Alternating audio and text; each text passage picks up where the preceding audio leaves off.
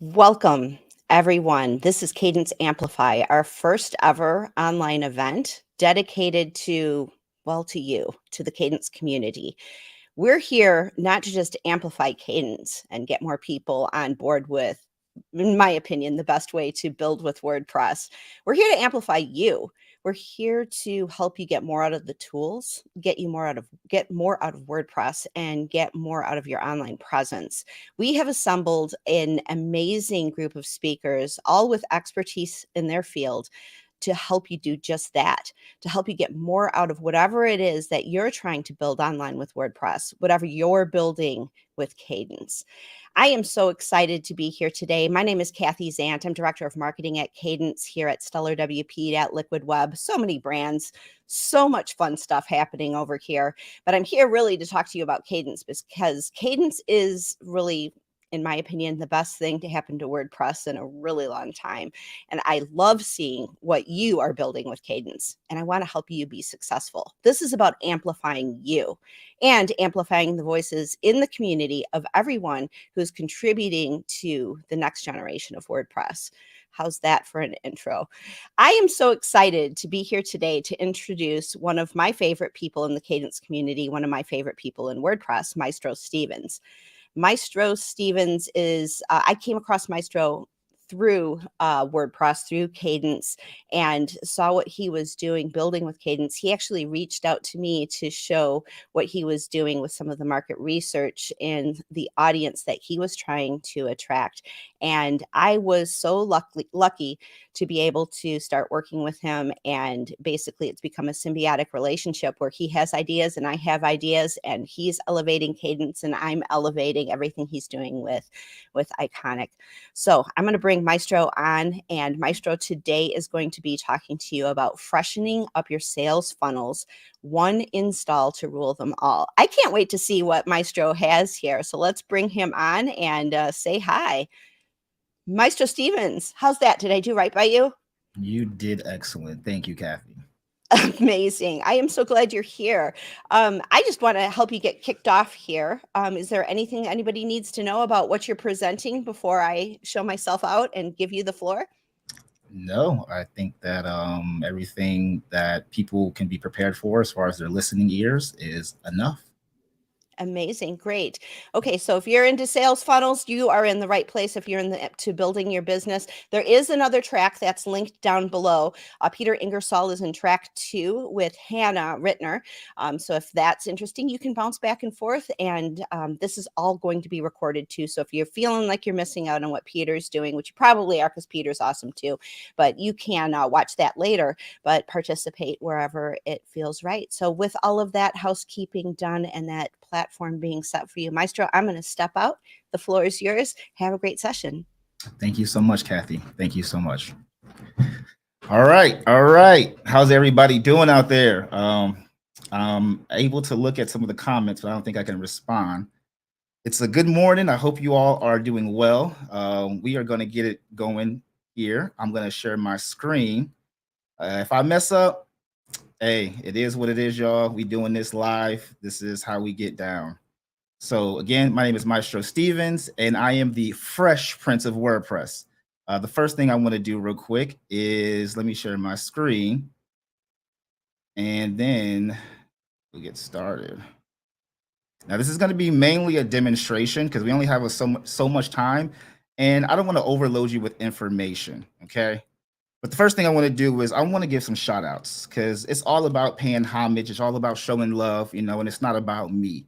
So I want to give a shout out to Peter. I want to give a shout out to Spencer, Donna, Robert, Jake, Dustin, Bet. I want to give a shout out to Melissa, Dylan, Adrian, Michelle, and the one and only Ben. Let's give a shout out to it. Let's do it. So let me know if y'all can, hopefully y'all can hear my sound effects. Let me see in the chat if y'all can hear my sound effects. Did y'all hear my sound effects? Did y'all hear it? I'm waiting for one person. If you didn't hear it, then that sucks. Yeah, all right. Let's get into it. So first of all, I just wanted to let you all know that I am a proud agency owner. The whole concept of iconic templates came from my agency, really, just like what Kadence did when it came to creating their own templates internally and then sharing that with the public. I'm really, really passionate about education and about giving people the resources and preparing them for not just life, but for personal development, for business development, et cetera, et cetera. So I just want to thank everybody here for joining. Kathy knew what she was doing when she put me here first, so I have to make sure I don't disappoint. All right, so and I'm doing something a little unorthodox as well too, y'all. Okay, so I didn't want to just do some slide presentation. I wanted to get funky with it, you know, create a little whiteboard and make sure that you know, I just did something fresh, something different, right? We gotta do something a little different, as they say, right? Okay, so we're going to pretty much go through creating a demo funnel. And while I'm creating, from creating this demo funnel, I want to show you how you can consolidate a lot of the work that you would typically do on different WordPress installations onto one installation. Okay. So some of this stuff is nothing new to y'all. I know we know a little bit about sales funnels, and sure, we've heard of other influencers that really are experts in this space. I ain't claiming to be no expert, and there are a lot of people way more smarter than me on this event today. But I still want to give y'all a little bit of that sauce, right? Give you a little bit of my secret sauce, so that way you can go ahead and make your dish. We're gonna cook something up, so let's get it cooking. All right, so the first things first, I really wanted to show y'all this as far as a bird's eye view, right? An eagle eye view of what it is that we're going to be talking about and dealing with. These are basically representations of the different pages that we're going to be going over. And as you can see, I have my technology here in a nice little icon. So you can see from a full scope, you know, what it is that we're doing before we actually dive in like scuba divers go into the deep blue sea. All right. So let's get it popping. Let's get it popping. So first things first, I'm going to go here to my WordPress installation. And one thing that I really want to share with you all is that it's great. It's more than great. You know, we're at a time where WordPress is finally caught up to a lot of other platforms when it comes to building with. And I know we all have our favorite tools that we like to use, but since we're here with Kadence, again, I'm a big fan of using Gutenberg, the WordPress editor, and getting things happening from there. So let's go to pages here. And I'm gonna be going back and forth. I'm gonna be going back and forth between my demo steps. So this is not just for y'all. This is for me too, to make sure like I'm on track, right? We want to make sure that I'm on track. So y'all on track, and then we all on track, and then we get it choo-chooing. Choo-choo. Right. Shout outs to the little engine that could. So the first things we're going to do is let's go and create a lead capture page. So I've already created some pages and some products. We all know things fail. You ever been doing a presentation and then like you're trying to do something that's messing up? I was like, look, we can't do that today. So I created some things to prepare just in case, but I'm still going to do things fresh in front of y'all. So I'm just going to go to adding a new page here. Let me get a sip of water so I don't get dry. We can't have that. We can't have things be dry around here. All right. So first things first, when I say a lead capture page, I'm just talking about an opt-in page. That's pretty much what we're talking about when a person opts in. And then from there, you take them where you want them to go. You can be offering them some type of freebie. It could be a PDF. Usually it's a PDF, you know, as far as like a checklist or some type of free product that you may want to offer. Sometimes it's just adding them to your newsletter or your mailing list where you're going to give them more resources moving forward. But the gist is that we want to create a page that allows people to enter into our quote unquote funnel, right? So I'm going to use our templates, but you can use whatever you want to use, you know, whether that's Kadence's templates, whether that's start blogging blocks, whoever's templates you want to use, or you can just do it from scratch. But I'm all about speed and I'm trying to get through it. You know what I mean? So let's get to it real quick. Let's get to it. So I'm just going to use a lead template, a lead capture template, right? And let's keep it sample. I'm gonna keep it sample. All right, boom, bam, bang, papaya.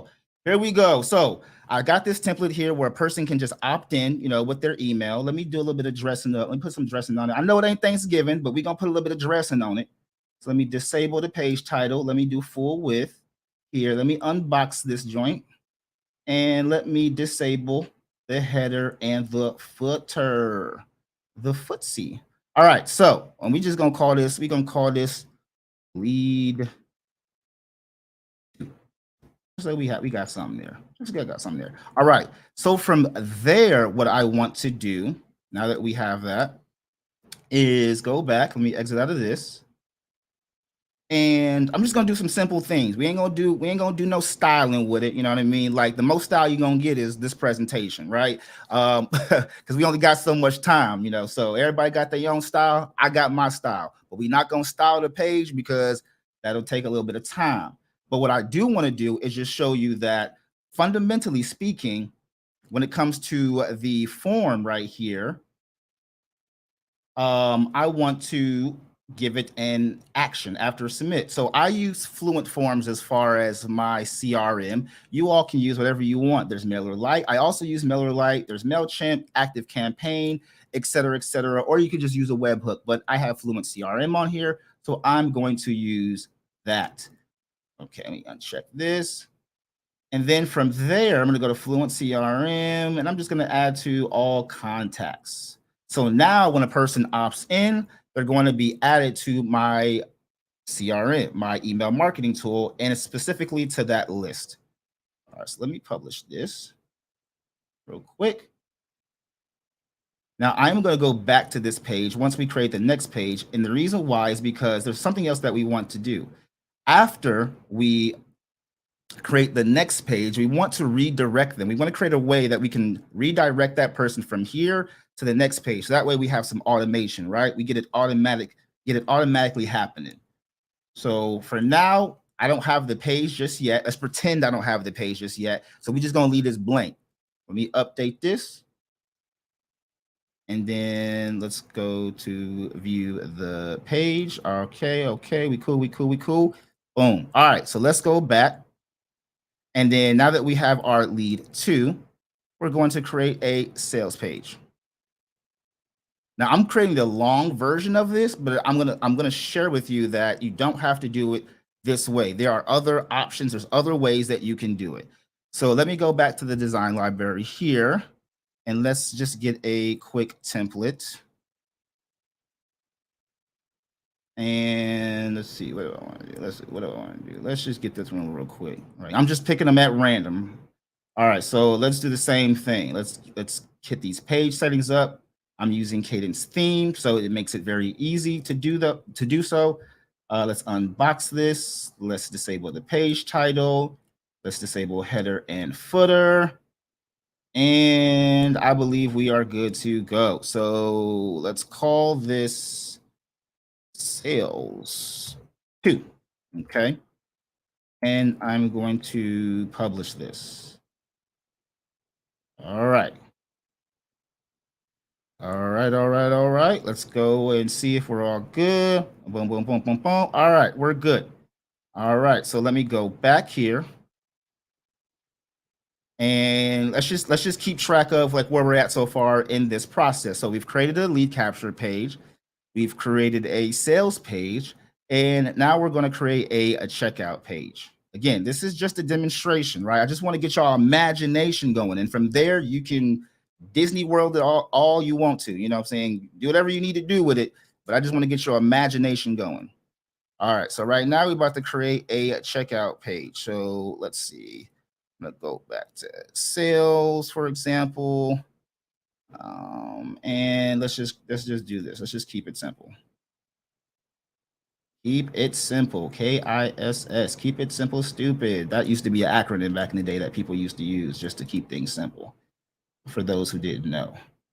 All right. Let me once again disable the page title because I just don't like that page title. It looks ugly. All right. And let's call this check out 2. All right, all right, all right. Now I'm gonna do something else to this checkout after I finish setting up these pages. So right now we're just setting up pages, so that way we're all prepared to go. Let me make sure this is good. All right, all right. Okay, cool. And then let me go back. See, we whipping through it. We are whipping through it. And last but not least, we're just going to create one more page. Again, we're doing the long version, but there is a shorter version, right? We have the Napoleon version. And no, not Napoleon Dynamite. All right, so the last one is the thank you, aka the confirmation page. Once again, we're just gonna keep it simple. You see how I'm just breezing through this? That's how it's supposed to be. Now we got things to do, y'all. Places to go, places to be, people to see. We ain't got time to be taking our time with everything. All right, let me make sure everything is good. Full width, blah, blah, blah. Okay, bloom, bloom, blam, bam. Oh, let me make sure I title it. So we said this is the thank you. Hopefully y'all said y'all thank yous to whoever you say thank you to in the morning when you woke up this morning. I'm hoping you're grateful because everybody didn't wake up. All right, so I'm gonna get back. All right, so let's make sure that the thank you is cool. All right, we good to go. All right, boom. So now that we have our pages together, we can turn the page. Haha, y'all like that, didn't y'all? All right, so now that we got our pages, we got our lead capture page, aka the opt-in page, we got a sales page, we got a checkout page, and we got a thank you page. So we wanted to create these pages just to set ourselves up for success for this next part. So let me go back over here, look at our steps. All right, so lead capture, I kind of did get a little bit ahead. I didn't do the one part, but I was like, you know what? I'm gonna change things up, change a little bit of the order around. Just a little bit. So now that we got our pages, let's create our product. Now you can create your product with whatever you like to use. I am a fan of Shortcart because it just gives you a very, very easy way to create products, to create a process, a transactional process, and a very easy user experience. Easy breezy, right? WooCommerce sometimes gives you a little bit of that bloat, it gives you some headaches. You got to do all this extra stuff. I ain't got time for all that. So I just be wanting to get in and get out, so I can get on with my day. Like I said, I've already created a product, but we're going to do this fresh because this is all about doing things fresh. So let's call this the freshest product ever. Let's do that. And we going to make the freshest product ever at $9.99. I'm just putting it at random, y'all. It ain't even. All right, cool. Now we got the freshest product ever. We don't need to do anything else right now. That's pretty much it. If I wanted to add an image and do everything as far as kind of dressing it up, I could, but no, we don't need to do that. So I've created my product. So let's go back to products just to make sure we're good. We're there. All right, the freshest product ever. We're good. And let's create a checkout form. Now, this is the thing that I love about Shortcart's newest updates is the fact that they've created a new checkout form, a new default checkout form style. And I think it's great. Yeah, I think it's great. I think it's beautiful. I think it's wonderful. So we're going to just use that real quick. I am going to add the product. So the freshest product ever is here. And I'm going to show you some as far as what you don't have to do because of this update. But for right now, we're going to do what you used to have to do until this update happened. And I'll tell you what the update is here soon. So the freshest product ever should go to thank you. Thank you. And it should be thank you too, right? Or just thank you. Nope. I just said thank you. All right, boom. All right, create.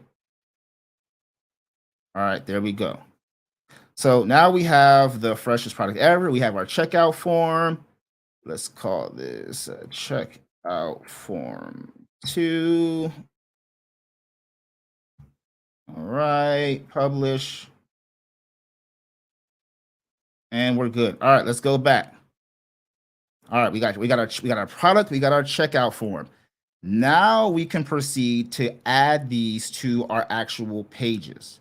So what I'm going to do is go to the checkout page real quick. I'm going to edit this page. I'm going to remove this placeholder. So this is an image. And I'm just going to look for checkout form. I'm going to select the form, checkout form 2, and choose. All right, let's put this in test mode. I love that you can put it in test mode directly on the page, and I don't have to go all the way back to the form page. I can just do it right here. And let's click update. Updating. All right, there we go. All right, good. So we have our checkout form here, okay? And then let's go back to our thank you page and let's edit this as well. And let's remove this placeholder. And let's add our order confirmation, right? Love it. You see how easy that is? All right, let's view the page. Now, there's no order found because we haven't ordered anything yet, right? We haven't DoorDashed it. But once we actually order something, put something, and you would see the order confirmation right here. Once we check out, you would see it right here. So right now, we have our lead magnet. We have our sales page. We have our checkout page. And we have our thank you page. All right, so let's go back. All right, so let's look at it from an eagle eye again, bird's eye view. Lead capture, sales page, checkout page, thank you page, right? So I'm hoping everybody catches that. Like, this is how simple this can be. You can make this more complex, you can add more to it, but I just wanted to give you a simple version of things for right now. All right, so our next step is going to be a little bit more technical. And for the purposes of this particular demo, I didn't want to get too deep into the weeds of the technicalities behind it.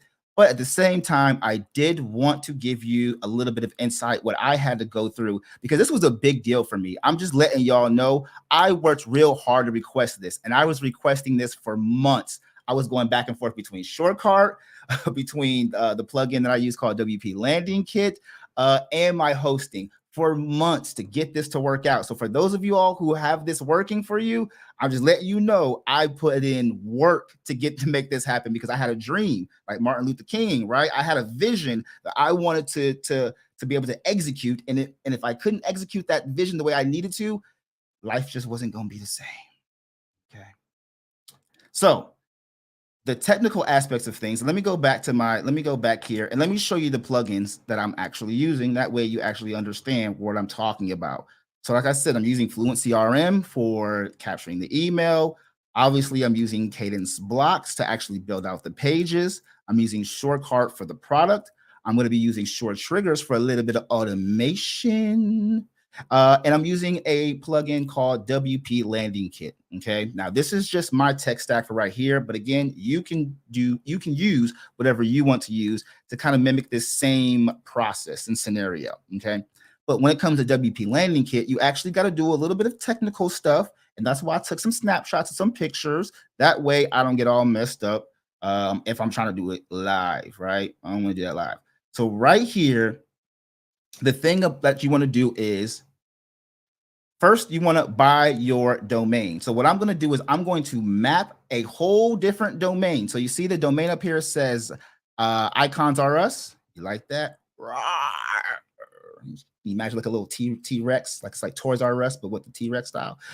You see the domain here? So this domain is not going to be the domain that people are actually going to see when they go to these pages. It's going to be a whole different domain, except it's going to be on this WordPress installation. So I don't have to go use and whip up and create a whole new WordPress installation in order to sell a particular product or service or program, right, from my business that's associated with my business.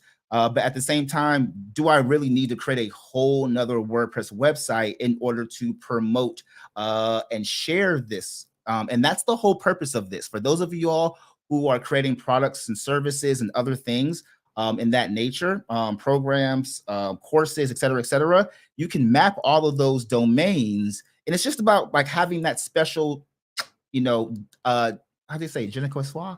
I'm trying to say that word. I don't know how to say that word. Say that word 3 times fast. But give you that essence of branding, right? It just helps you get a little bit more detailed and deeper with the branding aspect of it. You don't have to do it, but I like it like that. I like it like that. I like it like that. All right. So the domain that I'm going to map out is called Google is Gold, right? Google is Gold. Google is gold and Kadence is king. Ooh, don't copy that. Don't copy that. I might have to put that on a t-shirt. But I'm already wearing my t-shirt. You see that? So the Google is Gold is the domain I'm going to map. Now, in order to map this domain, everybody's mileage is going to vary because we're all using different type of hosting. I'm using SiteGround. So some of the advice that I give you may not apply to your hosting. However, I ran into an issue with Bluehost and we had to do some technical changes as well. The first thing you want to do is buy your domain. And once you buy your domain, you want to go into your hosting and take that IP because you want to be able to map your domain with your WordPress installation and your hosting. So once you buy your domain, you take your hosting's IP, okay? And then you create an A record. Now there's other ways to do this, but we're going to do this with the A record. Create an A record in your domain name server. Now, one hint that I like to do too is just don't do it for I would do it for both the www and non-www. That's the best way I can say it, just in case, right? So you have less redirects, less issues moving forward. Excuse me. And that way it can really help you out.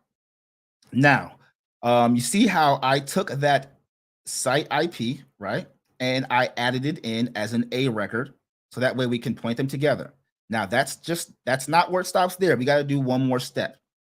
And depending on your situation, you might have to do 2 more steps. But again, it depends on your situation. So the next step we want to do is add the domain to our hosting. And in SiteGround, they call it a part domain. I believe I've seen it be called different things in different hosting platforms, but in SiteGround, they call it a part domain. So I added it as a part domain on my hosting, and it's literally on the same domain. I mean, it's on the same as the icons RS. So I added it as a part domain on my icons RS. Okay, so hopefully that makes sense to you all.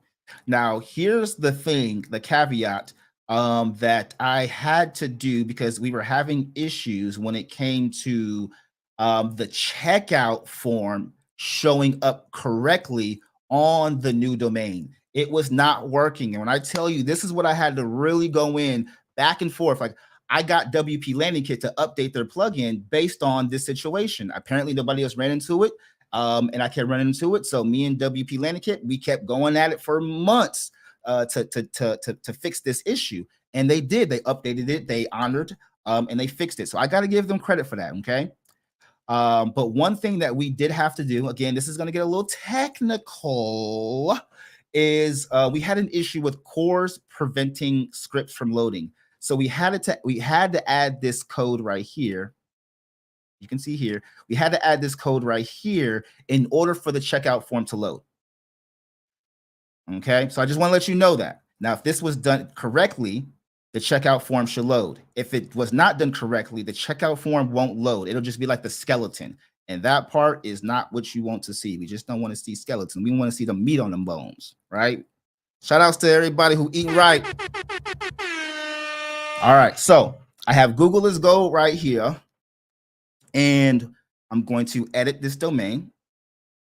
Now, it's adding a domain with this particular plugin is very easy. You know, just go to add new, and then you just add a domain right there, and then you start mapping things out. But for right now, we're going to go back, and we're going to do it this way. So I'm going to delete these. I'm going to remove these in front of y'all. Okay. All right. And now I'm going to create a URL mapping. So what do we say? The lead magnet. So let's just say the first one is going to be lead. I'll just call it, I guess I can call it opt-in. Opt-in. And we want to map this resource to a single page. And we're going to choose the page, and we're going to say lead 2. All right, so that's that. Then we're going to add another one. And we're going to say this is the sales to, and we're going to map this to sales to. Next one. See how we just going down the yellow brick road? Okay, so what's your checkout, right? So let's do checkout. Check it out, dude. And we're going to go to checkout 2. And then the last but not least is going to be thank you. All right, thank you. We're going to map this to single page, and then we're going to look for thank you right here. All right. So if I wanted to, I can add a whole separate site icon. That's another thing I like about this plugin is I can make it look like it's a whole nother site just with the favicon, the site icon. But let me update this. Now, if this worked right, it won't fail me. If it didn't work right, shoot, we just gonna have to listen. This is gonna be a situation, y'all. All right, so let me get out of these. And let me exit that. And let's just say we have our, let's see if this works. So here, and I like that you can see the mappings right here. Like that's just beautiful. All right, boom, Google is gold, opt in. You see how I didn't have to make a whole nother installation to make it look like it's a whole nother website? That's where the beauty comes in, just to keep it super simple. Next thing we want to do is go to sales 2. Boom, Google is gold, sales 2. We are there. And then we're gonna go to 3. What is it? Checkout 2. Let's see where we at. All right. Oh, it worked. That's what you do when you feel like you want something. So we got a checkout page right here. We got the order summary. Boom, it worked. I'm telling y'all, like I was going through it. This was not working, and I was getting salty. And then thank you. Thank you. Got to be grateful. All right. So everything has been working smooth like butter on toast. Let me show you the last parts, and then we're going to get out of here for the Q&A. All right. So like I said, you may want to have to, depending on your hosting, your mileage will vary.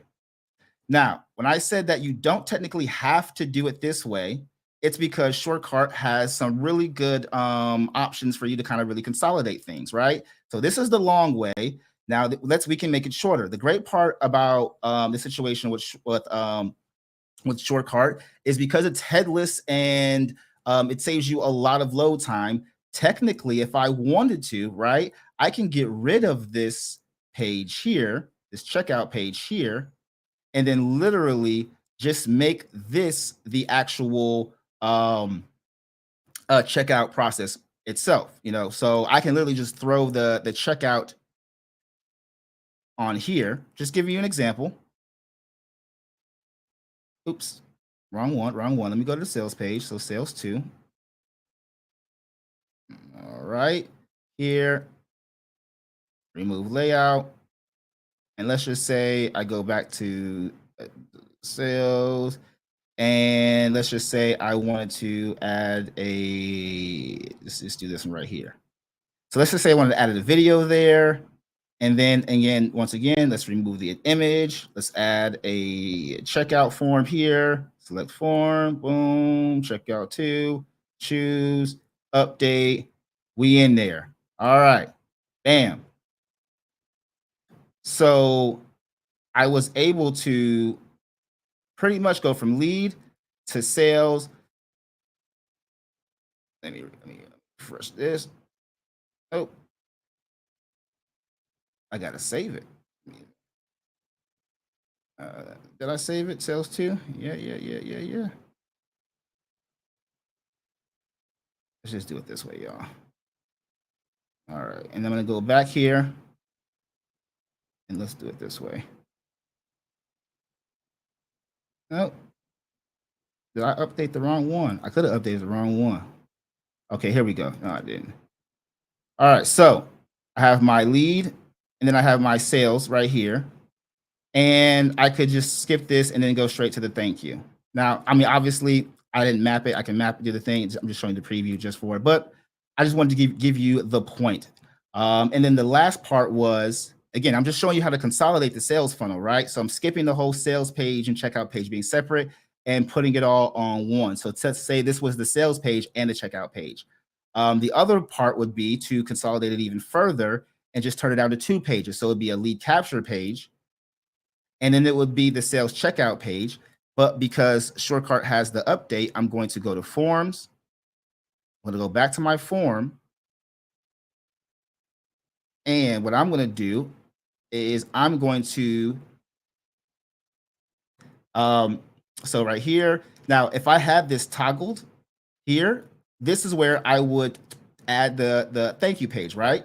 And then it would redirect after somebody purchases to that thank you page. But if you don't have this, a modal pops up instead of that going to a thank you page, a pop-up pops up and then says thank you for your order. So therefore, you're only using 2 pages to create the same thing. So hopefully that makes sense. So we started off with 4, we went to 3, now we're at 2, and we're still getting the same outcome. Now, last but not least, let's leave this. And just to show you the last part right here when it came to the automations, what I've done is after somebody purchases the product, I'm using Short Traders for this. Again, you can use whatever automation platform you want to use. But after somebody purchases the product, let's just say the freshest product ever, and this little thing is in my way, I can't see it, and we save this. So after somebody purchases the product, I want to add them, right? Here's the email. I want to add them to my CRM, all contacts, customer, and save. And there we go. So I'm going to publish this. And now we have our automation ready to go. So when somebody purchases the product, it automatically goes to my CRM. And that right there is freshening up your sales funnel, one install to rule them all. So I'm going to stop sharing my screen here, and we can get to the Q&A. Maestro, my dude. First of all, you're so much fun. I love your sound effects. I could sit here. I wrote this in the comments, but I could sit here and watch you build sites all day because you make it seem, first of all, super easy, but also so much fun and entertaining. Building with WordPress is fun again. Thank you. You're welcome. Thank Just you. amazing. We do have some questions. Okay. So I am going to start and comments, and this was just so much fun. I just wanted to let you know that you are loved. You are so much fun. People were having just a blast watching you. And I'm just going to put this on the screen because somebody in front, I did go and translate this, and they are a millionaire because of the team. Like, is that us? Is that you, Maestro? Whoever this is, you know, we do take tithing. Just kidding. I just like, if we're helping you be successful, if Iconic Templates and Kadence are helping you be successful, you made my day. So I just wanted to call that one out. That was so fun. And then we have another person here saying that your stack is looking very similar to their stack of what tools that people are using. So if you're just getting started with WordPress, you're watching someone who has really investigated a number of different tools. Obviously, WordPress is popular and being used by so many people because of its extensibility, because of all of these tools that you could plug in to WordPress and give it additional functionality. So that makes it really fun and awesome. I had to also call out your comment here about Google is gold, Kadence is king. And Edward had to say that he is excellent. So you have started a trend. We had one question here from Jeff about multi-domains affecting Google rankings, and was wondering if you had any insights on that. That is a good question. As far as as far as adding multiple domains to one installation and how you're using that. Now, if you're doing SEO with that, that's a different scenario. Right now I'm just sharing people how to create the landing page, a sales page. Right. Sometimes those are private, so you're not really doing search engine optimization with those. So it wouldn't matter when it comes to Google with that. Right. When it comes to your campaign and your promotions for it. So that's a good question. I'm going to do more research and find out more. And I will always put that in the Kadence community. Whatever I find, I'll share with you all. Yeah, great. Yeah. I don't necessarily, I mean, obviously you could do a Google or you could do a WordPress multi-site and have multiple. I mean, I know people, especially in like higher ed, like I have heard of some multi-site installations that have massive numbers of sites being hosted on them. Obviously, Google can determine that it's probably on the same server if it's using the same IP address. Cloudflare may help you in that regard because you're obviously putting a CDN in front of that. It's also going to help with speed and putting sort of your content closest to wherever your audience is. So that can help too. But yeah, this is functional, funnel, like checking things out here. So this is after someone's been on the site.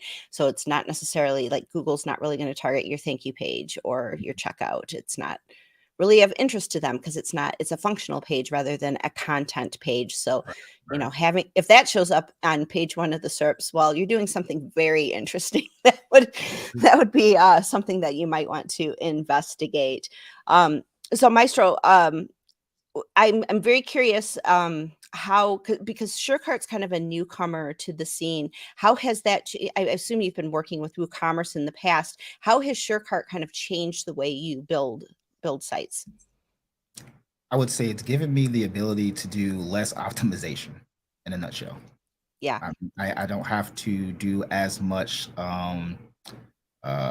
speed optimization, more specifically when I say optimization, because, we can use optimization for anything. It's just a word for improvement.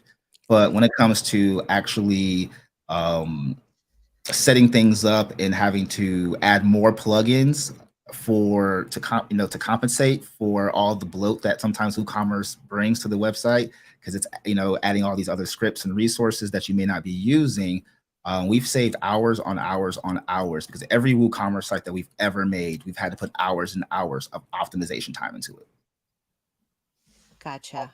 Okay, good to know. Yeah, I've got it installed on a test site, and I'm just kind of playing with it, just because I want to see what people are doing and what's new and what's fun, but I don't have an implementation. My daughter wanted to do a drop shipping thing, and so I tried to use it for that, and then she gave up because teenagers, right? So I don't have anything to use it on yet. So I'm really excited to hear that you're having great experiences there. How's Kadence Blocks 3 been for you? We still are diving deeper into it every day. My developer loves it. I love it. We had a long conversation about how it's going to, just like with SureCart, improve our time for speed. I'm working on a really big project right now for a online prep school, and so we're kind of experimenting with them. We got brought on for that, so we're using Kadence Blocks and 3.0 on there. So, and I'm vouching for it. So it's one of those things where the designer who brought us in, I had to let him know, hey, you may not have to do as much design for mobile because, for example, Kadence Clamp, and all these other things. He was like, well, what does that do? What does that mean?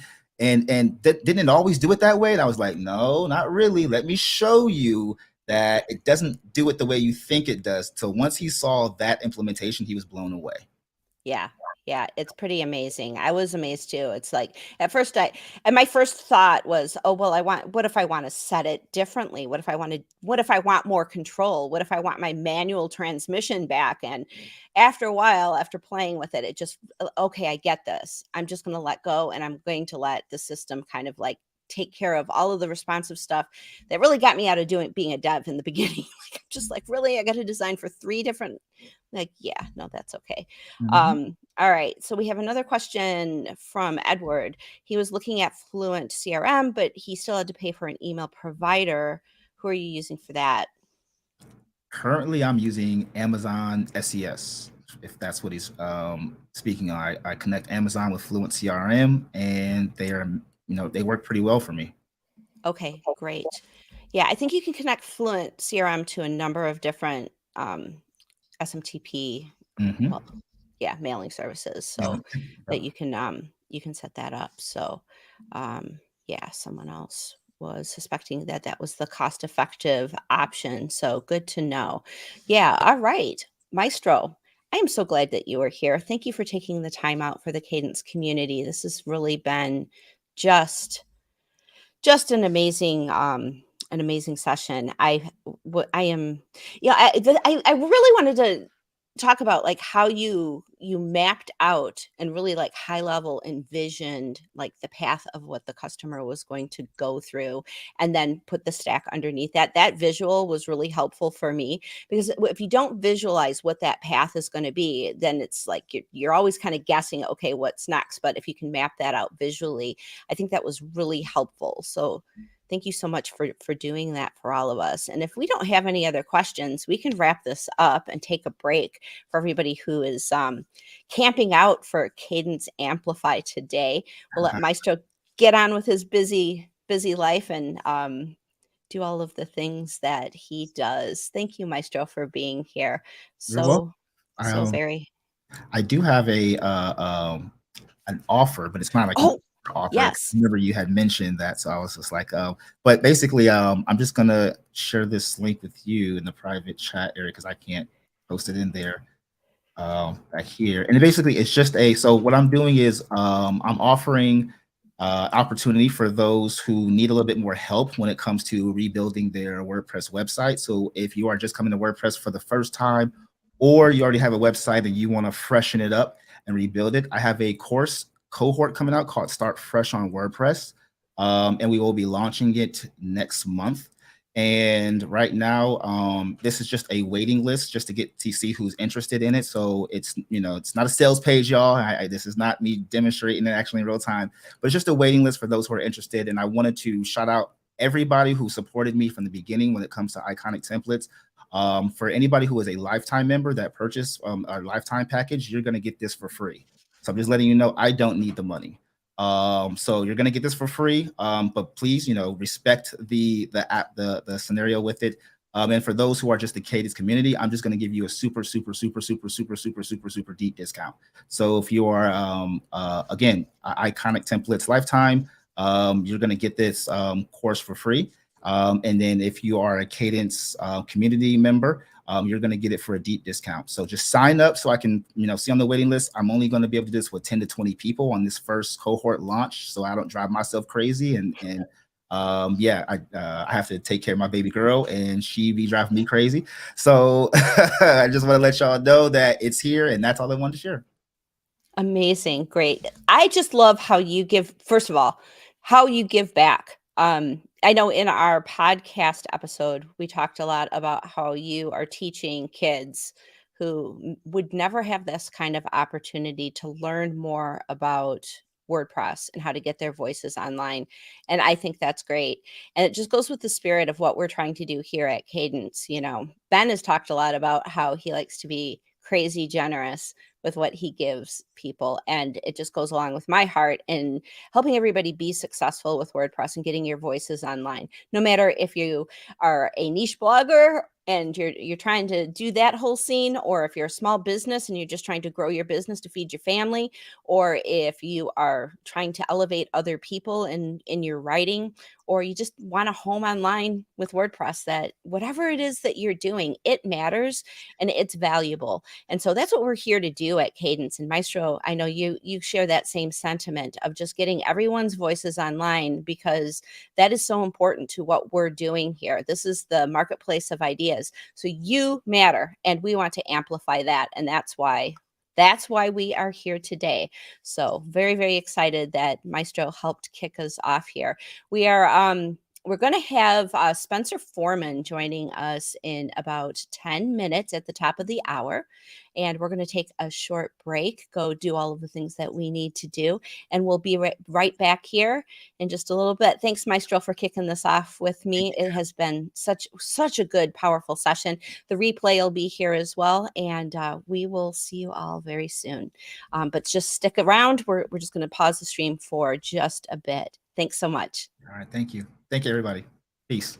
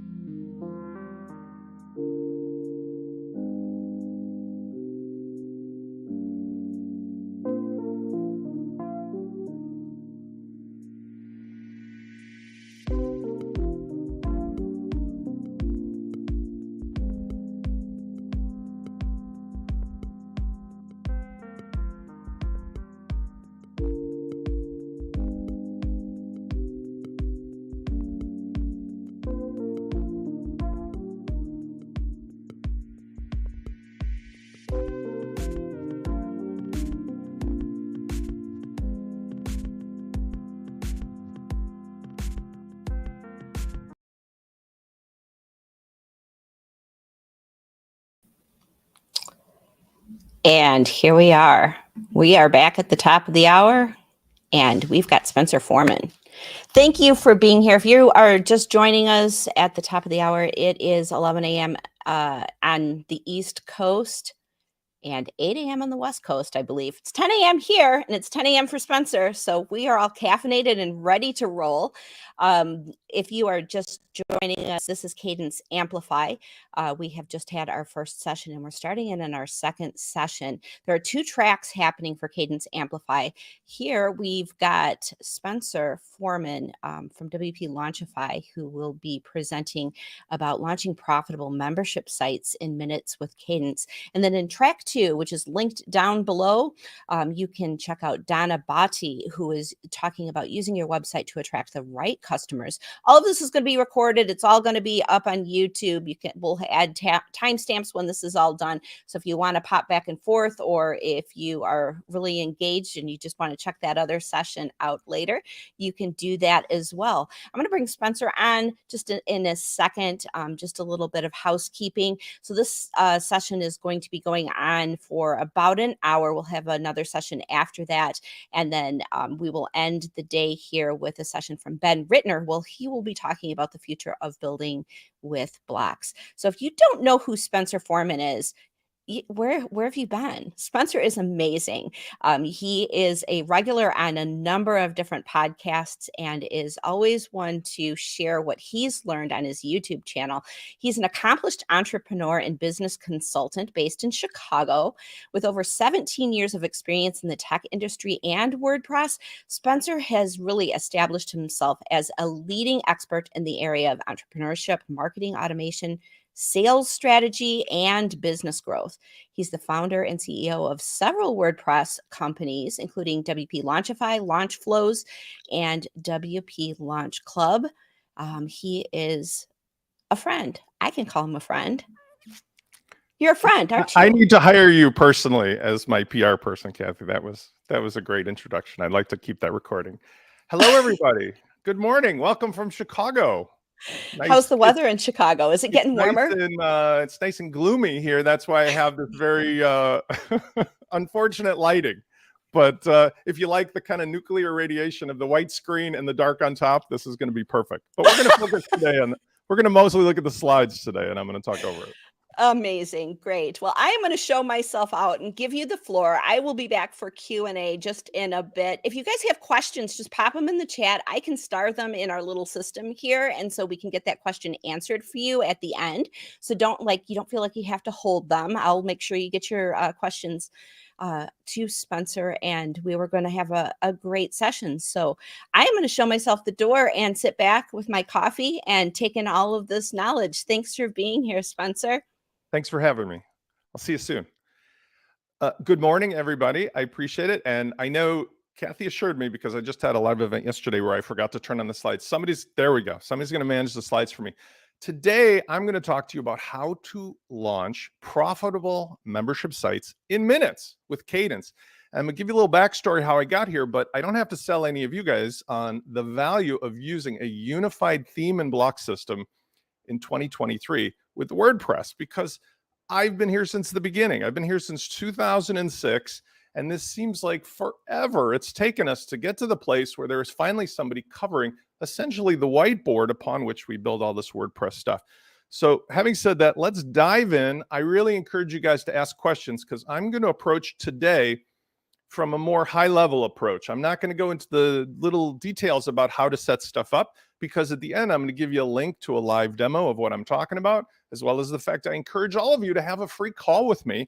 My business has been built on using WordPress as a service since day one, and that's never been more true than today for anybody who wants to build as a freelancer or as an agency or even for their own business. Let's do this. If you have not met me before, I am Spencer Forman, and thanks again for Kathy's giving me that great introduction. But basically, I could consider myself a lifelong entrepreneur and a marketer. And since I've been 10 years old, I've been focused on the idea of finding the pain, solving the pain for myself, becoming very curious about how that works, and then selling that solution to other people. And so through a number of other careers and professions, including law and real estate and otherwise, I've maintained a number of businesses. And WordPress has always been fascinating since day one because of the ownership, the control, and now the fact that we've got all these amazing tools built into one spot. So I know you're here because you're fans or you're interested in Kadence, so I'm not going to have to sort of preach to the choir on this, but there's been so much flea market-like approach that I'm going to get into between competing interests in the third-party realm. Today, I'm going to show you why you can just avoid all of that and go right to your solution. I bet many of you will resonate with this slide. Are you struggling to launch a profitable membership site or sites if you're doing it for your clients? And there's maybe two big ones that I always refer to at wplaunchify.com in my consulting business, but I've added two other ones that I was just referring to. First one, are you building Frankenstein monsters? That means, are you putting together a random variety of things from different generations of WordPress into something that is just frightening to yourself, your clients, your partners, and maybe the townspeople want to get rid of? Second of all, if you are an entrepreneur like myself, I'll bet you have shiny ball syndrome. Everything looks good. Oh, I got to put this and this and this and this. But really, if you think about it, maybe less would be better. The WordPress flea market. This one is near and dear to my heart. On the politics of WordPress, I'm an outspoken person because I feel like somebody has to be the kid in the Emperor's New Clothes story talking about what's going on from the top down. Well, we're not going to get into politics today, but I can say that Kadence blocks, and using this to launch membership sites means you could simply skip all of that. And the whole flea market approach where everybody's like, hey, over here, come over here, use my thing, and just stick with this very small 7-ingredient formula. And then outdated advice. Listen, there was a time when horses pulled wagons, and that was the state of the art for how you got around. Then we had gas-powered cars. And hey, I'm a kid of the 60s and 70s. I loved working on carburetors and all the stuff that went with it. But now we have electric vehicles. More modern, less parts. They just do the job, and you snap stuff in, snap stuff out. Similarly, there's lots of qualified implementers, maybe even you in the WordPress space, but you're trying to mix the horse onto the gas car attached to the back of your electric car. And that's just not how you're going to be successful. And your clients are going to be getting a disservice from you if you try to do that. So why are we here today? Let's start with Kadence. Kadence is essentially the thing that's going to act as the whiteboard, the billboard for whatever you're building. And that includes Kadence theme, Kadence blocks, and lots of the accessories that may or may not be interesting to you, but you can add very selectively. And the whole point here is that you actually only need a few features to be successful with building a membership site. And there's going to be some controversy coming up. Trust me, you're not going to do it with some of the things you thought you should be using. And you're not going to be doing it with some of the things from a previous generation, because that's the horse and the wagon attached to the gas car, attached to the electric car. We're just going all modern. From here forward, This is a new way of building, and it's something that has not only been proven for me on thousands of clients already, but Kadence and Kadence blocks makes it possible to put in the other components as features, including my own launch flows plugin for customizing the sales funnels and the automation and more.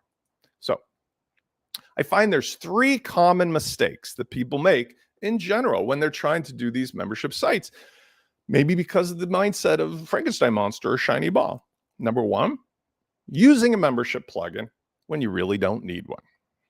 Number 2, selling memberships, but you're not using WooCommerce. Let me pause. WooCommerce is a plugin that should be in the core of WordPress. That's it. I've said it. Throw rocks, throw tomatoes. But the free plugin of WooCommerce has so many features into it, and it is supported by so many people, and it connects like Velcro to so many other things that if you are not using WooCommerce to sell your memberships, you are doing yourself an enormous disservice. We'll get to that more. And then finally, you're onboarding members, but you're not using marketing automation. Back in the day when I was a kid and a young adult, we didn't have computers, we didn't have cell phones. We had a store that you walked into and there was a fishbowl and you put your business card in there because the store owner said they would pull one of those cards out every month and give away something for free.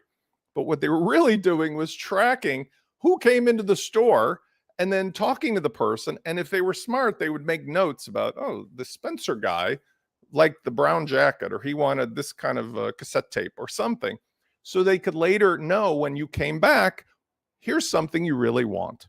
And that's what marketing automation does. And if you're not using it and you don't know what I'm talking about, hang in there because this is essential to how this whole modern membership site in minutes works.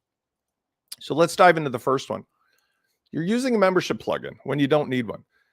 I have lots of friends in the WordPress community, because I've been here since day one, who make plugins that are a horse pulling a wagon or a 454 V8, gas-powered engine.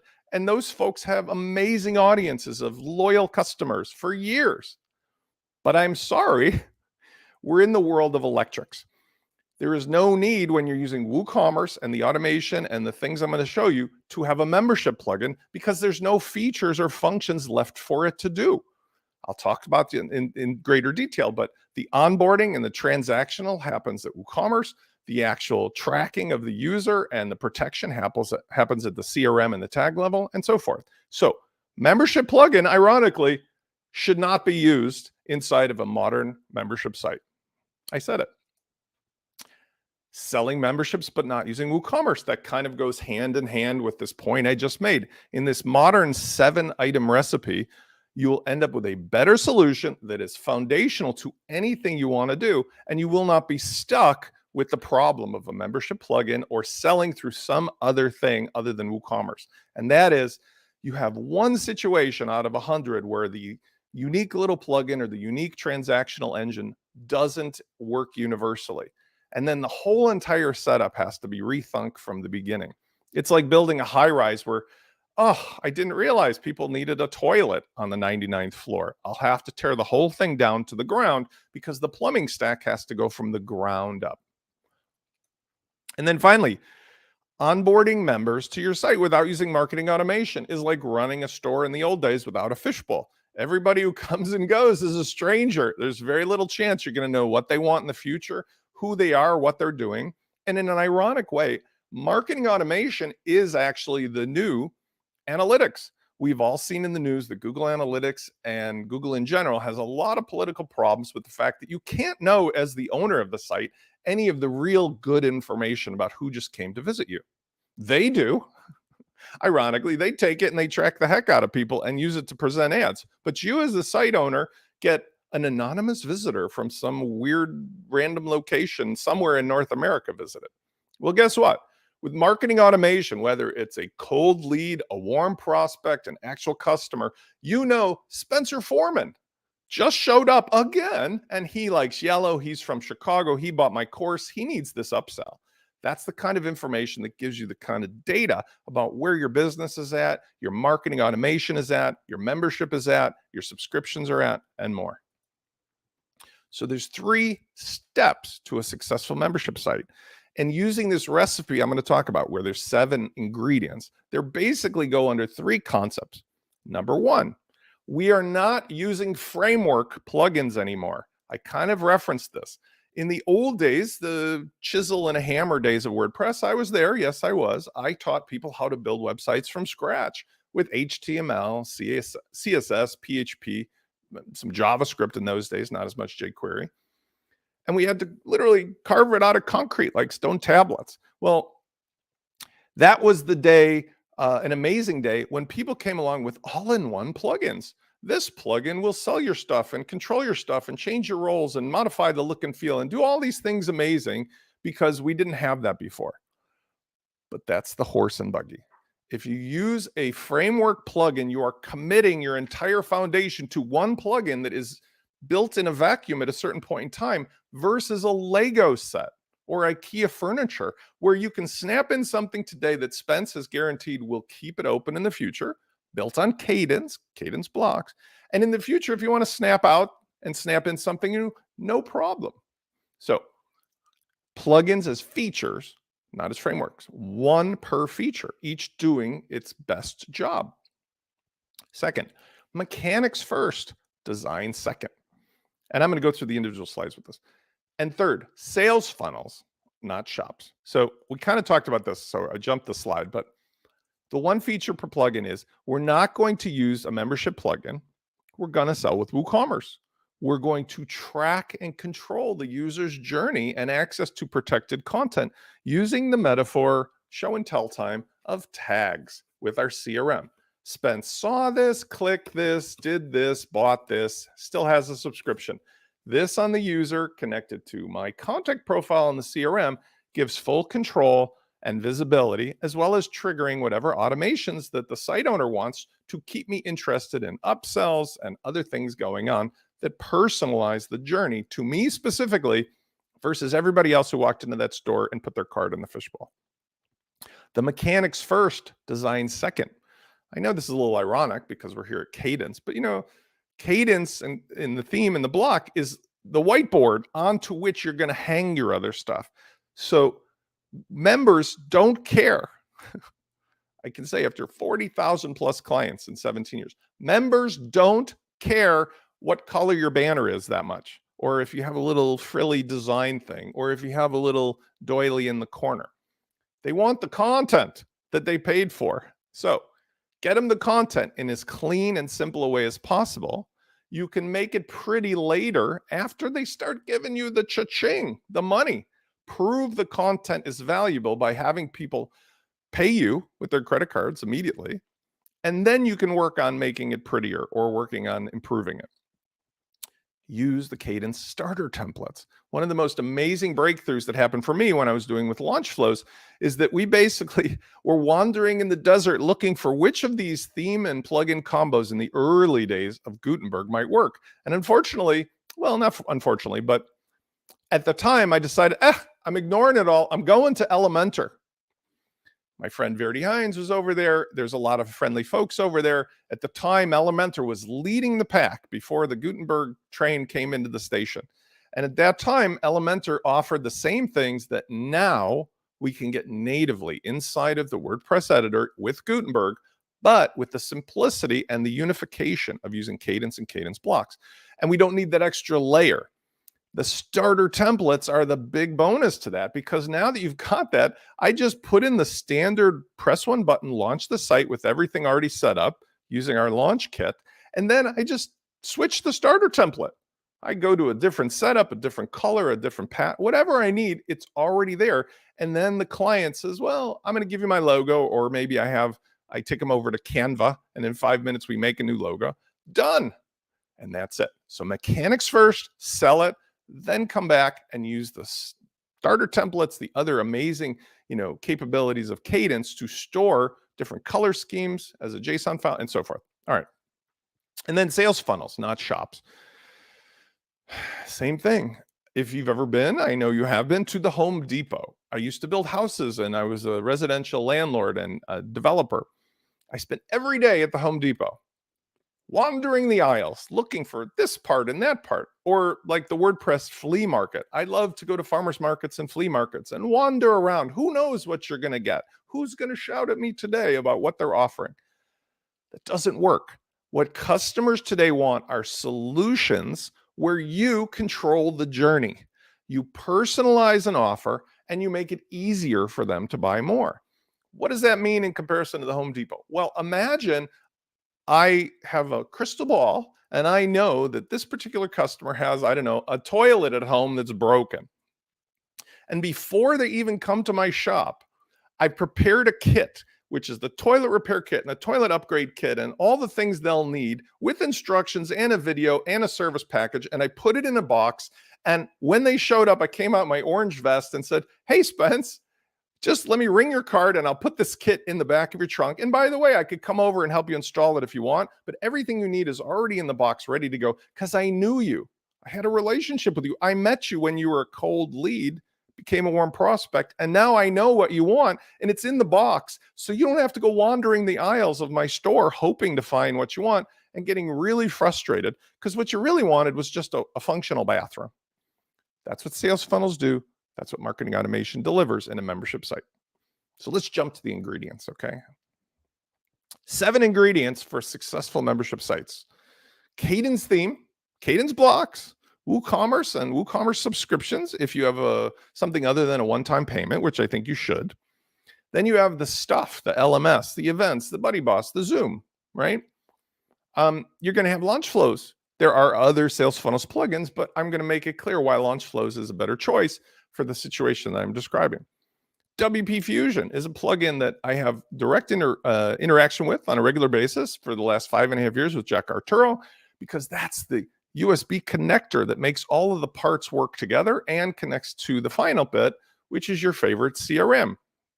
It could be an external CRM, anything from a Salesforce, HubSpot, Infusionsoft, Drip, MailChimp, to an internal one like a Fluent CRM, which for most of you is actually the way I'm going to recommend you go.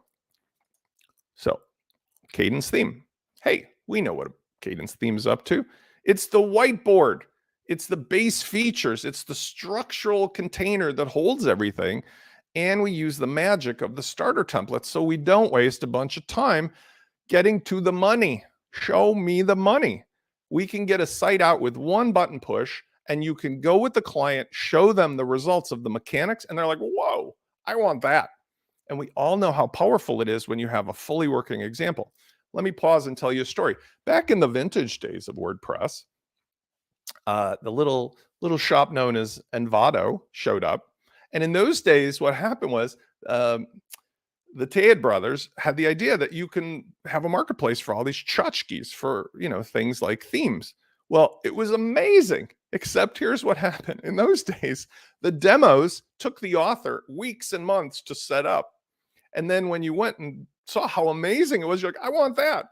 And then when you got it home and you opened the box, it was 10,000 parts and pieces. And even if you use the JSON file to import the demo, it didn't have your products, it didn't have your images. You had to change all that stuff. So it took you forever, almost like when I was a kid building model airplanes, to piece it all together. Those days are over, my friends. We are one button away from solutions. And that's one of the things that my business is focused on. And I'm an advocate in the WordPress space today, 2023. WAS, WordPress as a service. Deliver solutions, get the client's pain point solved immediately for money. Don't worry about all the toys because you only need this one recipe stored in the freezer to solve everything. Kadence blocks. Works together like peanut butter and chocolate, right? Kadence blocks work together as a unified theme. So when you're building stuff, by knowing that you've got this underlying whiteboard with the Kadence theme, and now you've got the mechanical sort of the grid work, the structure that you can do with Kadence blocks, you can build all kinds of reusable block patterns. You can use reusable blocks if you want to have like one thing that you change and it changes everywhere versus a pattern where you have something that's like, I can do 5 different versions of this as simple as pressing a button. You can copy and reuse the styles. One of the best things that Ben brought out in this last 3.0 version was the advanced ability to have custom style controls. But then if you see something you like, you go, yeah, I want that. Press copy style, go to the new version of it, paste the style. Don't spend all day futzing around. I'm going to tell you another story. Yesterday, I was working with a vintage client and a designer friend who I taught the value of WordPress, and he's been killing it with his high-end customers with Elementor. However, he remembers when I sold him on the original idea of what we're talking about, having Elementor, because Gutenberg wasn't ready. And he's back into the mix with me, learning about cadence blocks, and so forth. But yesterday, I worked on a current site, which is a high-end automotive client, tens of millions of dollars of sales through this site, nothing to do with the design. But the point is, we had to go back and change stuff with Elementor. I have to say it was painful. It was painful because once you get used to working at the page builder level of the core editor, and you see it right there without having to bounce into multiple embedded screens, because we were using some add-ons, very good add-ons, but add-ons for Elementor Pro. It's like a Matryoshka doll. You have to go from the base to the in, and then Kadence is flat. It's all there. And you use the patterns, the blocks, and the mechanics of the other components with marketing automation. Okay, WooCommerce and subscriptions. I can go into more details in the Q&A, but you're going to use WooCommerce and WooCommerce subscriptions because it is the universal thing, like I said, at the same level as the core of WordPress. And from that standpoint, you are just killing yourself if you just don't give into using it, because it attaches to everything. It works with all third-party services, including tools like Metoric for high-end clients who want to see their churn rate. They want one of those boilerplate dashboards of how's the business doing and dive in right to the customer. WooCommerce makes that happen. You can register and log in somebody to immediately begin tracking them, their journey with tags, and then responding to it with sales funnels through launch flows. It works with everything. You get the sales funnels, you get the registration login, and you get a gigantic bonus bag of goodies that can be added for free or as snippets. Plus, there must be hundreds of thousands of experts besides myself in WooCommerce, because it's been around since day one, and that is what you are wanting to use. You don't want to use that cute little plugin that was the membership plugin with its own unique connection to Stripe, because then that is going to be the entire pinch point of your high-rise development, and the day will come on the 99th floor where everybody's ready to close up the project, and they go, oh, that one plugin doesn't do what we needed to do for everything else. Now you got to gut the whole project and start over. Do yourself a favor and stick with WooCommerce subscriptions. The tchotchkes, the things you're selling, learning management, LearnDash, events, the events calendar, events tickets plus, Buddy Boss if you're doing social networking, first person calls with Zoom. You might have an external service like a Calendly or something. You're selling the access to the content or yourself with WooCommerce. You're tracking and controlling the access from the point of first meeting the person as a cold lead through a warm prospect, through a sale, through a recurring sale with tags, and you're unifying everything. And this is the best part. By using the WooCommerce My Account area as the unified dashboard, along with the other components, you just have one beautiful dashboard. It's in the demo link that allows everything to be logical to the buyer. Imagine you built a gorgeous health club, spent millions of dollars, spent more than millions of dollars on marketing it to get people to come there. They walk into the lobby of this amazing, beautiful place. What do you want them to have? You want one desk with a very nice smiling person there saying, would you like the pool, the bike, the Pelotons, the exercise equipment? What do you want? I can offer it to you all from here in one spot. And if you get lost, come back here and I'll give you a pass or directions, or we'll walk you around the club. That is what you want versus I've got a LMS dashboard and a Buddy Boss dashboard, and I've got a Zoom events dashboard here, or a ticket thing here. Each of those separate components have lots of capabilities. And what we show you to do is to not use a good majority of them. For example, LearnDash is our favorite choice in many cases for a person wanting to control access to the content or for organizing it. We don't do the normal course pages in LearnDash. Instead, we just focus on here's the course sold with the WooCommerce integration, tagged, and we just put it into focus mode. We don't sell with LearnDash pages because that's great for somebody who doesn't have this system or wants an all-in-one plugin like, from the early days. And I understand why those things are still there, because Justin built that plugin back when we were all riding around on wagons. But today we just want to use the fact that you have a course that can be sold and put into the main dashboard. So somebody goes back to that main dashboard in the My Account area and knows what else is available. Super powerful, super good for making more sales, happier customers, and less churn. Launch Flows is the sales funnel plugin that I write, inspired by some of the early adopters, including Cart Flows, into the space, where I was brought in to help answer questions and do some other things. But I realized that what the other framework plugins in the space are doing was not what I thought should be done. Launch Flows amplifies what WooCommerce already does with the products and with the pages and with the page builder and the blocks. So instead of having an entire framework of all this complex stuff that makes you commit to whatever that plugin is doing, Launch Flows merely takes the fact you already have a checkout page or pages, you already have products, you can also make custom thank yous, and now you can create a custom user journey that is arguably dynamic based upon what the person is doing. So it's light, it's fast, it's simple to set up, it's ridiculously inexpensive, compared to everything else. It's a fraction of the cost, and it just lets you do what you need to do. Get to the money. Offer the buyers the things that they want in the lightest, simplest way possible. Best of all, remember a moment ago I was talking about my friend with older sites built on Elementor. Well, Launch Flows launched as an Elementor kind of accessory. Now Launch Flows is 100% blocks first, Kadence blocks in particular. We've got a free pattern library and all the tutorials and training I do, all the live launch kit demos, all of the things we do for consultancy. I just build the stuff. I put it into Kadence with Kadence blocks, Kadence patterns. I save those patterns and I give them away for free.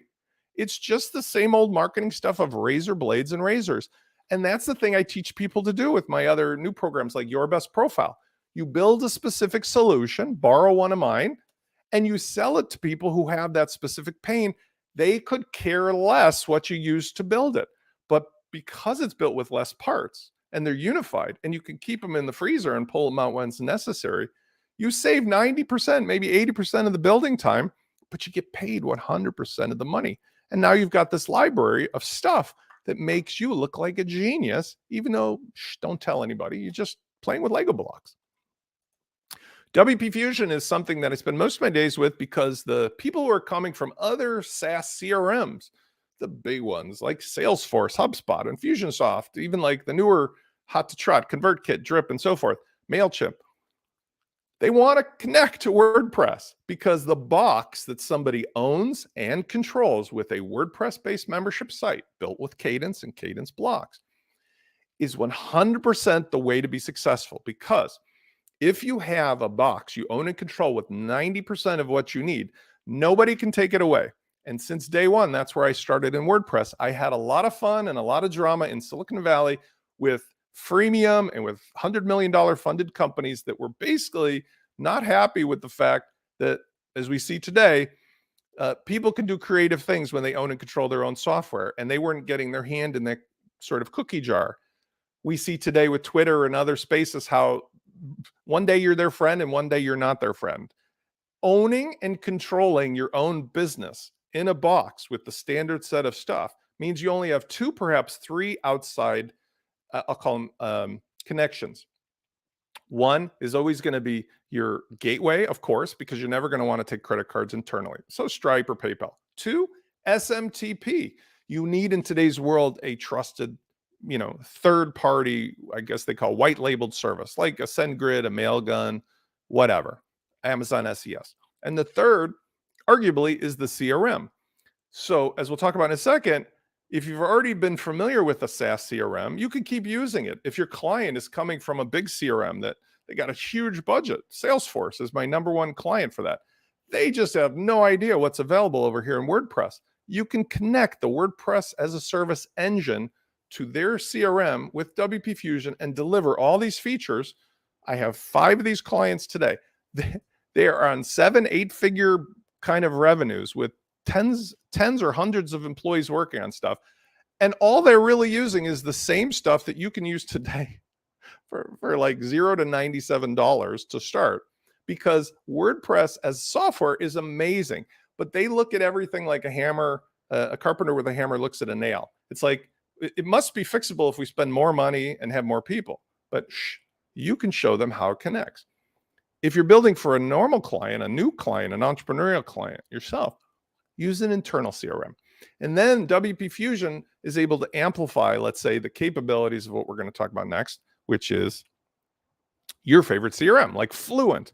By using the Fluent plugin, you have an incredibly huge amount of leverage, because all the external SaaSes will charge you or your clients an increasing amount of money as the list grows. They are literally taxing you for your success. With Fluent, the plugin is retailing at $129 a year, typically on sale for $90. But the point is not to sell this particular one, rather to say it exists as a plugin like the other features. So just put it in the stack. And I would probably say there's few cases I can think of at the moment, maybe 1 out of 100, where anybody needs an external SaaS CRM to do the things that are necessary for making these membership sites work. And in the process, getting rid of course, one more externality, one more outside connection, as well as increasing the value proposition, because you went from spending maybe hundreds or thousands a month on an external SaaS with all the back and forth to $129 a year, maybe retail, maybe less if you have a relationship with somebody who is acting as your intermediary. What have we learned today? Besides that I talk really fast to squeeze it all in, keep it simple. You only need that simple recipe. You can use a demo. I have thousands of pieces of content and live events talking about how this is built. My goal, my mission, my thing that I'm carrying the flag on is, on this side of the fence, the people who make stuff, the people who market stuff, the people in the echelons of the WordPress decision-making, let's say, I'm saying WordPress as a service, but let's not talk about it even as WordPress. Let's just talk about it as solutions that happen to be available for somebody to own and control, that can be launched in minutes. And the implementers, the intermediaries, the people who are going to do the work don't have to code. They don't have to be confused. They don't have to have shiny ball syndrome or Frankenstein monster problems. They can instead just take this formula, take one of the things and just tweak it. The TV dinner comes out and you take out the apple pie, you put in the cherry pie. You take out the turkey, you put in the roast beef. But the basic idea of the 5 things that are available and heating it up and serving it, and the value to the client in terms of cost and time, are huge. My clients are absolutely thrilled when I can say to them, they can get this incredibly complex site built out with a month of just back and forth, a couple emails with me or me doing hands-on, for less money than they thought it would cost them for maybe a tenth of the budget of agencies. I mean, $2,500 to $5,000 will allow you to be hugely profitable by delivering something that costs you $97 a month. That's the premise. And when I do the training and the things from these free calls or from our other coursework, I show people, if you're a new freelancer or you're retiring in the Americas, or maybe you've been made redundant by the recent layoffs, you can just go out and find people that have these really simple $300 needs and use the same system and sell something to them for $300 today, and then be available to do, oh, I'll take care of putting in your email content for you or changing the page content. Maybe you charge them $50 a month, $100 a month. So the new person, the cold lead, becomes a warm prospect, becomes a, yeah, $300, I'll take it. Let's go. I need this thing solved today. Then you're into a $1,500 a year recurring revenue relationship, because all you're doing is just like putting some new stuff into their Lego block stack. I've done this now for 17 years. Before that, I did it in 40 years of real estate and law and aviation and photography and videography. It's the same thing I've been doing since I was a kid, before computers. People want their pain solved. We're all enamored with how cool WordPress is today. Stop being enamored with it. Take this recipe. Start with a free call to me. My number one thing that differentiates me from everyone else in WordPress is, I know there are other people who do it. Since day one, I've always been, anybody, anywhere, anytime, call me. Let's talk. I want to learn about you, because what has happened with me is the same thing I teach you if you're in one of my courses or if you're using my consultative advice. Human beings in a world of AI need one thing. Human beings, they need a real person with a real face who listens to them, has enough common sense to feed back to them what they're hearing in a way that helps to solve the pain or helps to paint a pretty picture. And all of the tools and the toys and the tchotchkes that are available to the person in our position of listening and helping aren't going to make that job any different from the standpoint of the person trying to talk. So you call me, I will ask questions. I will listen. I will give you advice for free because I'm like the kid in the Emperor's New Clothes story, and you can take it or leave it, but I can back it up with the facts to show it works. And I'm not going to be presenting any details that somebody should imagine they're making 7 figures today. But for many people, it would be incredible if I could show you in a couple minutes or with maybe $11 or $20 of some coursework, how to make $300 in maybe 1 or 2 emails, because I've done it before. I continue to do it, and I'll continue to do it in the future because that's human beings. So over at wplaunchify.com, book a free call with me. Take a 30-minute call. We're not going to do an hour, but you never know. It might go an hour. I was referring to a lot of these like ready to go things. So WP Launch Club is a reinvigoration. It's just at the cusp of kind of going back to, for the early days of WordPress, I was associated with firstwebdesigner.com, and we had 4 or 5 million visitors a month who were freelance web designers outside the United States, mainly in Asia. And they didn't know what to build or how to talk to American companies or clients or entrepreneurs. And in those days, like I said, I taught them how to code, I taught them how to do HTML, CSS, but I also taught them how to present themselves and to market. So the Launch Club is my one of 4 businesses that bring together all of the training, the teaching, and the new tools for here for $9 is how to present your profile. Here for $11 is how to an email sequence to talk to people, but through email. Here's the deliverable, a launch kit for $97 that you could sell for $300. And the idea is that I can give somebody a value ladder, literally starting at 0, because many people outside the United States are, starting out. But even if you are successful in the US, I can show you how to shortcut right to delivering solutions instead of parts, because that is the big thing about WordPress as a service. Parts are no longer important. Yes, it's important to us over here in the column of making this stuff, but even for us, you can see it's all consolidating. Look here with Kadence Blocks, LearnDash, the events, tickets plus. We've got everything over in one column in this particular, the Liquid Web realm and Nexus and so forth. But that's what's happening, just like with the TV channels, right? Disney, Hulu, ESPN, whatever. There's no longer just 57 cable channels. There's just a few verticals that are consolidated. Well, you can make use of that yourself by following the system, and whether you want to just try it or you want to be successful. This moves up a ladder where, as I suggested, I, on a regular basis, have people who come in for a free call and they walk out with $5,000 to $10,000 worth of something that makes them very happy and doesn't take me as much time to deliver as it would if I was, let's say, pulling my wagon with a horse. I want to thank everybody here for listening. I don't know if there's a lot of columns, but how did I do on time? I think I did okay, 40 minutes, not too bad. So I'm excited about some questions. You did phenomenal. I could sit here and listen to you forever. And at the beginning of the presentation, you thanked me for being your PR. I could thank you for being the PR for Kadence, because you definitely make the case for why Kadence is the way to go when you're building a new site with WordPress. And we're not alone in that belief. There are plenty of other people. Luis stated that he got divorced from Elementor to run away with Kadence. I like the metaphor. I think a lot of people. In fairness, hold on. In fairness. Yeah. Because there's the 2 goats, right?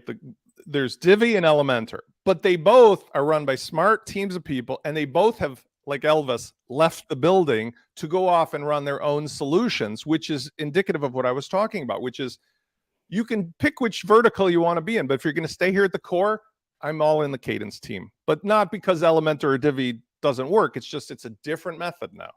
You're at a different level of the Matryoshka doll. Yeah, definitely. Yeah, I mean, I still have a few friends that I have to help them extricate themselves from Elementor, because at the time that was the best known to me solution to giving them the power to build with WordPress. Right. Just giving somebody, a header and a footer, and here's where all your content goes with the tiny mice, the classic editor. It wasn't working, and I needed to be able to help people not ask me to rebuild, HTML pages for them.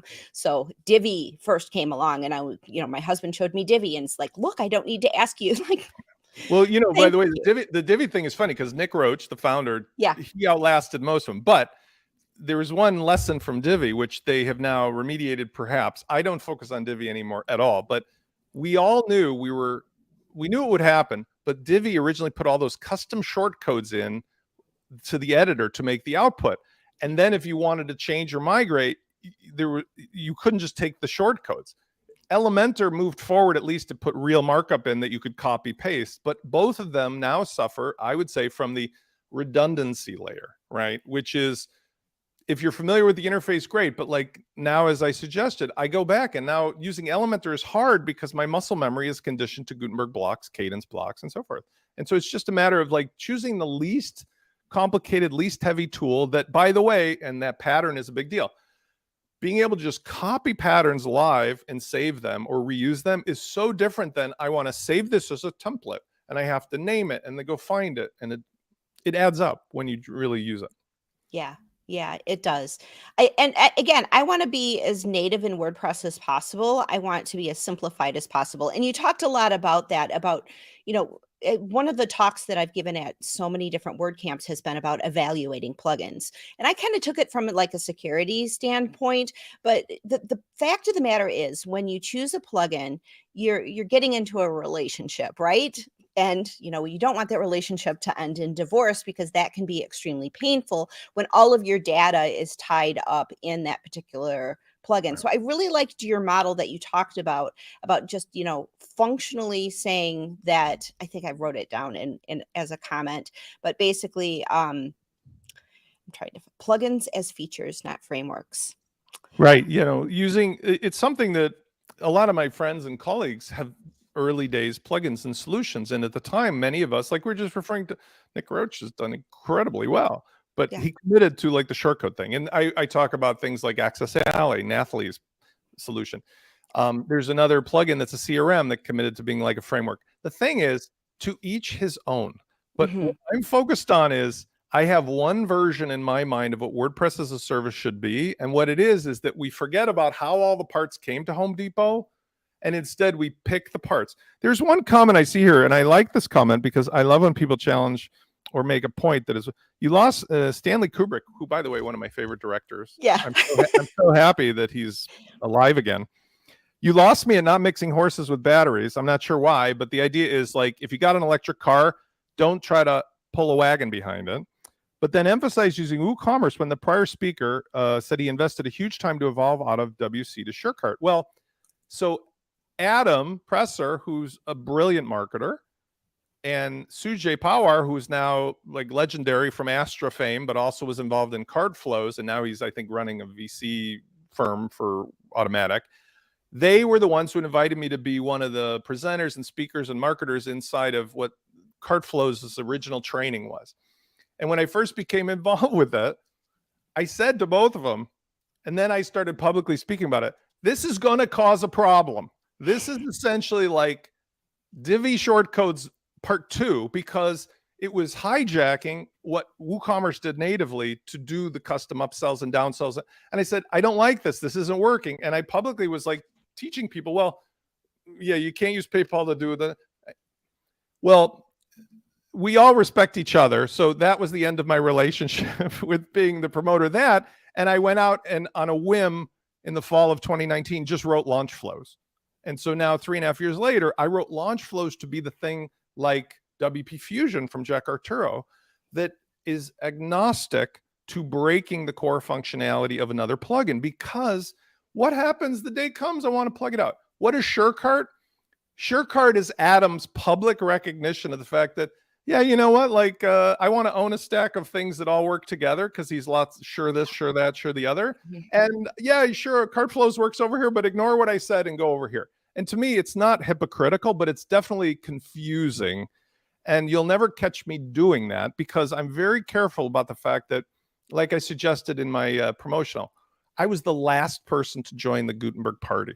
Sally from one of the old WP Tonic shows was one, you got to go over there. And the reason I ultimately came over was the reason I say publicly. When I'm wrong, when something evolves, when it changes, I will be the voice of truth for anyone, whether it affects me personally or not, because I would rather be right and publicly on record as right than to be proud.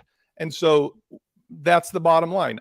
Adam is a genius and an incredible marketer, and Sujay the same, but I don't agree with the way they've written some things. And I definitely don't agree with how you're selling A today and then the competitor to A and B tomorrow. That makes no sense to me.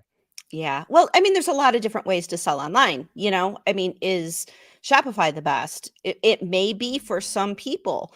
WooCommerce has been the standard, but maybe it's not the best for, you know, and SureCart has a lot of advantages too. I'm playing with all of them. I'm aware of all of them. But the thing is that I think everybody needs to remember, and I think this is what your presentation really alludes to, is it's your shop. It's your data. That data needs to be ownable, needs to be accessible. If WooCommerce, you know, someday goes up in flames, how do you migrate to another one? How extensible is it? How flexible is it? And how much does it really adhere to that promise of what WordPress is all about, democratizing publishing, and that the fact that you own your platform, you own your data, you own your store. And so that's all of this. That's the things that I would put into the mix of things you need to consider, just like, you know, security is a spectrum. Using open source software is a spectrum as well. And you have to decide what your immediate needs are for your store, as well as your long-term needs. Where is it going to go? What's it going to be in 5 years? How much of a commitment are you making to a particular plugin or shopping cart, whatever? One of the things, and Stanley has responded back, he says something that I alluded to. I call it the WordPress flea market, but that's why this is still challenging for new entrants. Still many different points of view. And you just brought that up. Like, this is yours. So here's what I'm going to say. I spent 25 years renovating buildings in Chicago into luxurious single-family homes. But the advantage I had, which was oddly a short-lived thing maybe for 25 years, I guess that's short, is that there's only certain numbers of buildings that can work with. They were too nice to tear down, too expensive to tear down, but too crazy of a project for a normal person. Well, guess what? The reason that I lean so heavily on WooCommerce is WooCommerce should be part of Core, because as a transactional engine, even if you don't use 90% of it, it has all the toys, the tools, the tchotchkes, and all of the hooks into everything else in the ecosystem. Like, there's 1,200 things that work with WooCommerce.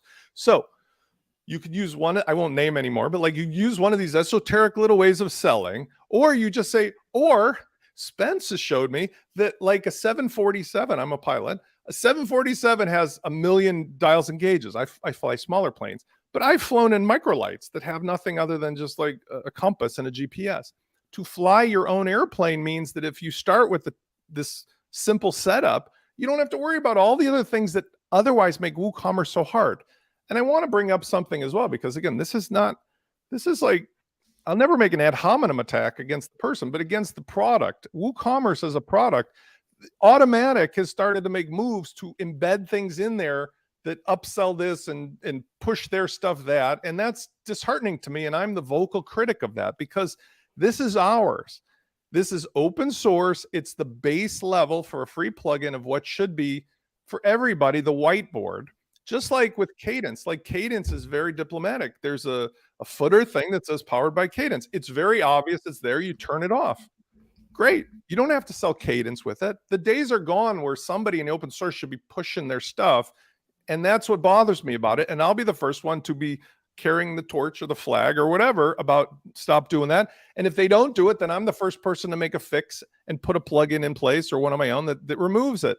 And that's the beauty of open source, is at the end of the day, nobody cares what's inside the box. The clients definitely aren't paying for what's in the box. They care for what they see on the screen. And that's also what excites me, because one of the things that this Kadence makes possible is an engine. So I make these beautiful sites. And by the way, every single one of my properties, all 9 of my properties are built on Kadence. They all start with the same engine. But in today's world, we can use tools like Canva or anything to have a link on a pretty page that goes to the engine and puts the product into the checkout. And all the rest of the back end stuff is controlled by Kadence and the stack. But the front end is just a link attached to anything. That's the modern WordPress, because the customers want to be able to do, oh, let me make my own ad. Let me make my own sales page. And they don't want to necessarily learn how to run WordPress. And that's an exciting thing. So It is. I mean, as you can tell, it's not the coffee. It's I've been, since I was a little kid, excited whenever I see something that starts out and it grows into a larger, better thing. But in this case, it blows my mind. When 2006 I got involved, it was like a dozen or two of us hanging around the campfire. And now 40 something, 50% maybe of the internet runs on WordPress. And yet, unlike Microsoft, it's not closed source. Like, imagine if we time travel to 1995, and with this stack of stuff, we could say, oh, we can make our own version of Windows 95, and sell it whatever way we want. That's the opportunity we have here with WordPress. Amazing. Great. All right. Well, we're cutting down on time. Got a couple more questions. Fernando is looking for your slide deck. So yes, I will either give it to you or it'll be over at WP Launch Club, or okay. I mean, you guys are okay with that? Yep. There's going to be a recording of this, and the slide deck will be there as well, for sure. Amazing. And another final question. Juan is curious of, what do you like for hosting, and how does it help the speed of things? Well, without insulting the host, I will make a comment, because we know there's a lot of verticals over on your side of this table. I'm going to say this. I'm very close, a colleague now with Jason Cohen. I've been since he started in 2010, like a correspondent, but now he's been on the WP Tonic show and some other things.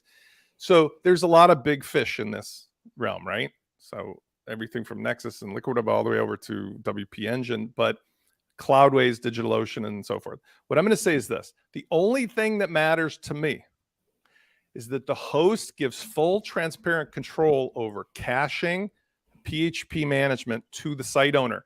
And without specifying it, I will say I use Cloudways typically through Vultr or DigitalOcean, because they treat me like an adult, not like a kid on a school bus.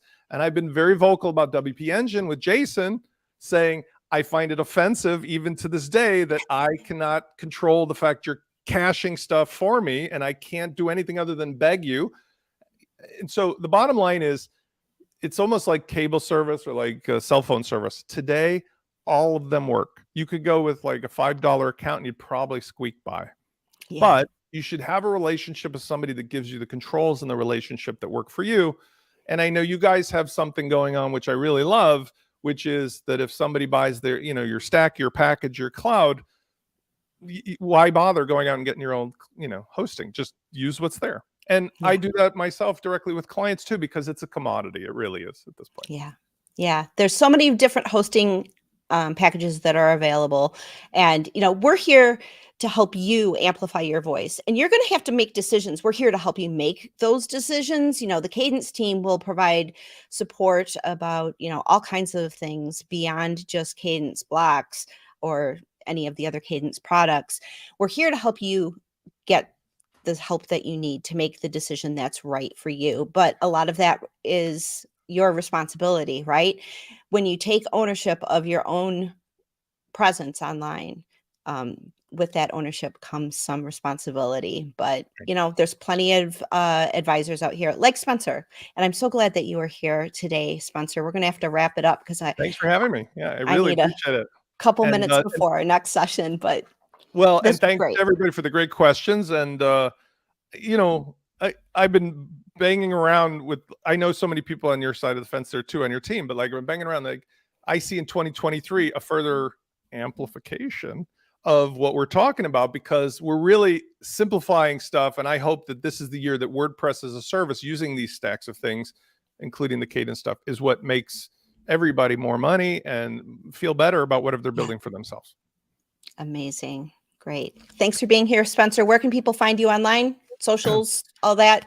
Everything is Spencer Forman. Using Kadence, I built my new hub at spencerforman.com. So there's no E in Forman. That leads to everything. But all my socials are Spencer Forman, Forman. And I'm on Twitter and LinkedIn mostly, but also in Facebook a lot. And I hope that anybody who wants to will have a free call with me and we can talk about what they're up to. Maybe I've got a solution for them as well. Amazing. Thank you for being here and sharing so much knowledge.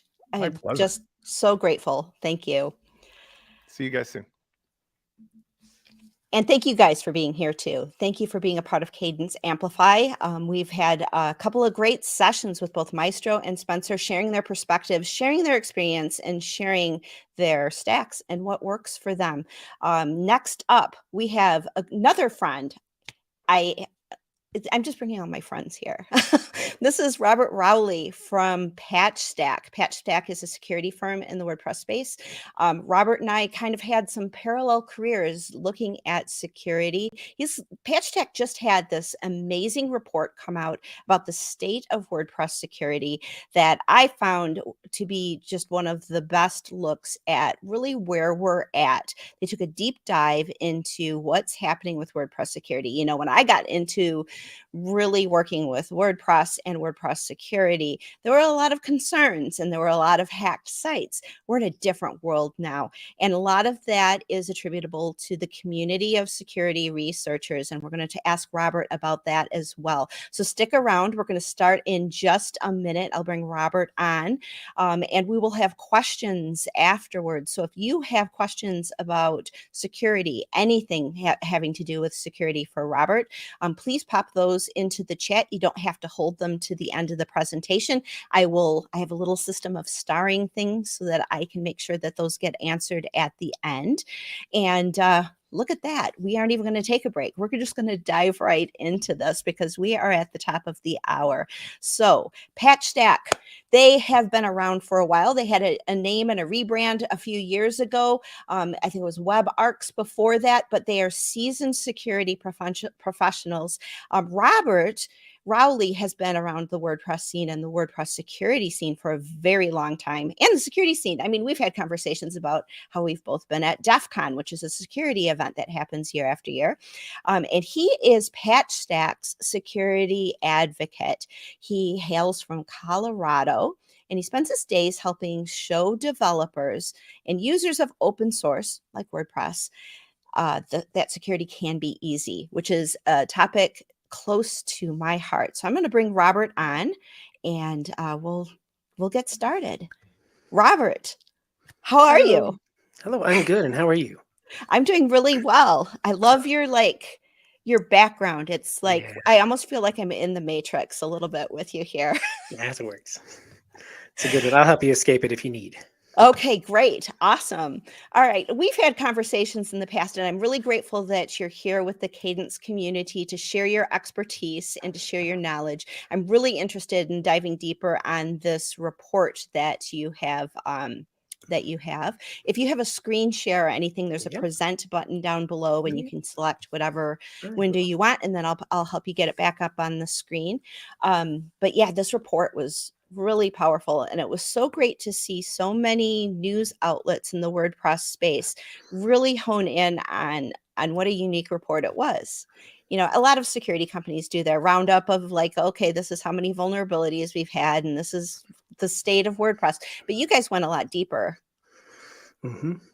Most certainly. Yeah, it was super fun going super deep into some of these topics. And today I'll share with everybody a lot of the details and, numbers and stuff first, but then really get into more deeper topics and more broader things and doing some predictions based on the data that we've been seeing, not only this year, but the last 3 years, to look forward to what we can expect regarding WordPress security in 2023 too.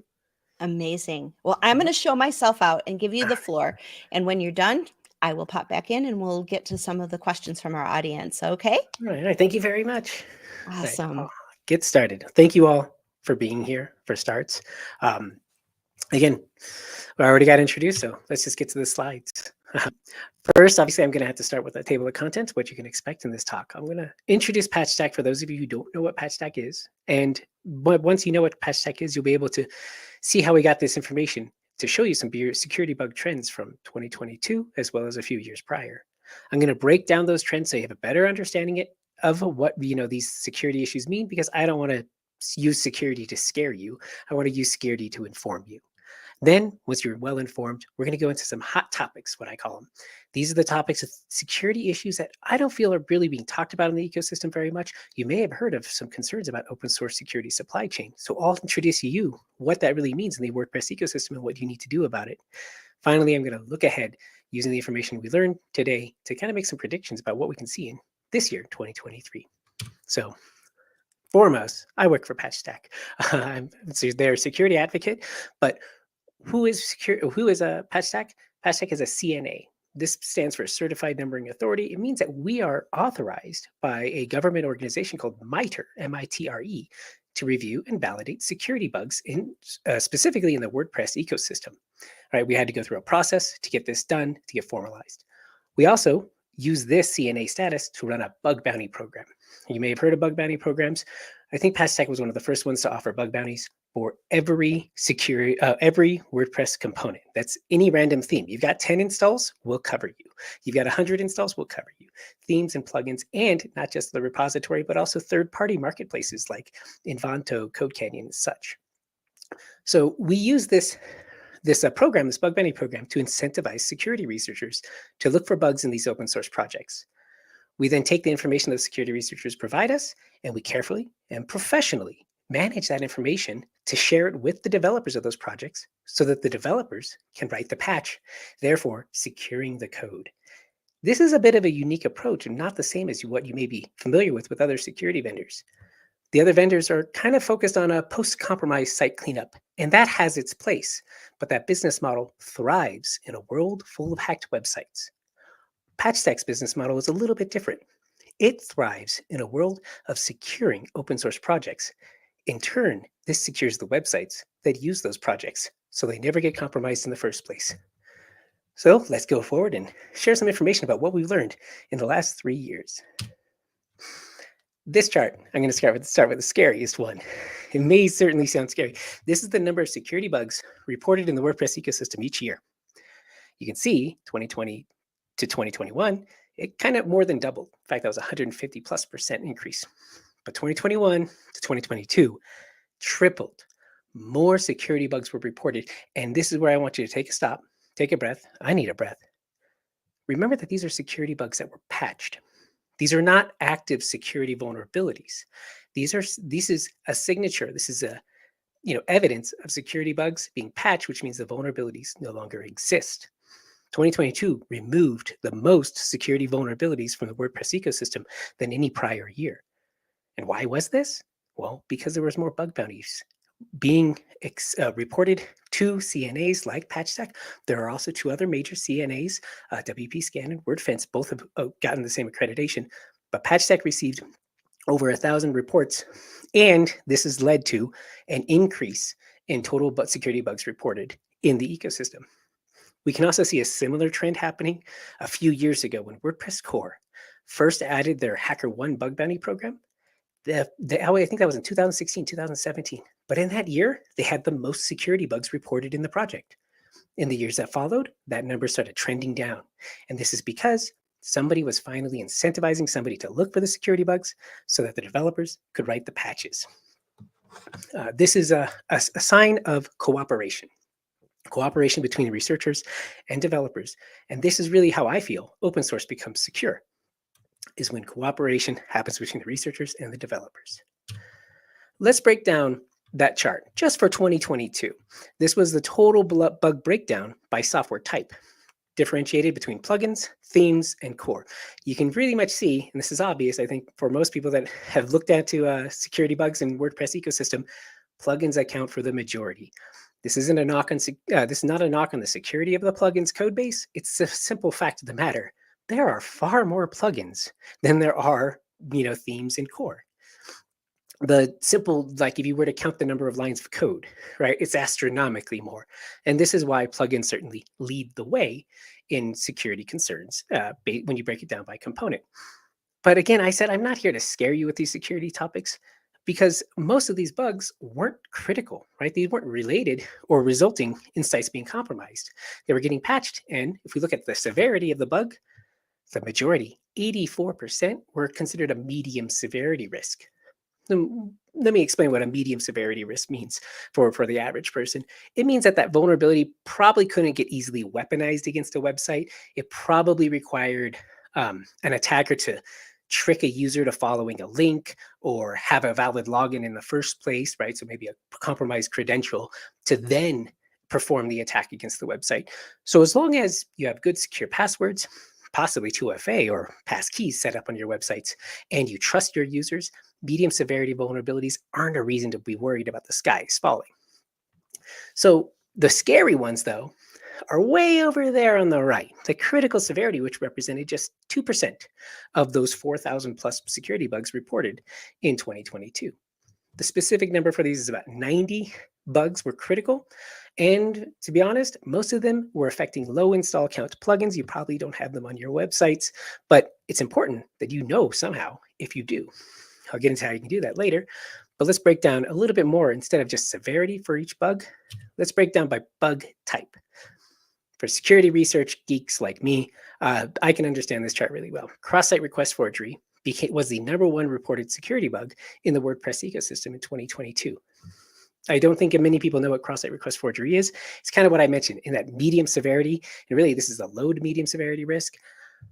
Cross-site request forgery attacks happen when an attacker convinces a currently logged in user to follow a link or perform an action on their website. It simply is a way of defensively.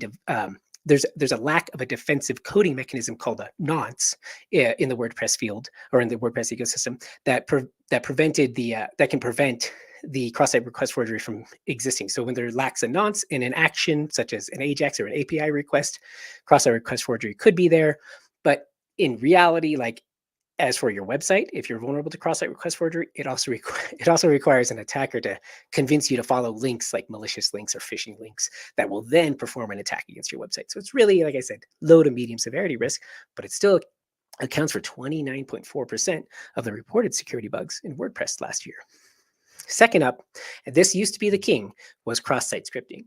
That's a more serious risk. Cross-site scripting, depending on the conditions required to perform the attack, e.g. like authentication, or if it's stored or reflected cross-site scripting.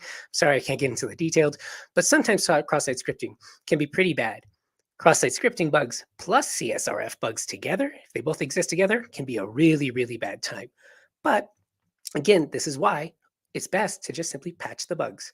And we were seeing in 2022, a lot of developers, WordPress plugin developers, are picking up this torch of being a security developer and writing the patches for those bugs.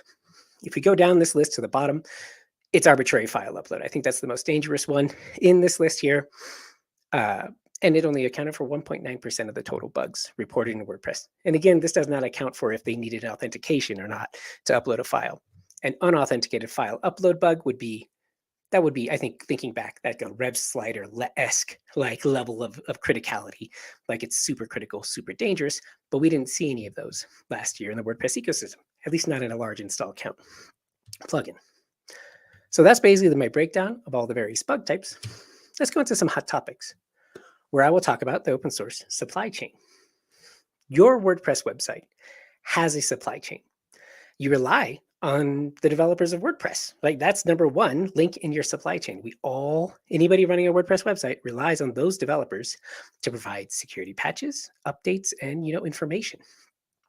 Next up, you rely obviously on the developers of the plugins and themes that you choose to build your site with. So that could be 2, 3, or more supply chain links. And every time you rely on somebody else for your website, that's how you build the image of what your supply chain looks like. And it gets a little bit more tricky because those projects themselves rely on more libraries to build their projects to make their code work. A good example of this would be WordPress core uses Gutenberg, which is technically a separate project, and that creates a supply chain link that WordPress site users rely on WordPress core and Gutenberg. And if you look under the covers there a little bit further, Gutenberg relies on a bunch of JavaScript libraries, and WordPress core itself relies on a bunch of other things like PHP in order to function. And that should really get you how the open source supply chain gets bigger and bigger the more deeper you look. But for your concerns, you should really just be focused on, the direct single connections you have. And as long as those connections are supplying patches and updates for their software code. I'll give you 2 examples from this ecosystem this last year. starting with a plugin vendor, or actually a theme vendor called YITH. I think it's called YITH Themes. They had a single vulnerability. It was a low to medium CSRF bug, right? I mentioned those before. The developers of YITH produced a patch very quickly, and they were able to deploy this patch downstream to all of their affected plugins because every plugin was using the same library that YITH the developers had written. So this patch was easily made available downstream and very quick to update on all of the reliant themes and plugins that were using the YITH framework. It has fewer links, e.g. developers in the chain, and this actually made it kind of easy to withstand, right? A sturdy, strong supply chain, because there was less developers involved in producing the patch and pushing the patch out to all the end user websites, or in this case, plugins, and then the end user websites needed to update the plugins. There's another case though. There's also Freemius. Good job, Rob. Yeah, Rob called it out in the chat. Freemius was my other example. Freemius is a popular SDK.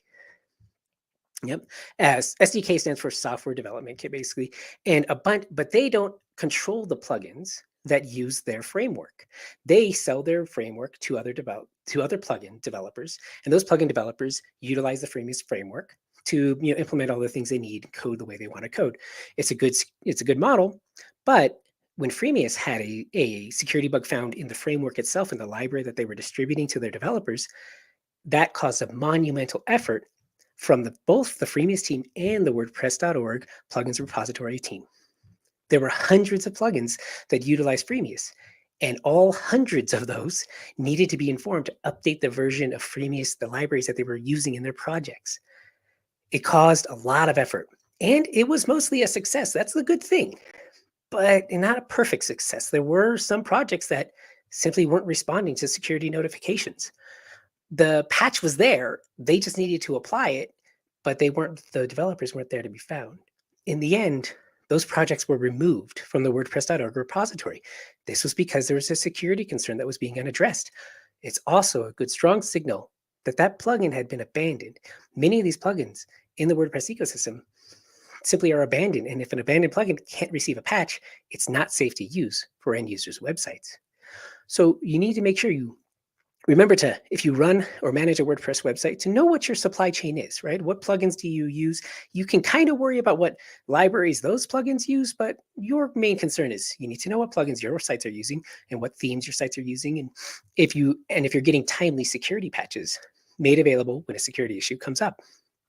Also, it's a good, important time to remember to consider those that you use for your website as part of your supply chain, and you should probably find a way to support them. I know everybody loves open source because it's free, but the free in open source means freedom. You should also pay in order to support those developers so that they can build better programs and they can, have a career, or at least the ability to support you, their end users. So on that, I got a little bit of a depressing topic. There were about 26% of those critical vulnerabilities I previously mentioned. Remember, there were 90 in total, so 26%, that's roughly 20 or so. They did not receive a patch for their security bug. And it was a critical security bug. We're talking unauthenticated, something bad to the website. These plugins simply were found to be abandoned, right? The developers weren't there, were not available to provide the patch. So the website owners that were using these plugins, that were relying on them for their supply chain, unfortunately, have websites now that are insecure and at risk of compromise. Luckily, again, I'm not here to scare anyone. We're talking about most likely low install counts, right? If we're not talking of 1 million install count plugins, those plugins are probably well supported already. We're talking about those low install count plugins that aren't supported so well. They don't have a business model. They don't know how to monetize. And the developers simply moved on to do something else more valuable for their time. But this highlights the importance of choosing and supporting plugins and themes with your websites. This problem is also a little bit exacerbated in this community because WordPress core doesn't tell you when you're running an unsupported plugin. They kind of don't know. The best they do is not mention that updates are or are not available in the WordPress admin panel in your plugins and themes. They just don't mention anything. And that leaves sites completely unaware that they may be running an insecure or unsupported component. If you use a security tool or vulnerability assessment tool, kind of like the PatchStack app, or use a tool that's powered by PatchStack Threat Intelligence, then you can easily identify components on your websites in your supply chain that have known security bugs. This is the knowledge that can empower you, site owners, to take action to secure your sites before they get hacked. This is the dashboard of the picture of the PatchStack app. And I promise you, this is only salesy slide, but I'm not selling you anything because this app is free. The plugin is free. You set up an account, and the basic functionality of informing you of which sites you have that are running insecure versions of components is provided free of charge. We obviously have it's a freemium model. We have extra features for extra pay, and we do encourage you and enjoy your support when you pay for a paid account. But this is the dashboard, and like I said, this is kind of like a security operations center. I've worked in Knox and SOX before. This is a security operations center, SOC. It gives you a bird's eye view of the websites that you manage. This is really good for individual site owners, but really great for agencies if you manage multiple websites. You'll be able to spot if any of your websites have a known insecure component in them. And in fact, we even automate a lot of this with email, so you don't have to sit here watching this dashboard every day. And another thing I mentioned, the vulnerability intelligence. A lot of vendors use PatchStack's vulnerability intelligence. One of them was so kind to share us this quote, which we shared in our security report, was that by implementing our security intelligence and working with PatchStack, they identified 56,000 vulnerabilities on their managed WordPress platform. 56,000, basically they were insecure, and there was no visibility to this knowledge that they needed to apply a patch. The sites were at risk, and it was only through the knowledge from the vulnerability intelligence that this partner was able to help, identify the risk in their platform for their managed WordPress sites and to allow their users to take action. There are a couple other ones that I should mention, like cPanel's WordPress Toolkit, and also iTheme Security plugin, which now implements PatchStack's vulnerability intelligence. I hope in the future you'll see more and more plugins and hosting providers and service providers mentioning that they work with PatchStack, because you can see that as a sign that they're working with somebody who's professional and confident about WordPress, fixing WordPress security. So this also brings me back to the PatchStack Alliance. How do we get this intelligence? I kind of mentioned earlier, we run this bug bounty program. We call it PatchStack Alliance. So there we go, little comment from Kadence WP. You can bring that up if you would like, but there we go. We know the iThemes folks, yep. And they're very happy about the PatchStack integration. And I hope iTheme users are happy about the PatchStack integration, because it's all about making those sites secure, at least for me. The PatchStack Alliance is how we build this intelligence. I mentioned it earlier, right? We take bug bounty reports, we work with the developers, we find those developers, we help those developers write the patches. This makes things more secure. But now we need to tell the site owners, right? You need to update this version of the plugin because of this important security thing. This is how we use that intelligence. By paying all these bug bounties, by paying the security researchers all these bug bounties, which in total was over $16,000 last year, we received a little over 1,000 reports, and in turn gave all that report information to the open source projects for free. And we worked with them to write the patch for the bug. And this is provided, again, no cost to them. All we ask is that they write the patch for the bug. And because we can't force them to write the patch. But in at least like one case, I helped write the patch for that developer, but that was a special, unique case. I was helping out somebody who I felt I would care about. And we support the community, the WordPress ecosystem with this alliance. We have an in-house team that reviews all of these reports. Like I said, over 1,000 reports last year, verifies them as true, right? Make sure that they're accurate so we're not wasting the developer's time, because the developer doesn't need to hear about bogus bug bounty reports. And we triage these reports so they can be properly coordinated for disclosure publicly. This costs us a lot of time and resources. And let me show you how the breakdown of all that went. Here's a cool little chart. We start on the left side. We've got 1,160 security bug reports is what PatchStack received in 2022. Of course, 268 of those reports, the top line there, are still pending. Now, a few of those have probably been completed now, but even a few months into it, we still had hundreds of reports that are still pending because these reports take time. This isn't just a form that we submit and the developer writes the patch. We're interacting. Emails are going back and forth. A lot of time and commitment is put into making sure it gets reported and then, disclosed appropriately and safely. Aside from those 268, down at the bottom, we can look at 144 reports. That's about a little over 10% of the reports we just rejected outright. like I mentioned before, the developers didn't have to waste their time with these reports. They were either inaccurate, invalid, or not meeting the criteria for what we consider a security bug. Well, subtracting 268 and 144 leaves us with 748 valid security bugs in the WordPress ecosystem that were handled in 2022. Of those valid security reports, 601 of them PatchStack handled directly with the developers. That's 80% success rate. We are able to find the developer, contact them, communicate clearly and professionally about the security bug, and help them work towards the goal of writing the security bug patch, right? And then coordinate the disclosure time. So it's, we're not letting sites know that they're insecure before the patch is available. A little worse was there was 148 cases that had to be escalated. Escalation typically means the project may have been abandoned, right? Like we've sent an email to the site, the project owner, and there was no response. It also sometimes means they were simply ignoring us, which is unfortunate. But about 60 of those cases appear that we just couldn't find a way to contact the plugin owner or the theme owner, right? The developer responsible to write the patch, or they were ignoring us. But after escalation, those 60 extra cases went back to being patched, which was great. It's just unfortunate we had to be somewhat of, I call it a burden on the already overburdened plugins review team. And then, of course, 87, unfortunately, of those escalated cases actually ended up being abandoned projects. Nobody knew the project was abandoned until a security bug was identified, and we had to get, somebody had to get the developer's attention. PatchStack tried first. We escalated to the plugins review team or the proper marketplace, such as Invanto's security team, which we have direct contact with as well. And we talked to them saying, hey, this plugin, it has a security issue. We haven't heard from the plugin developer at all in the last month or so. We're going to have to escalate to you. And then they escalated again. And even the extra review team, that extra step, those moderators were unable to find a proper contact, or maybe the developer was unable to write the patch. And unfortunately, that led to these 87 plugins being closed due to likely abandonment in 2022. Overall, not a bad number, right? That's less than 10% ended up being closed. And one of the problems, though, like I mentioned, is just how do we contact these people? And that's one of the hardest things that we have an issue with, which is why in the last year, we launched the PatchStack MVDP, which stands for Managed Vulnerability Disclosure Program. We offer this service for free to all open source project developers because it solves multiple problems that we've encountered over the years.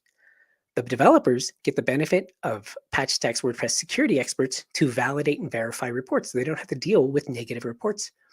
The security researchers get the benefit of having a clear point of contact and get to join in with the PatchStack Alliance if they would like, if they want to go on to earn bounties or get CVEs attributed to them, which is, a proof of their knowledge and their research that they've done professionally, which is really good for a security researcher's resume. They also, security researchers, get to interact with our community of other open source security researchers, which is what I found to be a really positive community. PatchStack also gets a verified point of contact. We use this to save us a ton of time because now we know directly who to report and contact for security issues. So we got 3 wins right there. And I'm going to add a 4th one because site owners, if you're choosing a plugin and you see a plugin and you're comparing 2 plugins and one of them has a security bug bounty program or a vulnerability disclosure policy, you probably want to lean towards that one that has a vulnerability disclosure policy. I'm just going to slide this over here. Kadence WP has a responsible security disclosure policy. I'm just going to slide that right back out. So you can know that the Kadence program is very positive. In fact, all of the Stellar WP programs, I think, or brands have a security program. Oh, I think it's called the Liquid Web Bug Bounty Program. There it is. Family of bug. So they do a great job of taking security seriously. And that is a way you can prove it, not just say that you take security seriously. So next up, still on that, is what else to expect in 2023? I'm going to, Kathy says, we can all blame her for the Kadence security page. I think I like it, so I'll blame you in a positive way. But we can look ahead. In 2023 is most likely there will be more security bugs patched. But what we've learned in the beginning, remember, severity matters. Most bugs that you see in a plugin aren't going to be, there's an 80% chance of it's just going to be a medium, maybe a medium low security issue. If it's a CSRF issue, you can probably say, yeah, I will patch that when it's available, but I trust my users to not click silly links from attackers. So, I've got a week or 2 to apply that patch. It's not an emergency. Of course, if you see, a critical bug, like an unauthenticated file upload, then you're going to want to take some time that day, if not that hour, to make sure that a patch is applied as soon as possible. Like I mentioned, PatchStack app really helps you basically get the information as quickly as possible to basically know when your site are running an insecure or known vulnerable component, like a publicly information has been displayed. And something else you can do, if you do pay for the PatchStack app, we give you virtual patching. Virtual patching is simply literally buying, you have to pay for it, but you're literally buying yourself time. You're buying yourself time to apply the proper security patch. In the meantime, you'll be protected by basically what's similar to a WAF. It's a rule that overrides your current plugin security code or current plugin's functionality so that an attack would not be successful against your site. So finally, let's recap real quick. We can expect we've seen an exponential growth in security bugs over the last 3 years. Probably could expect some more. But remember that more bugs being reported means less vulnerabilities because the bugs are being patched. PatchStack is here to help. All right, we're helping very clearly with developers, and we're helping with partners that we have in the community to work with them to get the vulnerability intelligence that we are aware of integrated into their products so that they can use that intelligence to empower their users to apply the patches before they ever get hacked. So stay informed, don't panic, be proactive, patch your plugins to secure your sites.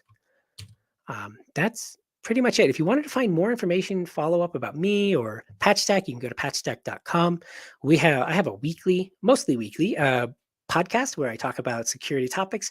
Sometimes it's topic of the week. Sometimes it's just a very broad topic. I try to keep them under 10 minutes and under 1,000 words to make it really clear and concise about just an idea about security that perhaps the community needs to hear a little bit more about. Other than that, we have lots of articles about security topics, specific vulnerability issues.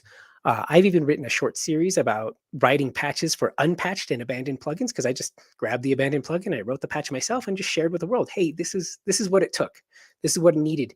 It was typically sometimes just 1 or 2 functions added to the code base, and you'll find that the plugin is now secure and safe to use. You can also find PatchStack in our Facebook community. I think it's called PatchStack. And you can look for our security research community. If you so happen to be a security researcher, I'd love for you to come check out the PatchStack Alliance. If either of those things like Facebook or security research are to your liking, I hope to hear from you some more.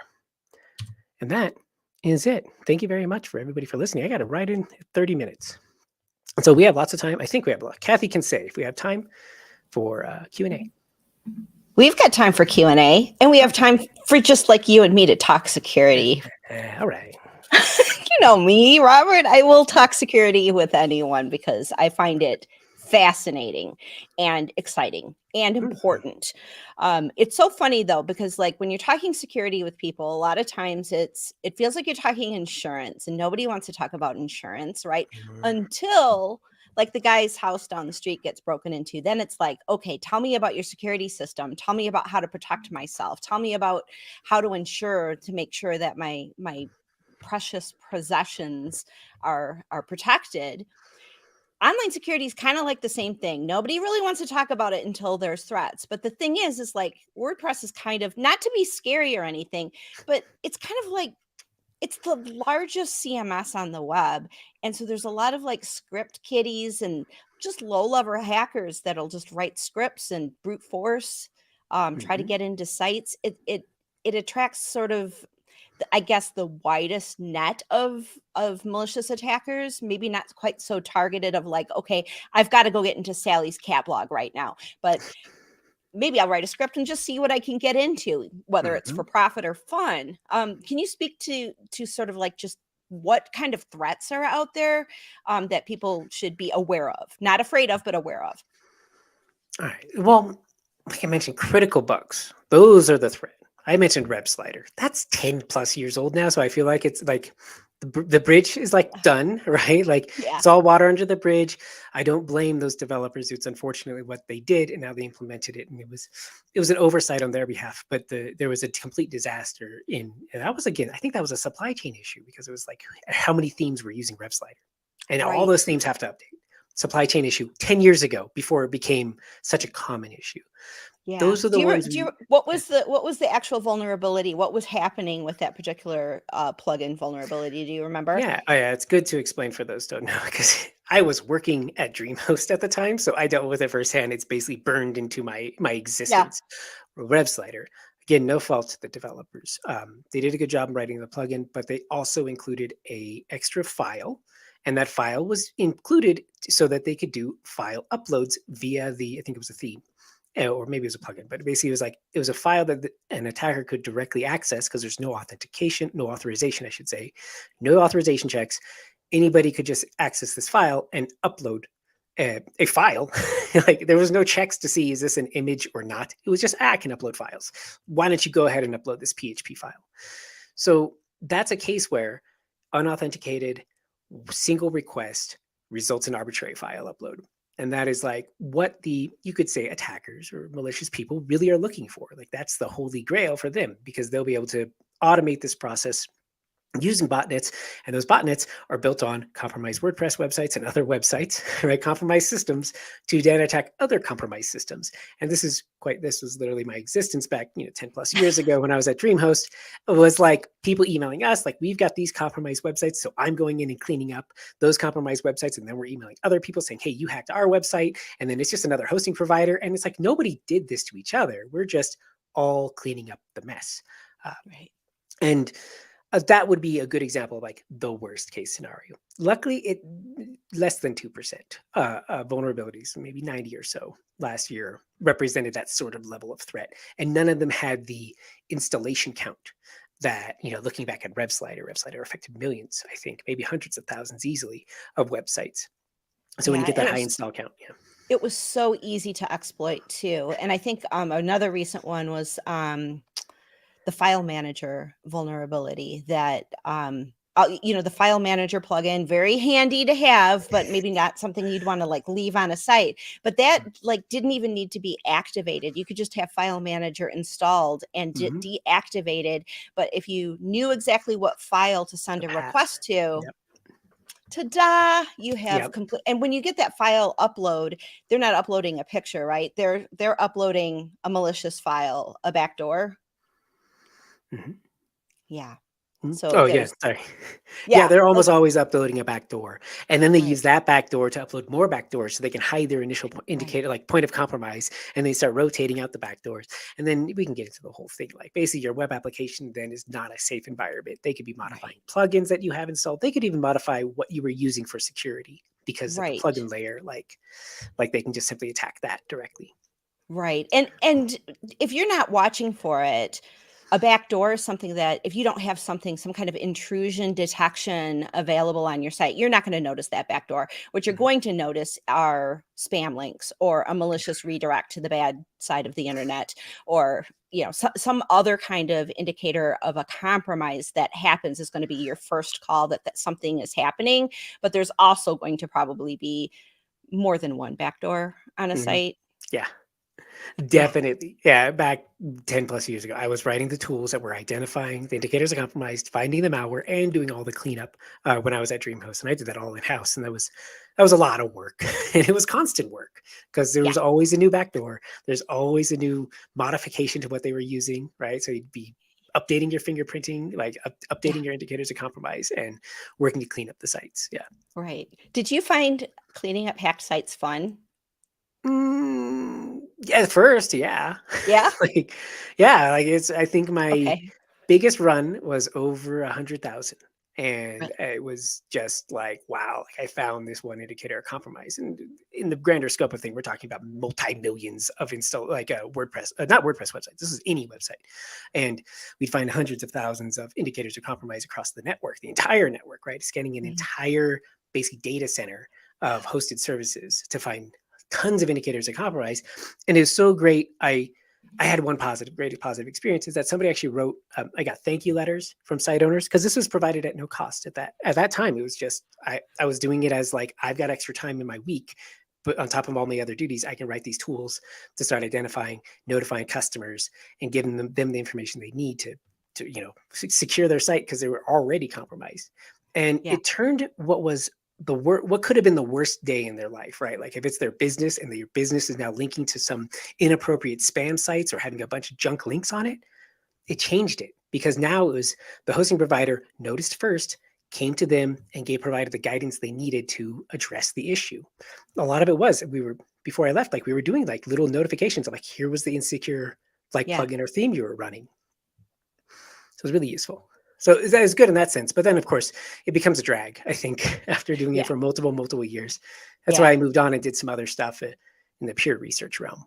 Yeah. Cool. Yeah. Very cool. Okay. Well, I could geek out on malware and all kinds because I was cleaning sites too. Yeah. And I found it interesting because it's like, ooh, I wonder what this one will be. And it was always like, you never knew what kind of chocolate was in that box. Yeah. It's so that feeling that I don't even just excitement and joy when you find the back door where you're like, there it is. Like you edit it and you find it like in this little tiny snippet of code hidden. And it's like this looked legitimate, but really it was like this like rearranged string. It's quite fun. So it's a game. And it definitely was engaging. Yeah, definitely got my mind engaged. It was like putting like what other people do with crossword puzzles. I liked investigating what hackers were up to. So it was kind of fun. Let's get to some of the questions that we have. First, Sander said that this was a great presentation. And Rob, our good friend Rob Cairns said that we don't need to be scared, just informed and prepared. And that is very true. Don't need to be scared at all. And then, I skipped one, but I'll get back to that. Stanley Kubrick, alter ego, says in the view page source code section, is it possible to block out the fact that patch stack and other security modules are being used, or is it public knowledge? It's a weird one. Like it's not public knowledge, but you can always find out what a WordPress site's plugins are. WP Scan has been a tool, right? That's not just a service, it's a tool. Right. And that was the first one that will scan through. And it's just a matter of iterating through your site's readme.txt files. And then you can play this game of cat and mouse. So like, I don't want you to know I'm running WordPress. I don't want you to know. And I don't agree in the sense of, I don't want you to know what I'm doing. I agree more that openness, right? That I'll tell you what I'm running. Good luck getting in, right? I'm gonna make sure I have all the patches applied. I'm gonna make sure I'm secure as I can be. I'm gonna make sure I chose a good open source supply chain, right? All the plugins I'm choosing are well developed, right? They've got a security reporting process, right?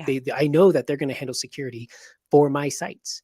And when you look at it that way, you shouldn't be afraid of displaying that you run WordPress or that you run a specific tool. You don't want hackers. Well, that's a good one. Stanley also follows up that he does not want hackers to know what tools. So I'm assuming tools you mean is like what you're running, what your stack is.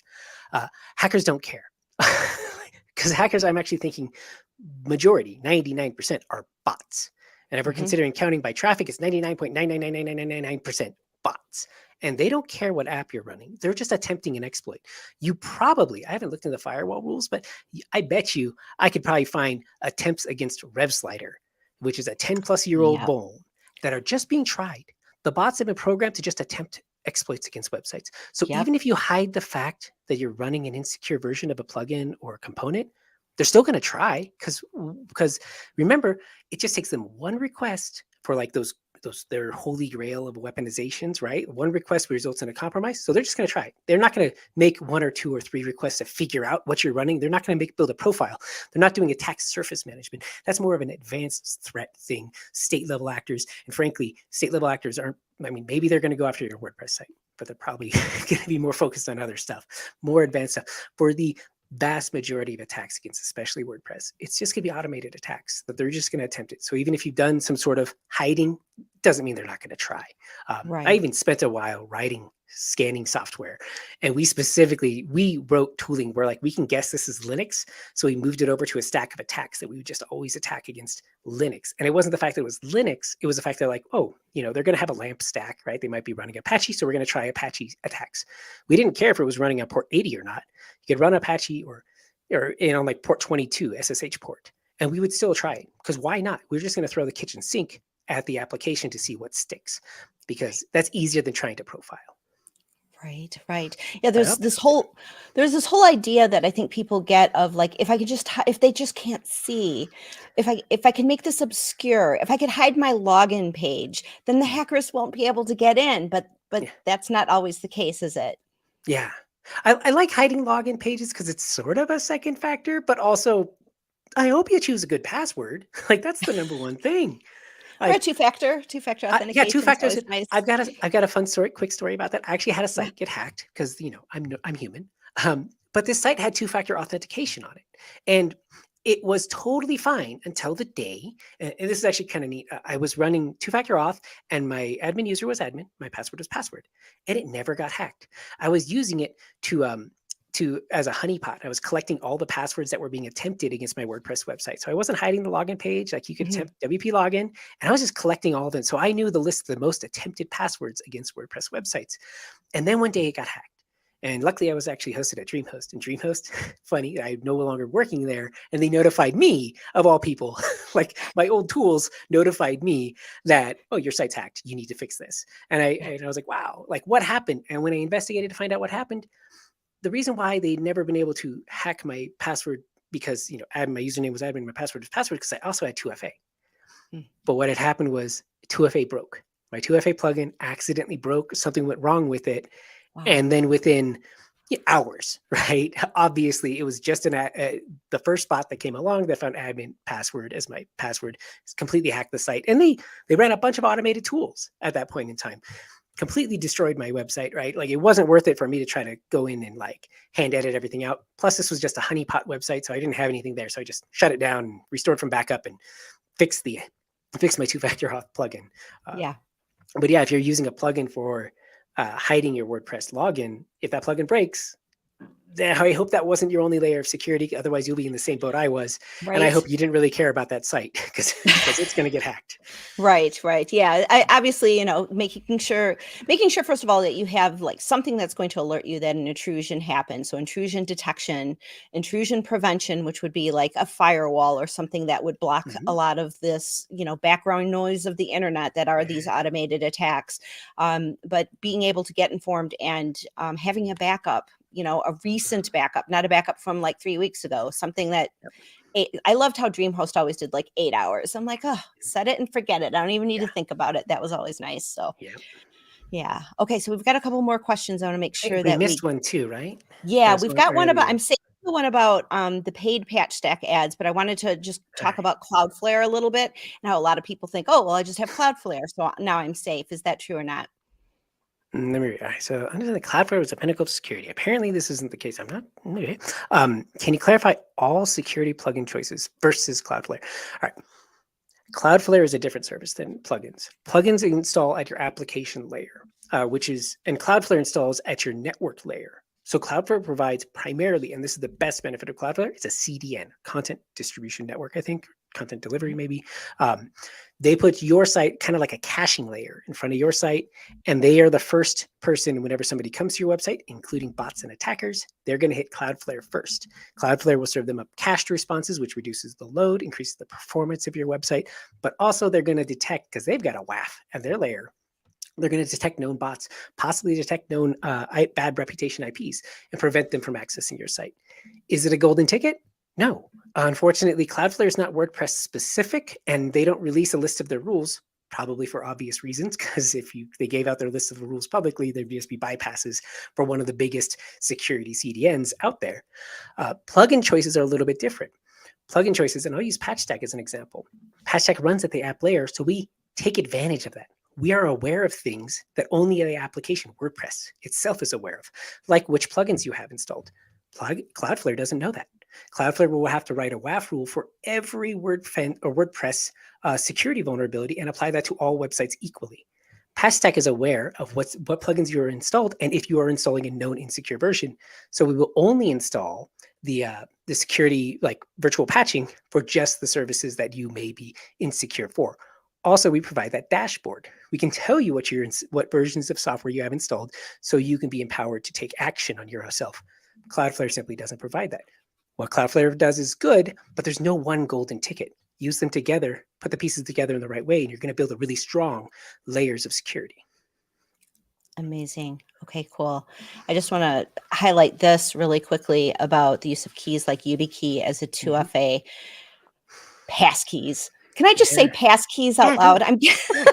I'm giving a talk at WordCamp Phoenix next week about passkeys. Passkeys is like the most exciting thing that I see for not just WordPress, but for all of our sites, all of the sites that we are doing business with, our banking accounts, everything. This is using public key cryptography.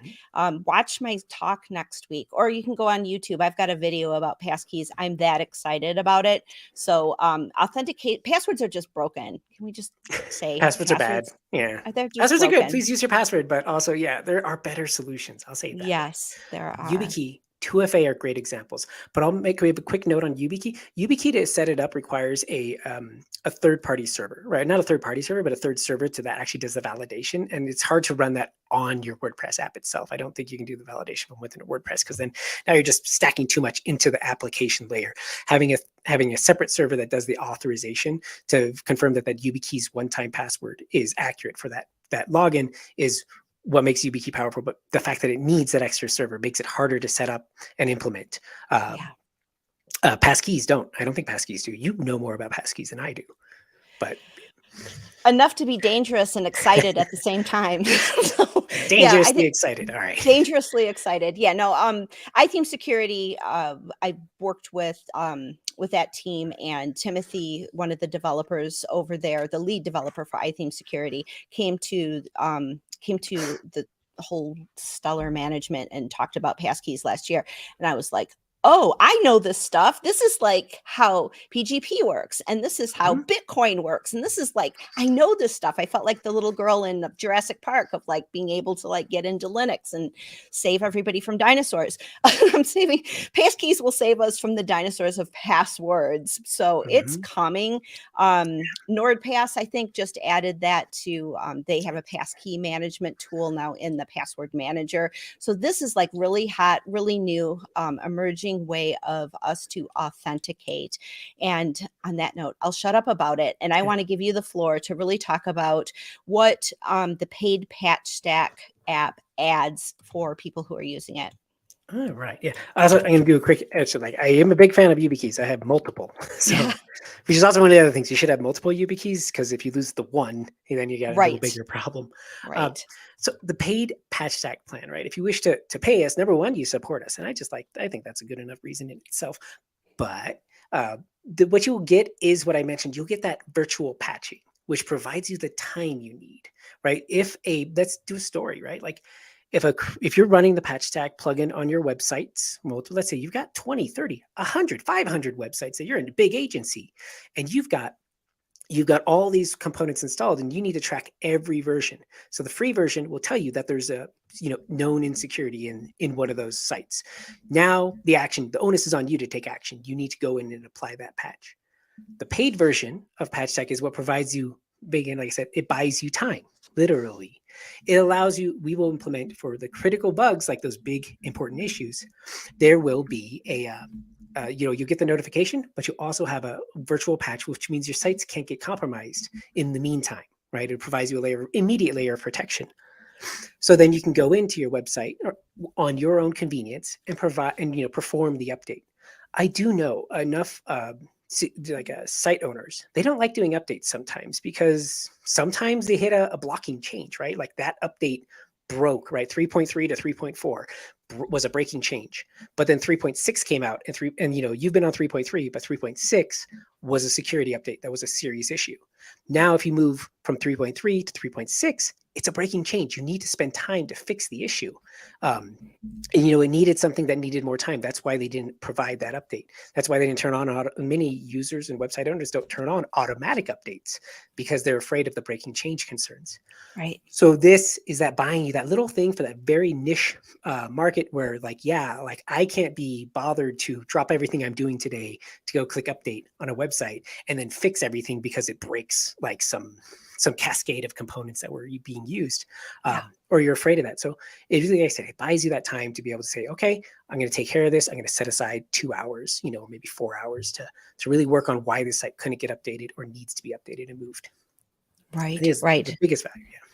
Yeah, great. Yeah, I see so much value in that virtual patching, because when I run updates, just because of my experience with WordPress and other things, I want it to be an attended update. I want to stay and watch that. I want to test it on staging, Mhm. make sure it works. I want to do it on production, and I don't want any downtime. So to have that Mhm. feature is amazing. I've got another question about PatchStack adding any overhead to site performance. That's a great question. Performance is one of our biggest concerns. Yeah. We know security plugins that exist out there, especially the ones that are doing malware scanning and things like that. It's a huge performance like time suck, right? Like it's simply a lot. There's a lot of processes and a lot of time and a lot of resources. PatchStack app is intentionally designed to be performant, right? We focus on the one thing that we do really well, and we're not trying to say we are all encompassing thing, right? You need to upgrade to this service and upsell you on this service and that service, and install sub apps. It's just PatchStack app. We're going to provide you the notification based on our intelligence about known security vulnerabilities. We're not going to slow down your website. We're going to be as performant as we can. And there is actually, I think there's a YouTuber out there who did a test against most of the, or at least 4 or 5 of the security plugins. I don't know what the outcome was. I just know we won. We were the most performant option of the Amazing. things. Again, it comes at I don't want to say compromise, but it's like, remember what the focus is. Build the stack as you need to provide the right security features. Try not to throw everything at the kitchen sink, or everything including the kitchen sink at your website for security. You don't want to install 5 or 10 security plugins, right? You're going to end up in this performance problem. And we know site owners care about performance. It's so hard. I've dealt with this when I was working at, I think it was at Pagely, where site owners, those are some high-end customers, and we're building out highly performant websites. And we have to tell them it's this one plugin that you chose that just is a monolith of data resource consumption, like for us to support this one thing. And then you might even find out, oh, I was just using that giant plugin for this one feature. I'm like, well, why don't you install this very specific feature? And and you're going to reduce your resource usage overall.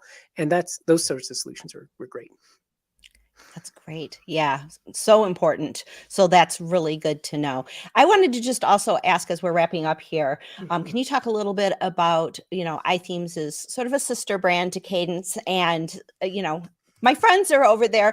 Can we talk a little bit about the services that PatchStack is providing to help iThemes customers? iThemes, the plugin, is on well over 1 million sites, 1 million people, happy users. And now you guys are fueling a lot of the data that is helping people make good decisions about their site security. Can you talk a little bit about what you're providing?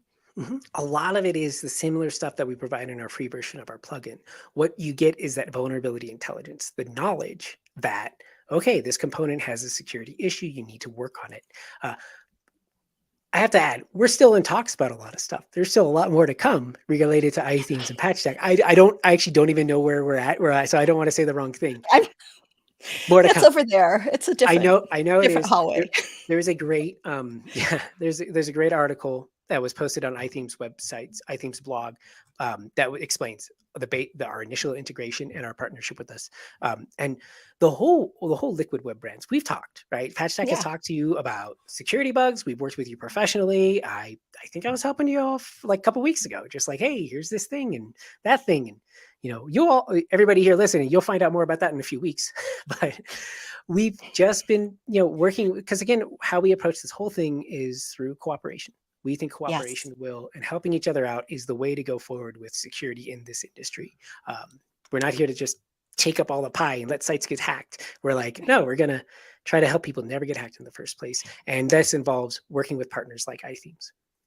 Amazing. And that is something that is really important to me, and why I asked you to come here to talk to all of the Kadence audience, is because we share the same philosophy of open source is about community, and it's about uplifting everyone in the community, uplifting and amplifying the voices of everybody who uses WordPress, and helping everyone stay safe, be successful, and to sort of stake their digital domain and have a voice. And because you guys have that same philosophy and that commitment to community, it just felt like just the perfect fit. So with that, we're friends. This is what we do. Friends, we're making the open source web more secure. right? Exactly. I think Great. everybody has heard somebody say WordPress is insecure, and like, let's just prove every one of those naysayers wrong. It can be secure. It does take a little effort, but it can be It- secure. It's more secure than it was when we were cleaning hack sites, isn't it? It is true. So many, but Yeah. So many. we came back. So many cPanels with 30 sites in it. Yeah. We are both coming back. I think it was over a decade experience each. I'm not sure how long, but we've been here doing this for a long time. We're still here. Yeah. We're still fighting, and we're finding the real solutions. It's not just the Yes. cleanup. It's getting in front of the cleanups. It's working with the developers. I love working with the developers. I say it's 90% of the developers. I love working with them. 10% don't answer my emails. And unfortunately, they end up becoming abandoned and such. But even then, I enjoy kind of working. Like I said, I do the blog series I do is called Last Patch, and I write patches for unpatched security bugs, and I just do it for fun. And in one case, I actually helped a retired plugin developer who Yeah. was releasing his open source plugin, and he's like, I don't have time for this. And I said, you know what, man, I'm going to help you out. Here's the patch. It was like 8 lines of code. I patched not only the bug that was reported, a couple others that I spotted, and I updated his changelog to look nice. And I did give myself a little credit in the credits section. So now I'm officially a plugin author for in the WordPress plugins repository. Amazing. That's so cool. That's so cool. I appreciate your friendship so much, and I appreciate the commitment you have to WordPress, to the community, to everybody who's building something with WordPress and with Kadence. Got to throw that in there too. So this is just an amazing opportunity to talk about all of this stuff. I know security is boring, but until it's not, and then it's fun and interesting and exciting, just like my doorbell easy. going off. Jeez. Yes. Don't they know I'm live streaming here? Okay. We're gonna have to deal. All right. Little Well, property. I'm gonna say goodbye to you, Robert. For Thank now, you. we'll talk again Thank you all. soon. Thank you so Yes. much for being here. Everybody give Robert mad props. Go follow him on social media and follow Patch Stack on social media as well. We're going to say goodbye, and I'm going to do my little transition. And here's Dustin. Oh, I hit the wrong button. I'm gonna get out of here. See ya. I'm leaving. Oh my gosh, the doorbell threw me. How you doing, Dustin? I'm doing great. How are you doing? I'm doing great. I am going to just segue right into your presentation. I know that there's going to be a lot of people here for this, because a lot of the reason why people come over to Kadence is because they've been using a page builder, or they've been using tons and tons of plugins in order to do something. And then they hear about this like lighthouse thing with green circles and wonder why they're not getting it. But you have some answers, don't you? I have a couple. You've got a couple. Great. And Dustin, you and I have kind of become friends on Twitter because you are really putting some energy out there and educating people about how to do more with WordPress, how to do things even with security, and how to make their sites more performant. You are the CEO of Iridium Hosting, and you live in Washington State. That's correct. On the dry side. The dry side. The dry side. And you've been using WordPress since 2007, and you are, I'm just going to call you the most helpful person in WordPress on Twitter right now. Can I just call it? Thanks. I appreciate that. Cool. Well, if you have a screen share, go ahead and hit that present button down below. And if you have some slides or things that you're going to show, and I am going to, I'm going to show myself out and let you have the floor and let you give your presentation. I will manage some of the chat type of things happening here on YouTube and Facebook. And I'll be back as soon as you're done to talk about things and get questions answered and to have a good time. Sure. Can you see my screen? I can see it, and I'm just going to add it to that styling. I'm going to actually make that big. Should I make it big? Do you like it big like that? I can't. It's taken over my full screen, so I'm not sure what you're seeing. So we'll just call it big. Okay. So yeah. I'll work through this. Have a great session. We'll see you soon. Yeah, thanks. All right, everyone. WordPress doesn't have to be slow. Just like Robert got done telling us that WordPress doesn't have to be insecure, WordPress doesn't have to be slow. So here's our quick agenda. Number 1, who am I? Number 2, what slows websites down? Number 3, we'll talk about core web vitals. With number 4, we will talk about the speed test tools. On number 5, we'll talk about optimization plugins. And number 6, Cloudflare. Number 7, where to reach me, and then we'll end up with a little Q&A. So, who is Dustin Hyle? As Kathy said, I am the founder of Iridium Hosting. I also deliver WordPress maintenance and management services there. So I'm not just worried about the servers. While servers is something I'm deeply passionate about, I know that everyone in WordPress has a lot more to worry about with that than just their server they're hosted on. You know, you have to worry about plugin updates, WordPress speed, like we're talking about here. So I do all those services as well at Iridium Hosting. So I've been using WordPress since 2007.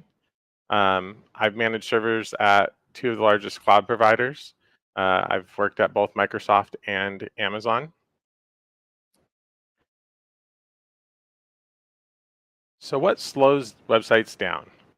The most things that I find that slow websites down is images, scripts, and requests. And I'm going to show a little demo a little bit later using some of the tools, and that will kind of help you see how it can impact. But usually with images, the biggest thing I find is people using PNG files. PNG files are great if you have to have transparency in your image. You know, like if you're going to have a logo with a background that could be changing, or it's across the background that has a division of a color or a texture behind it. You'll want to use maybe a PNG or even a WebP for that to have the transparency. Outside of that, you should be using JPEGs, and you should be using very well optimized JPEGs for your site. The next thing is scripts. This is usually JavaScript these days, but it could be other scripts as well.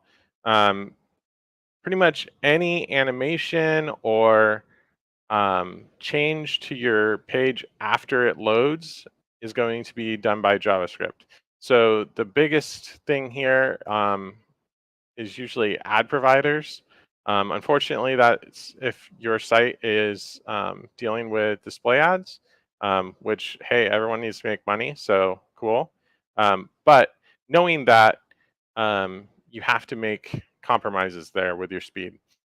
So what I recommend is, especially for those who are running ads, that you optimize everything else on your site. So even if you're taking a hit for the ads JavaScript, that it's not going to totally cripple your site based on your ad provider providing JavaScript and then you having like animations on your website or little things that load to give a cool effect or whatever, that will also add to it. And then requests. Every single item on your web page that has to be loaded is a separate request. And these requests could be to your server directly, or it could be a request out to a third-party server. And limiting the requests to third parties is huge, because every single time you have to make a connection to a new server, that adds just a little bit of extra overhead too. So if you could minimize your external requests and then also even your internal requests, but the external requests are usually something that you want to avoid more so than the internal ones. So let's talk about Core Web Vitals here. Core Web Vitals is something that Google has been pushing recently. It's to make sure that people have a better experience on your site. Most people are going to hit the back button if your site takes too long to load, or if your site is moving around a lot when it does load. It creates a bad experience and they just hit back. Well, why you care about this is because user metrics are huge for SEO. Like Google has Chrome browser they're definitely looking and seeing what type of things are happening when people go to different websites. So a good experience is someone comes to your site, they wait for everything to load, they spend some time reading through it, then they click through to like another page on your site. But if your site is slow and has poor core web vitals in this case, you would click, that user would be clicking back before spending that time on your site. And so that's really important. So speed is not only a factor for like comparative directly to another site, but also for those user metrics, because those user metrics are going to impact where you're ranking as well. So let's talk about the 3 pieces of core web vitals that matter. So largest contentful paint, total blocking time, and cumulative layout shift. So largest contentful paint is how long it takes the largest image or block of text to load. Basically, anything that you see on the above the fold content at the top of your page that's loading, the largest item on that page is what Google is going to consider the largest contentful paint. Total blocking time, also called TBT, is the time between the first contentful paint and time to interactive. So first contentful paint is different than largest contentful paint. First contentful paint is the first things that you see appear on a site when you load it in your browser. And then time to interactive is when a web page first starts loading, like you can't click on items or scroll around. So the time to interactive is when you can start actually interacting with the page. This can be a little bit tricky in testers though, because some of the testers will report time to interactive that is longer than it really is in reality. And I think that most of that is caused by lazy loading certain scripts. So some of the things you can be doing to increase actual performance can throw off some of these testing tools, and even Google's Core Web Vitals tests as well. And then the third Core Web Vital you need to be paying attention to is cumulative layout shift. And this is when, as your page is loading, like elements of the page are moving around the screen. So for example, let's say that you have a featured image at the top of your post. Well, if your code is not set up correctly, it will load in the text faster than the image loads. So it could put the text at the very top of your screen, but then as soon as that image loads, it moves that text down, below the image. So that's what that layout shift that they're talking about there. So the 3 tools that I use most commonly for testing and telling me what's wrong with Core Web Vitals and page speed are GT Metrics, Web Page Test, and Page Speed Insights.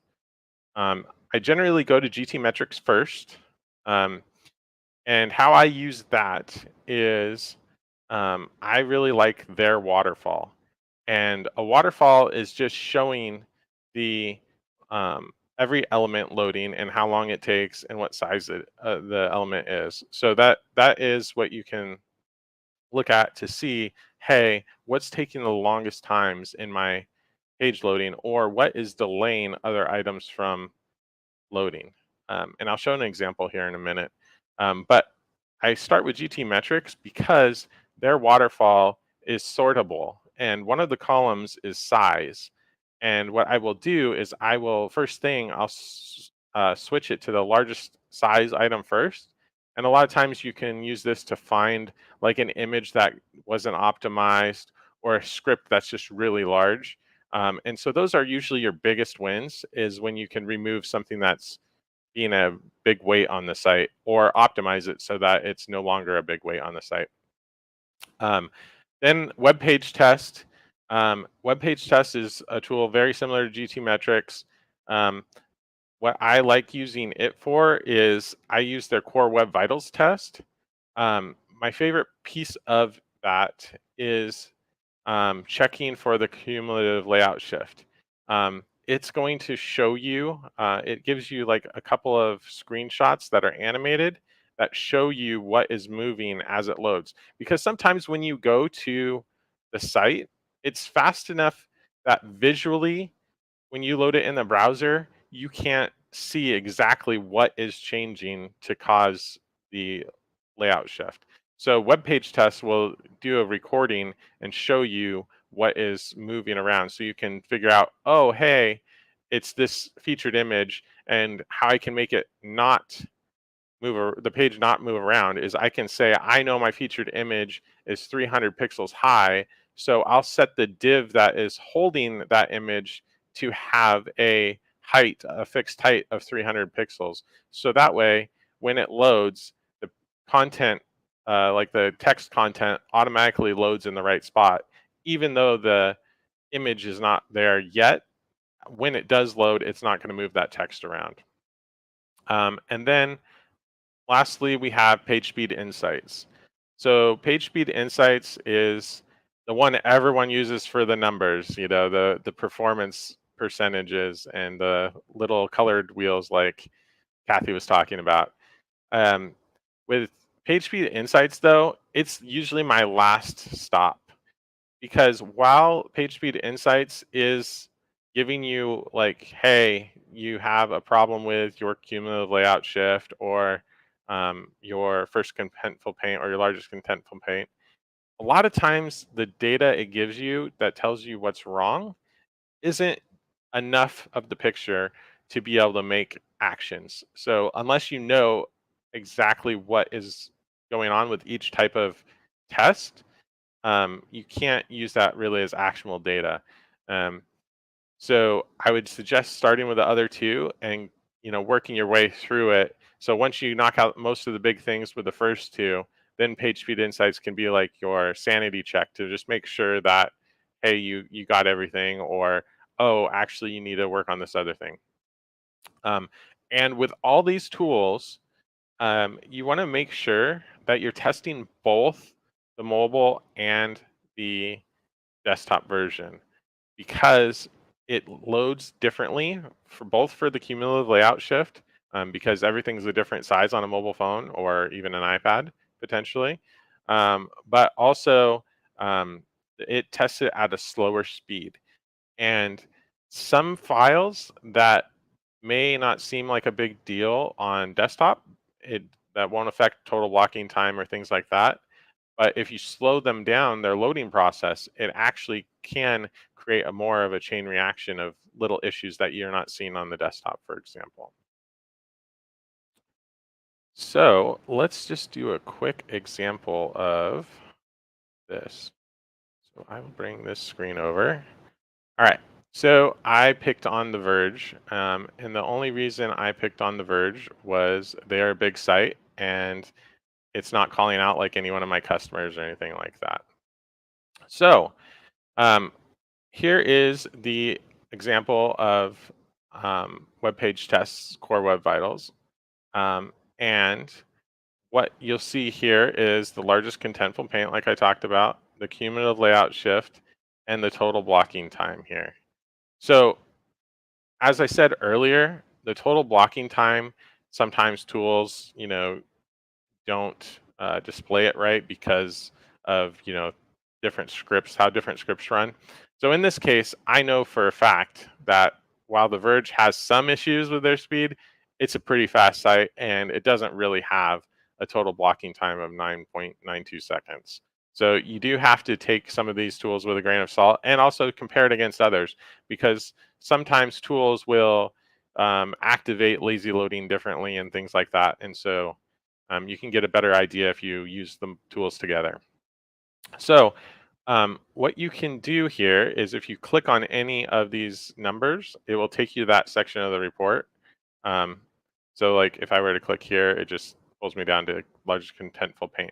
So you can see here that the featured text is the largest item on the page in this case. And so using this is helpful because when you're trying to improve this score, you want to make sure that anything that loads before this text is what you're looking to optimize. While it's good to optimize everything, it's most important to go for that largest contentful paint first. So for example, something that could throw this off that would load first would be their logo.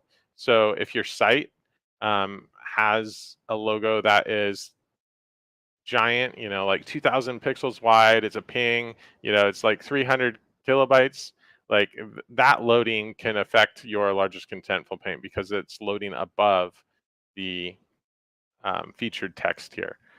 And it might not be something that you even see on the page that is loading. I mean, obviously the logo is loading, the menu's loading above it, but there could also be scripts that you put in your header, Google Analytics, Google Tag Manager, a script for your ads plugin or your ads provider, things like that.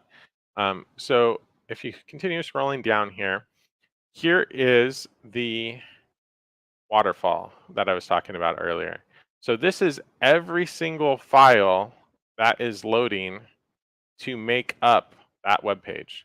And you can see they have a lot of WOOF2 files, and those are font files. So a big speed tip here is use system safe fonts or web safe fonts. And what web safe fonts are is fonts that are found on every computer. No matter what operating system, if you're on Windows or Mac, like they will generally have those fonts pre-installed. So the benefit of that is you don't have to load in any fonts if you're loading it, if you're telling your site to use a website font. There's also a font called System Font that I know like Kadence has built in to use, for example. And System Font, the font will vary between operating systems because it is like tailored to that operating system, but it is not one that gets loaded separately. So it's just like the web safe font. However, the only thing with using the system font is the appearance is going to change depending on what OS is. But some people like that little added feature too. So if you look here, there's a lot of JS files, which is JavaScript loading. In their case, it's good. These are not up at the top. So they're not slowing down your largest contentful paint and your first contentful paint. If you see this little icon here, the white X on top of the orange circle, it will show up. In this case, we don't have a good example, unfortunately, for that, but it will show up here in the list of the items, and it will tell you if it's a render blocking resource. And that is useful for fixing your total blocking time. So if something is actually blocking the page from loading further before it's done loading that element, that is an item that you can either remove or delay, things like that. A lot of the optimization plugins will allow you to delay JavaScript. And that is, JavaScript is usually the biggest thing that I run into that's a render blocking resource. So this waterfall is really good for showing that when that is an issue. So here, if we go down to cumulative layout shift, unfortunately, they don't have any because it's a good site, good on them. But right here, it would show the little animated images showing what is causing your layout shift. Down here is showing the total blocking time. Here is an example, like I just talked about, actually, of showing that this resource is blocking. In this case, it's Google Tag Manager. And that is actually something that I find often. Google is telling everyone, hey, you have to have a fast performance site, but they're a really big company and not all their teams talk together, because a lot of times things that slow down your site are unfortunately released from Google. So that's all I like to look at here on Web Page Test. But let's go quickly over to GT metrics. And I already pulled up the waterfall page, but when you run a test, it will look like this. It will give you a couple items that you might want to read through and see if there's anything that you want to look for to fix. Another quick thing you can look here is you can look at your total page size. Reducing this as much as possible always is a good thing. I like most pages to be under a megabyte, and it will show you the breakdown of what is using up your space. So in this case, they have a lot of JavaScript. Many sites that I work on, I see a lot of images being the big item, but that's something that you can work on just depending on what your site is. But my favorite part of GT metrics is their waterfall. And I come here, and the first thing I do is I sort this by size to figure out what the largest items are. So in this case, their largest item is some JavaScript file that is 313 KB. Obviously, you can't control like from your ad provider what JavaScript size is, but if you have anything other than something from your ad provider that is more than like 150 KB, that really you should be looking about removing that or optimizing it down. So images, for example, if you have an image that's above 150 KB, you definitely need to be doing some optimization there, resizing it and also compressing it and or putting it in a proper file type. So if it's a ping and it's your featured image, probably should be a JPEG or possibly a WebP. So that's what I would say about that. And then you come to page speed insights, and you see that they're passing core web vitals, which is great because it cares mostly about the top 3 here, which is what you see in your Google Search Console. However, they do have some elements that Google's PageSpeed Insight tool says that they can work on. So reducing unused JavaScript, as we saw in the previous waterfalls, they had a lot of JavaScript on their site. So this is just saying, hey, you should optimize it or remove it. And minimizing main thread work. Again, in this case, it's saying that 10 seconds was spent on working through those scripts. So those are the types of things you're looking for here. Basically, if you've done most of the things that we talked about on the 2 waterfalls, many of these things will start to go away. We'll go back to the presentation. So that is the tools that I use for looking at page speed. All right, so optimization plugins. When it comes to WordPress, you're going to be doing a couple of things. You're going to be removing items that are unnecessary. You're going to be optimizing images. But then if you are dealing with having JavaScript loaded on your site, your CSS files, which control the styles of your site, you're going to want to optimize those, the ones that you can't get rid of. So there's lots of optimization plugins. And I say optimization plugins, people started with caching plugins because most of the plugins for performance in WordPress started as their one trick was doing caching. Now caching is kind of the norm. Like pretty much anything to do with optimization in WordPress can do caching in WordPress. So when it comes to the optimization plugins, you're really looking for other stuff like removing unused elements, JavaScript optimization, JavaScript deferral, your CSS deferral, how it loads, if it's asynchronous or not. If you remove elements from the CSS that aren't actually used on every page, a lot of times, like when you have a CSS file, you have just one CSS file for the whole site. But the elements that, some of the elements in that CSS file may not be loaded on every page of the site. So some of these plugins can actually remove pieces of that CSS and save the cached version. So here are generally the ones that you hear most about, and the ones that I use across different clients depending on their needs. So I'll give a little opinion on how I use which one where. So WP Rocket is a paid plugin.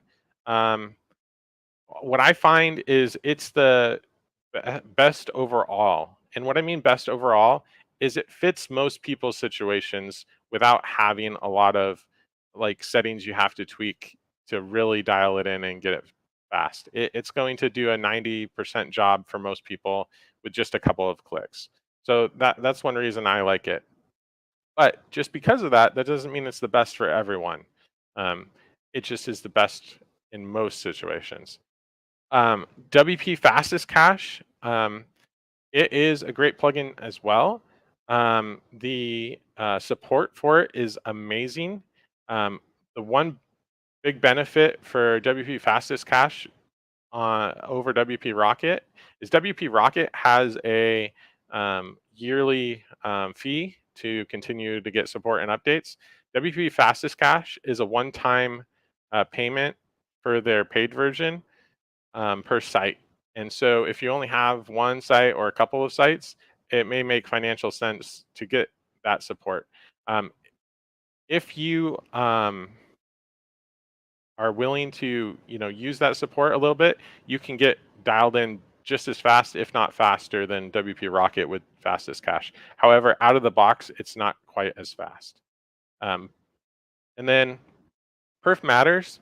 Perf Matters, it does a lot of things that the rest of these don't use. It can remove kind of generic elements from WordPress, like the built-in emojis. It can help you remove scripts from loading on certain pages. So if you have a plugin that loads a script on every single page of your site, but you only need that script to actually load on one page. For example, with that, like contact form 7, for example, you only need that plugin to help with your contact form on your contact page, right?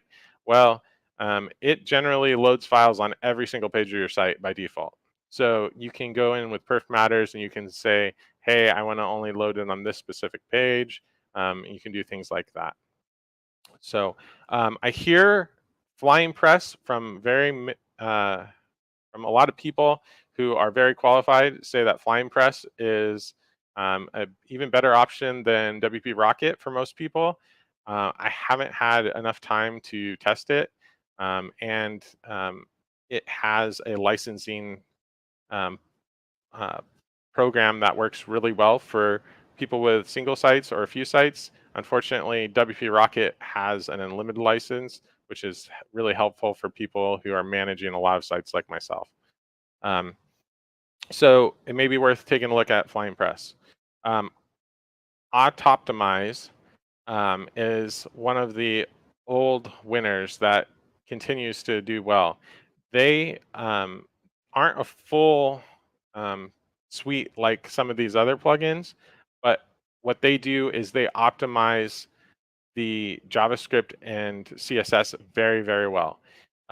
If you are on an ad provider like a Zoic that doesn't allow you to use a lot of these other plugins, you can use Auto-Optimize with the Zoic's provided Leap to get a little bit better performance out of their system, since you can't use the caching plugins and other things like WP Rocket, Flying Press, etc. with a Zoic, for example.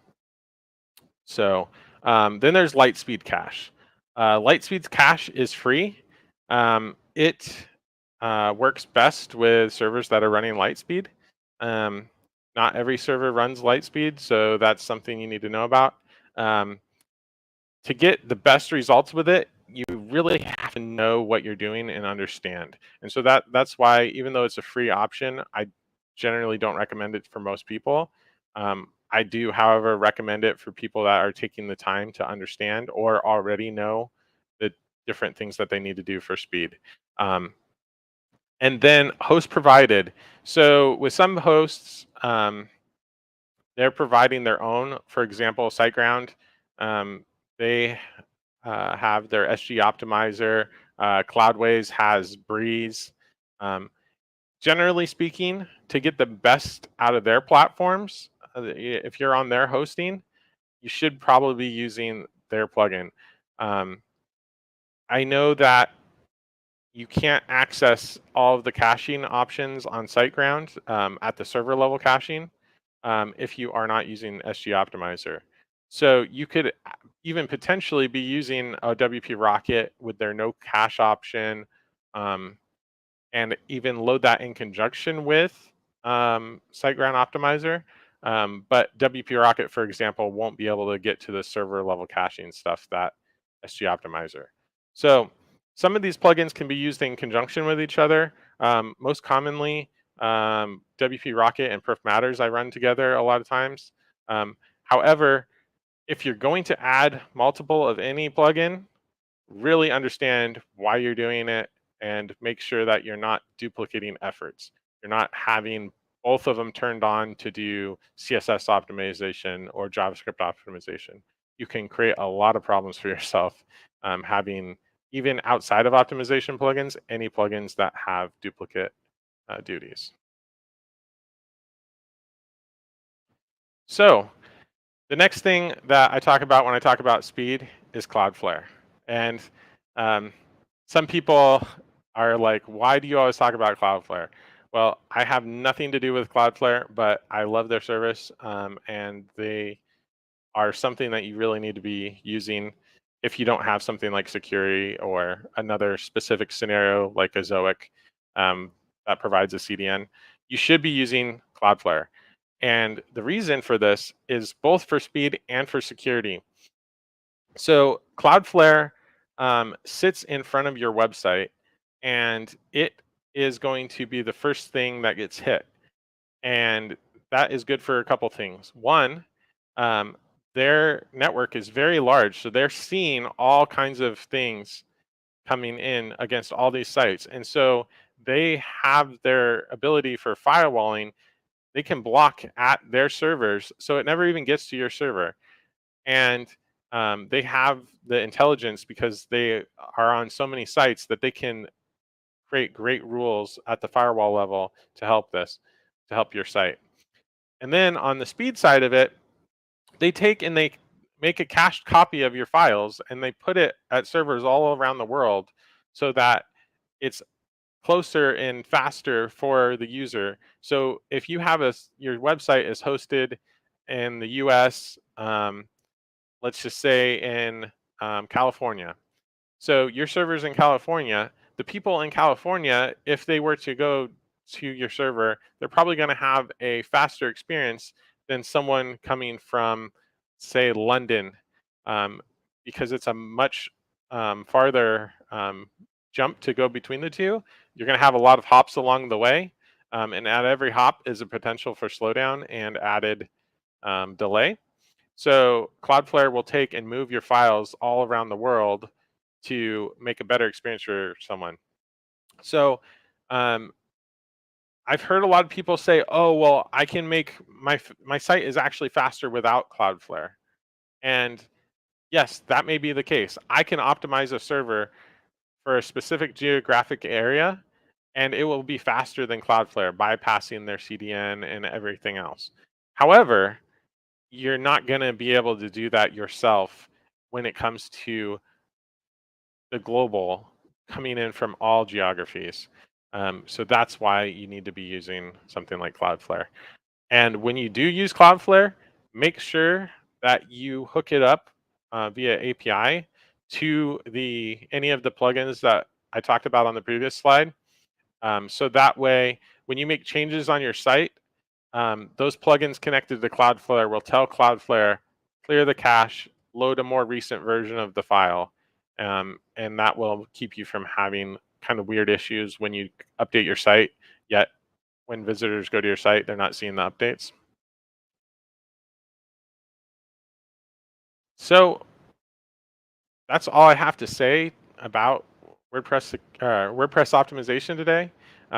You can reach me at iridiumhosting.com. I have hosting and management services there. We do page speed optimizations as well. You can also reach me on Twitter, like Kathy said earlier. I have a goal for 2023, a personal goal, to try to be the most helpful person talking about WordPress on Twitter. So if you have any questions about anything, not just performance, speed, anything about WordPress, ask me there, and I'm going to try to give that information out to everyone. I'm at Dustin Hyle pretty much everywhere else. So, Kathy, if you're still around, we'll go into Q&A maybe. Yeah. How could I go anywhere? I'm like taking notes, dude. That was some really great information. And I really appreciated the fact that you went into core web vitals and what that all means. And, I've been exposed to all of that stuff, but you got into a lot of the nuances of it, like the fact, like the largest contentful paint. That is so hard to say. All of the core web vitals are hard to talk about. Cumulative, like that is impossible. Yeah, exactly. It's like Google's really giving us the test. Like, can you really talk about this? Let's see. Practice it a few times. It's Yeah. been How about EEAT?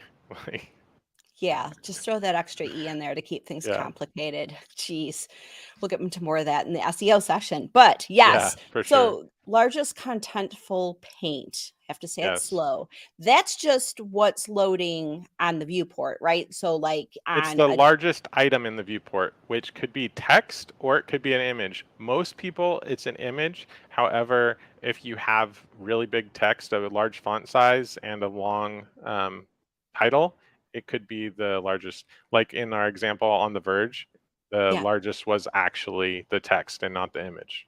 Okay, cool. All right. That's really good distinctions to make. Can you talk a little bit about, I know lots of people talk about mobile versus desktop, and Yep. mobile scores are much harder to get, all those green circles and everything for. Can you Yeah. talk a little bit about the difference between them and what maybe what we're looking for there? So with mobile versus desktop, the biggest thing is speed. And so, if you're sitting at home, you may have a cable internet connection, but a lot of the world is, when they're on mobile, is on 4G or less.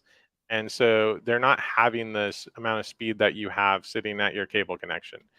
That is impacted in multiple ways. It's having elements that take up a lot of space. So unoptimized images, for example, that's like a huge win, especially for mobile. But also you run into situations where something loads faster on the desktop because of your faster connection, and it might not have any issues or domino effects. But on mobile, if one item loads a little bit slower, it could cause more blocking events, like we talked about. And so it can be a domino effect of the one item is not itself a problem, but it slows down the whole chain in the waterfall, which creates an overall problem. So really, for mobile, the biggest thing is reducing file sizes of every file you can, and also, if it's not needed, remove it. Like if you have this little animation, like sure, some people are going to be like, oh, that's so cool.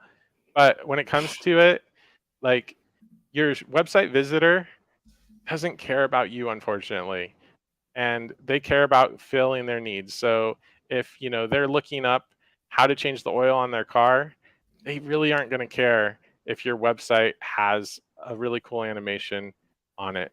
So, you know, think about everything you can remove that doesn't fit the user's intent. Right. Right. So the fastest web page or website is going to be like an HTML page with just text on it, right? Hardly anything Yes, there. And then we've unfortunately. got we've got these sites that have animations, we've got videos embedded, we've got larger images and a hero section, and wow, they look really flashy and great. But Yeah. there's where do you draw this line of a continuum of like the perfect fast page versus something that's very, very flashy? Can you give people some just like overall guidance on like how they should think about their site or a page? Sure. So with that, you can have really good looking themes that aren't heavy. Example, Kadence. Kadence looks really good. Another one is Generate Press. I use both of them all the time. So I'm not just shilling for one, but you know, you have to really look at the overall like environment of your site. So, you know, looking at the theme, like you can have things that look good without it being heavy. Images, you can have images on your site. That's fine. But make sure that you are optimizing them for the size, the location where they're at. So if you use any of your browsers, you right click on an image and you say inspect, you can look, it will show you what size in pixels that it's loading. You know, it could be like 300 pixels wide by 200 pixels tall. Well, a lot of times people will just take their phone and take a picture.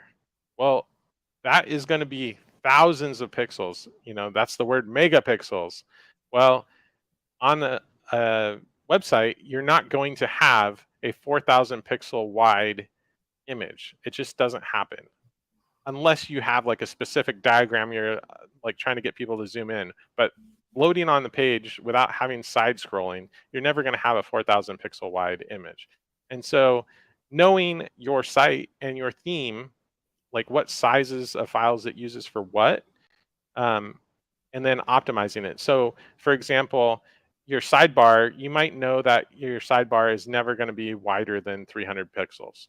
So any images that are going to show up in your sidebar, even if that image is used somewhere else on the site, create another version of it that is only 300 pixels wide so that you're not loading a giant file when you don't need to. The one caveat to that is if you are using Google Discover or you have a topic that works well for Google Discover needs to have 1200 pixel wide images. So for your featured images on your site, you probably, even if your site isn't 1200 pixels wide for that featured image, you might want to set your featured image to 1200 pixels when it uploads. Very, very good advice right there. And it's also another thing to mention is to know your audience, to pay attention to your analytics. Where's your traffic coming from? Are these people on desktop for the most part, or are they on mobile? So like if you have like 80% of your customers coming to your site on desktop and that's your primary audience and how they interact with your brand, maybe don't like stress out too much about mobile. Would that be good advice? So I would say, yeah, you can generally not stress as much, but if you make a site that loads fast on mobile, it's going to load fast on desktop. True. Good point. See, this is why you're here, the expert. And we've got some questions from our audience. Ben Anderson is asking if light speed plus perf matters is a good combination. Sure, it's a great combination. Just make sure that you don't have the minification of your JavaScript and your CSS turned on both. Pick one or the other. Very good. Yeah, I know of one site that's they're using a plugin for optimization. They're using caching on the server, and then they're using Cloudflare too. Mm-hmm. And it can get complicated knowing where something is stuck. Yeah. Any advice on that? Well, that's kind of why I said for most people, I say WP Rocket just is kind of the, you know, it will never be the absolute fastest for all situations, but it can be for most situations. It can get you 90% of the way there. That with, you know, Cloudflare tied in. Outside of that, you know, you kind of gotta dig a little bit deeper and understand why you're doing what you're doing. Can't just blindly go about it if you're going any deeper than a single plugin usually. Great. Ben has another question about your page speed optimization services. Is it difficult for you when you didn't build the site yourself? And could you get a good result even if the customer wants to keep their old theme, their builder? Like, how do you manage all of that? Yeah, that's tough.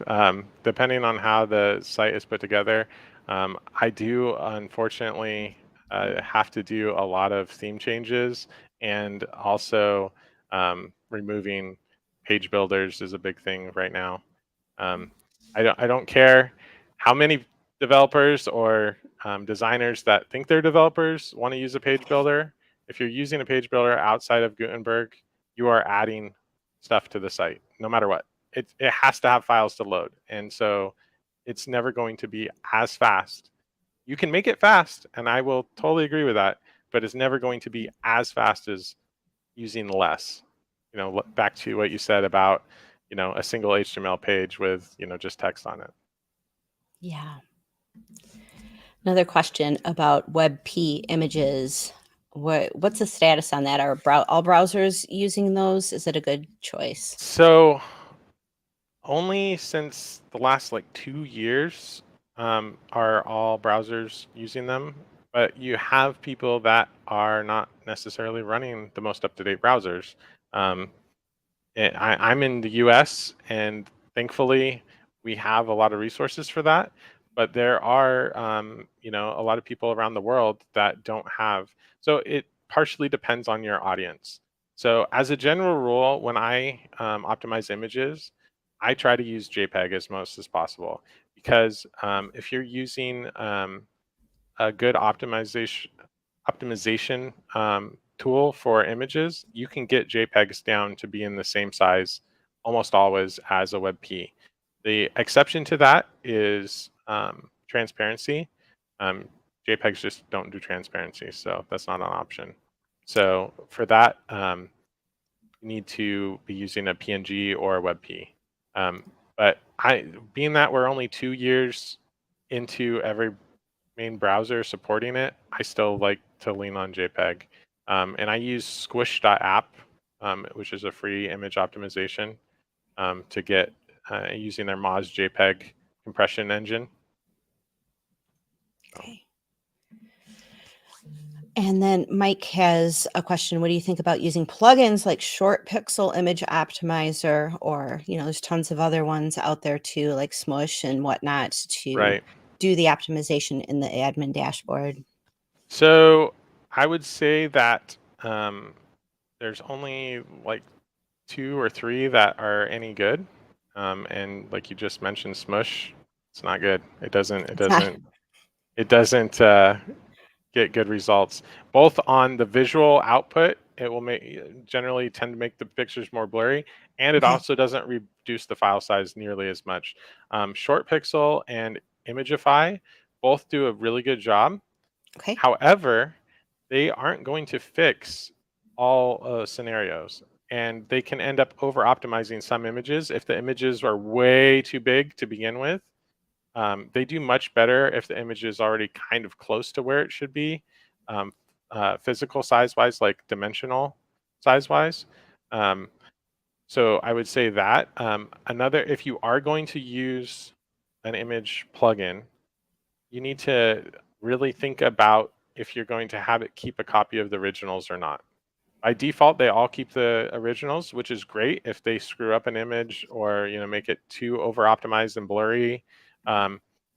However, that also adds to your hosting. So a lot of my clients are the like recipes and food type bloggers who have a ton of pictures, Mm. and that keeping that original can get really, really big and increase your hosting costs significantly, because when you're on a large site that's no longer on shared hosting that offers unlimited storage, you're paying for all of your storage, and that can be expensive over time if you have a lot of traffic and you have a lot of storage needs. Right. And then there's also the idea of like taking those types of resources and then putting them in like a bucket or somewhat, putting them off server. Yeah. But then you get warnings about pulling in resources from other places. Do you have any thoughts on that? It's also going to load slower, generally Yeah. speaking, because Okay. it's adding another third-party request. Right. So what I suggest for most people is to use something like Squish on your PC, which like I said is free. If you're on a Mac, Pixelmator Pro, you can use that to automate. And with that, you can even create a shortcut, and they have guides how to do that on their site. You can create a shortcut to basically be able to right click on a file and tell it to optimize. And you can, in the shortcut, you can define, hey, 1200 pixels is the max width for all these. And so when it does, it will automatically optimize it to like a WebP, for example, with 1200 pixels wide. So that's an option there. I haven't found a good automated option like that for Windows, which I use Windows most of the time. I have both, but when I'm on Windows, I just go to squish.app in my browser, which is free, tool provided by Google even. So Great. Okay. So Ben has a follow-up question on what he was talking about earlier with your page speed optimization services. Do you actually end up like having to rebuild people's sites in order to get what you need? So usually that is with a client that I'm doing more than just page speed. We have a full plan of what they're wanting to accomplish, and usually that's when it comes into more talk about, okay, we're going to pull out a page builder, we're going to do a redesign. My generally, as a page speed as a service, is not that at all. It is installing optimization plugins, setting them appropriately, resizing images, things like that. Amazing. Great. Okay. We've got another question. What about ew? Can I just call it ew? Image compression that sends images to a CDN and loads from there. Thoughts on that?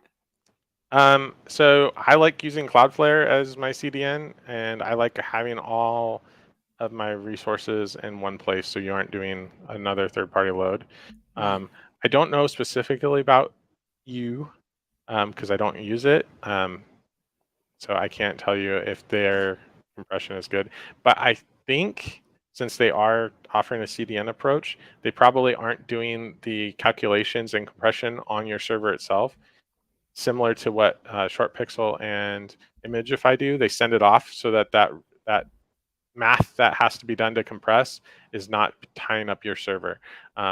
Like the free version of Smush, for example, it's going to use your server's resources wherever you're hosted to do those calculations and compressions. So that's one reason why I don't like it, outside of it not actually reducing the file size a lot. Yeah, definitely. One note about Cloudflare too, and another recommendation, if there ever was like a DDoS attack on your site, let's say you're huge, you get big and you get a competitor that decides we don't like you anymore, or it's just some random ransomware type of thing. Having that already set up on your site just gives you that, you just go to under attack mode. It's already there for you. So having that set up ahead of time, there's just so many reasons to use Cloudflare for optimization reasons, but also for security reasons. It's Absolutely. just, being absolutely prepared. The whole idea of securing your site is, just assume you're going to get hacked. And what are you going to deal with any kind of attack? And so having that Cloudflare, just something that's taking the requests from the wide internet before it hits your server, so recommended. So I Not just only that, it is going to reduce your hosting costs significantly too. Right. Because you're not having to send all that data from your server. I have people on shared hosting that are getting over 200,000 page views a month, and they're still on shared hosting, and their sites are loading just fine because most of their site is loading from Cloudflare itself. So Amazing. that does not work, however, if you are e-commerce or a membership site where you have to have uncached elements. You do need a big server if you're going to be doing that at any kind of scale. So. At any scale. Yeah, definitely. All right. Some more questions. We're going to have to power through these. What about AVIF images? I don't use them. I go to JPEG for everything I can. WebP sometimes. Outside of that. Okay, cool. And then Ben is curious on how you price your page-based services. You don't have to answer this if you don't want to. It depends. Like with everything, it depends. So I will generally do a quick audit. Just run it through the tools and figure out how big of a thing it is. Early on in my career, I did flat rate page speed, and unfortunately, that's not sustainable because everyone has different needs. Everyone has different themes. Everyone has different amount of images on their site. Yep. Got to quote that based on what you're dealing with.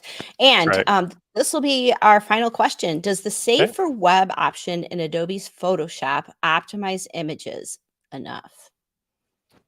That is actually what I used to use before Squish. It does a good job, generally speaking. The only caveat to that is I don't know if recently they've changed their mind, but it was considered a legacy feature that they weren't fully supporting anymore. So that's why I started looking at other options and have settled on Squish. So amazing. And then Charlie's curious if you charge for a mini audit. I think you just contact Dustin and he'll let you know how much it costs for whatever if you have 1 million pages on your site, that's obviously I don't think there's a mini audit available for that, but talk to Dustin, let him know what you've got and he can quote that for you. Can I answer that for you just that way? Yeah, I mean, if you reach out and you tell me your URL, I can pretty quickly give you a free quote to know how much it would cost to fix your issues. Great. And go follow Dustin. We're going to wrap this up. We're going to send everybody to your Twitter because you have been doing some really powerful threads lately. It's how we met. We started talking about Kadence. And I'm like, this guy's got it going on. Hey, Thank you want to come to Kadence Amplify? And here you are. And this was an amazing session. I'm going to have to rewatch it again just because there was so much data in here. So obviously, I appreciate that. Yeah, you did great. And I'm so glad that you were here. We are going to transition into the next speaker. I will talk to you on Twitter. I'm going to head over there later. Thank you. Bye, everyone. All right. That was so wonderful. So glad to have Dustin here. I like you said, I'm going to have to watch that again. I also have to go watch Bet Hannon's talk on track 2 because that was all about accessibility. And I just peeked in there in the middle of the set. She had some amazing stuff going on too. So we are just jam-packed with all of this information that's going to help you amplify your voice on the internet with whatever you're doing with WordPress, whatever you're doing with Kadence. And we are now ready for our next speaker here on track 1, Melissa Love. She's going to be talking about scaling your business using templates and semi-custom design. Now, Melissa is the CEO, the leader of the Design Space, which is a UK-based firm that creates better, affordable designs for people who need effective websites that work for their owners. And Design Space is like the IKEA of website template companies. And Melissa says on her website that she is your WordPress website phone a friend. I love that branding. It is amazing. Let's bring Melissa on and say hi. Melissa, how are you? I'm good, thank you. I'm actually over here in the States right now. I'm not normally, but I'm here in San Diego at a conference. So it's so good to be on the same time zone as everyone-ish. Yes, that's so great. San Diego too. Wow, a little bit of a different vibe than the UK. Yeah, I love it. I love coming over here. Need no encouragement. Amazing. Great. Well, I am so happy that you're here. You've been part of the Kadence community, and I'm so grateful that you are here to share some of your expertise, some of your advice. If you have slides that you want to share, there's a present button down below that if you can click that and go ahead and select whatever screen that you have, and then I will end up having to add that to the session. I am going to show myself out and take a break and let you have the stage. And then in about 30 to 40 minutes, or however long your presentation, we have a full hour, but 30 to 40 minutes, however long your presentation takes, and then we'll have questions afterwards. And then I will come in, and I just want to talk to you. Like I just talked to Dustin a minute ago, and you probably saw a little bit of that. And I'll just ask you some questions about your presentation, and also field some questions from the audience so that everybody can participate. And for those of you watching from home, from your office, from your car, from a coffee shop, wherever you are, you can ask your questions at any time whenever the thought occurs to you. You can go ahead and add that into the chat here on YouTube or Facebook, wherever you're watching, and I will go ahead and star them in my secret system here and make sure that your question gets an answer. So with that, Melissa, I'm going to show myself out and add your screen share. It looks like you are sharing the same screen that has us on it. So if you can start your there we go. That way it won't do this infinity thing that makes us look like we're going to the moon. Is that good? That looks good. It looks beautiful. Okay, fantastic. Awesome. Okay, we'll be back in a bit. Okay, thank you so much for having me. I'm delighted to be here. And you'll have to excuse me. I've been at a conference for 2 days, so I've been talking to lots of people, so I might have to take the odd sip of water. But I'll start by just telling you a bit about myself. I've been in the WordPress space for, it must be 12 years or so now, maybe a bit longer. And in that time, I've developed this brand, which I was a web designer working with clients one-to-one.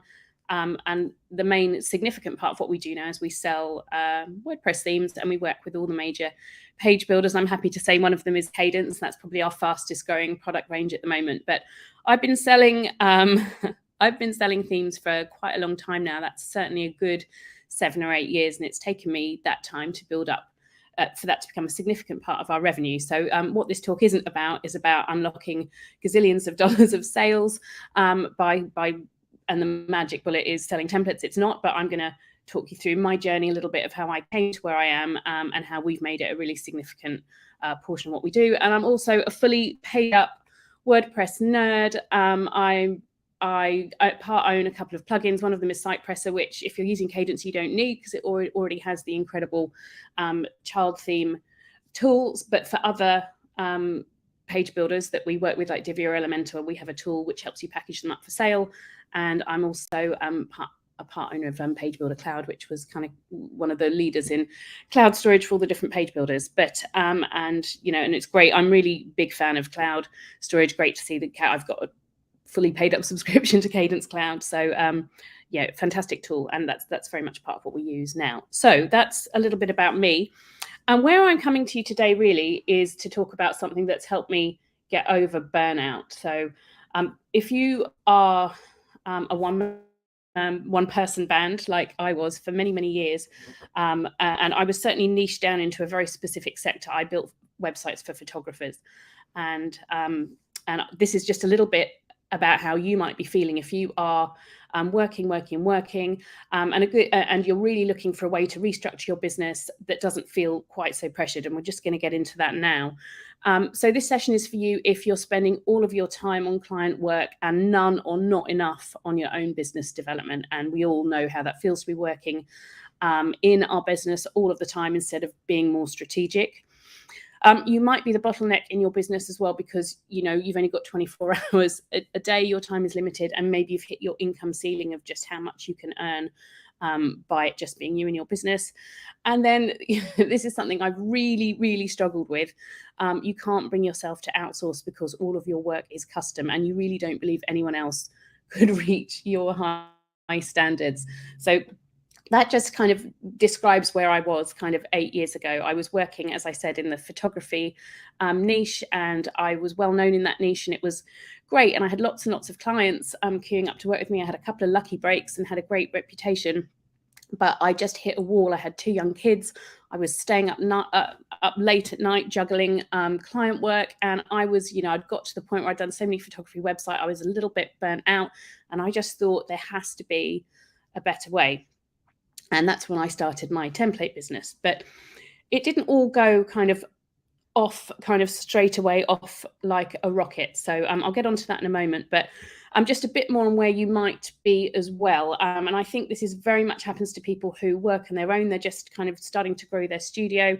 I call it the feast or famine cycle. I didn't invent that, but you'll see this. Lots of people talk about this, but you might be here as well. So you're hustling for business. You're, out there commenting on threads in Facebook groups, which, by the way, is a legitimately great way to get new business. But you might be feeling a bit desperate. This happens to us all when we know we need to bring sales in. So, you get some business, you book a client in and you dive into the project, and it's a big project and you're feeling good. There's some money coming. You work really, really hard trying to deliver, doing the client fulfillment, but you leave yourself with no time for marketing.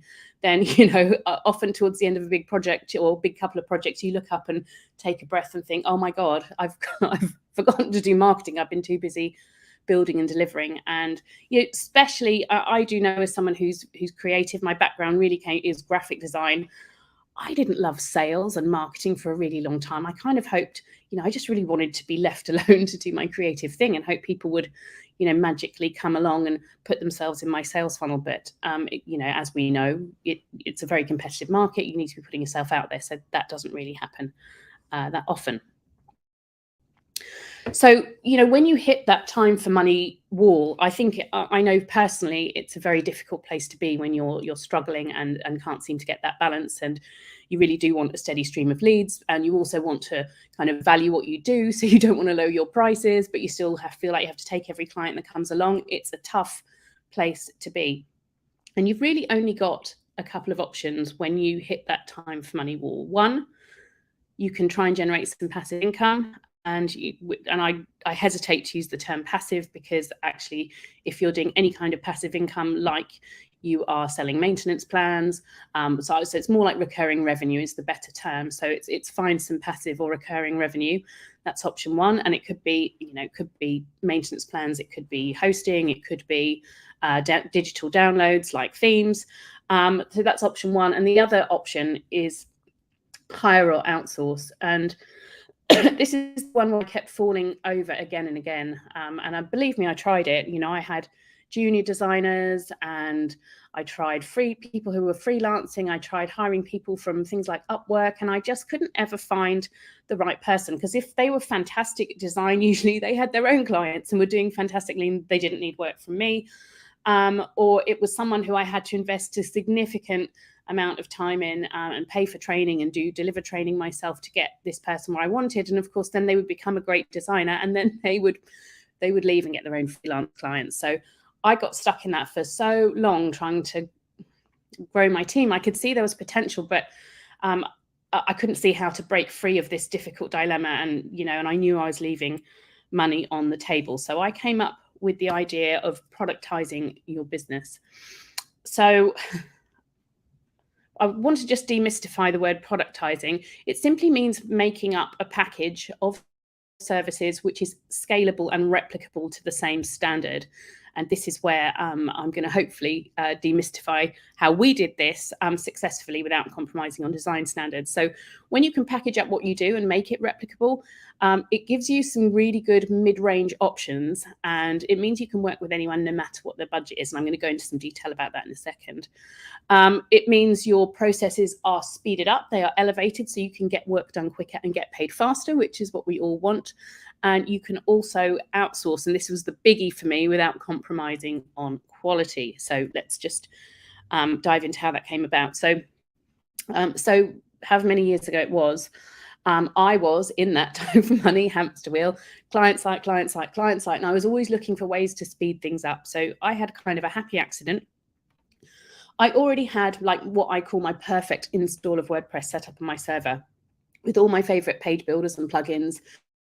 and a few layouts, and all I'd have to do was clone that for a new client site. So that evolved over time.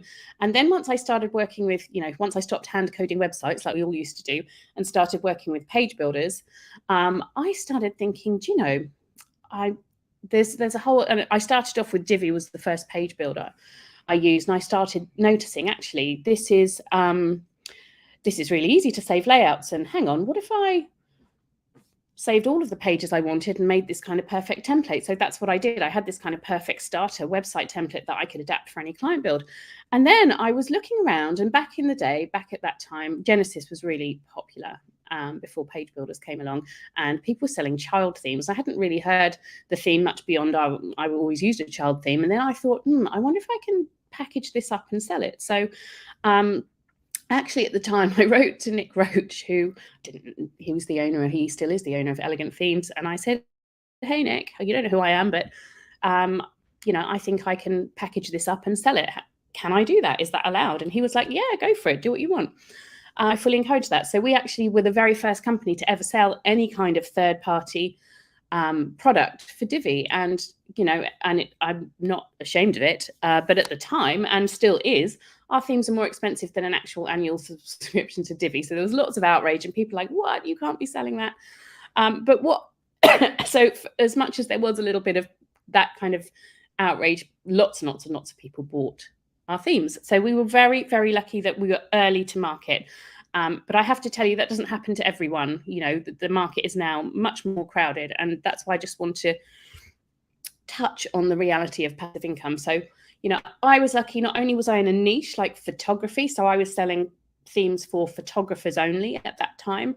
I had a track record because I had already been selling WordPress themes for another photography platform called ProPhoto and another one called Show It.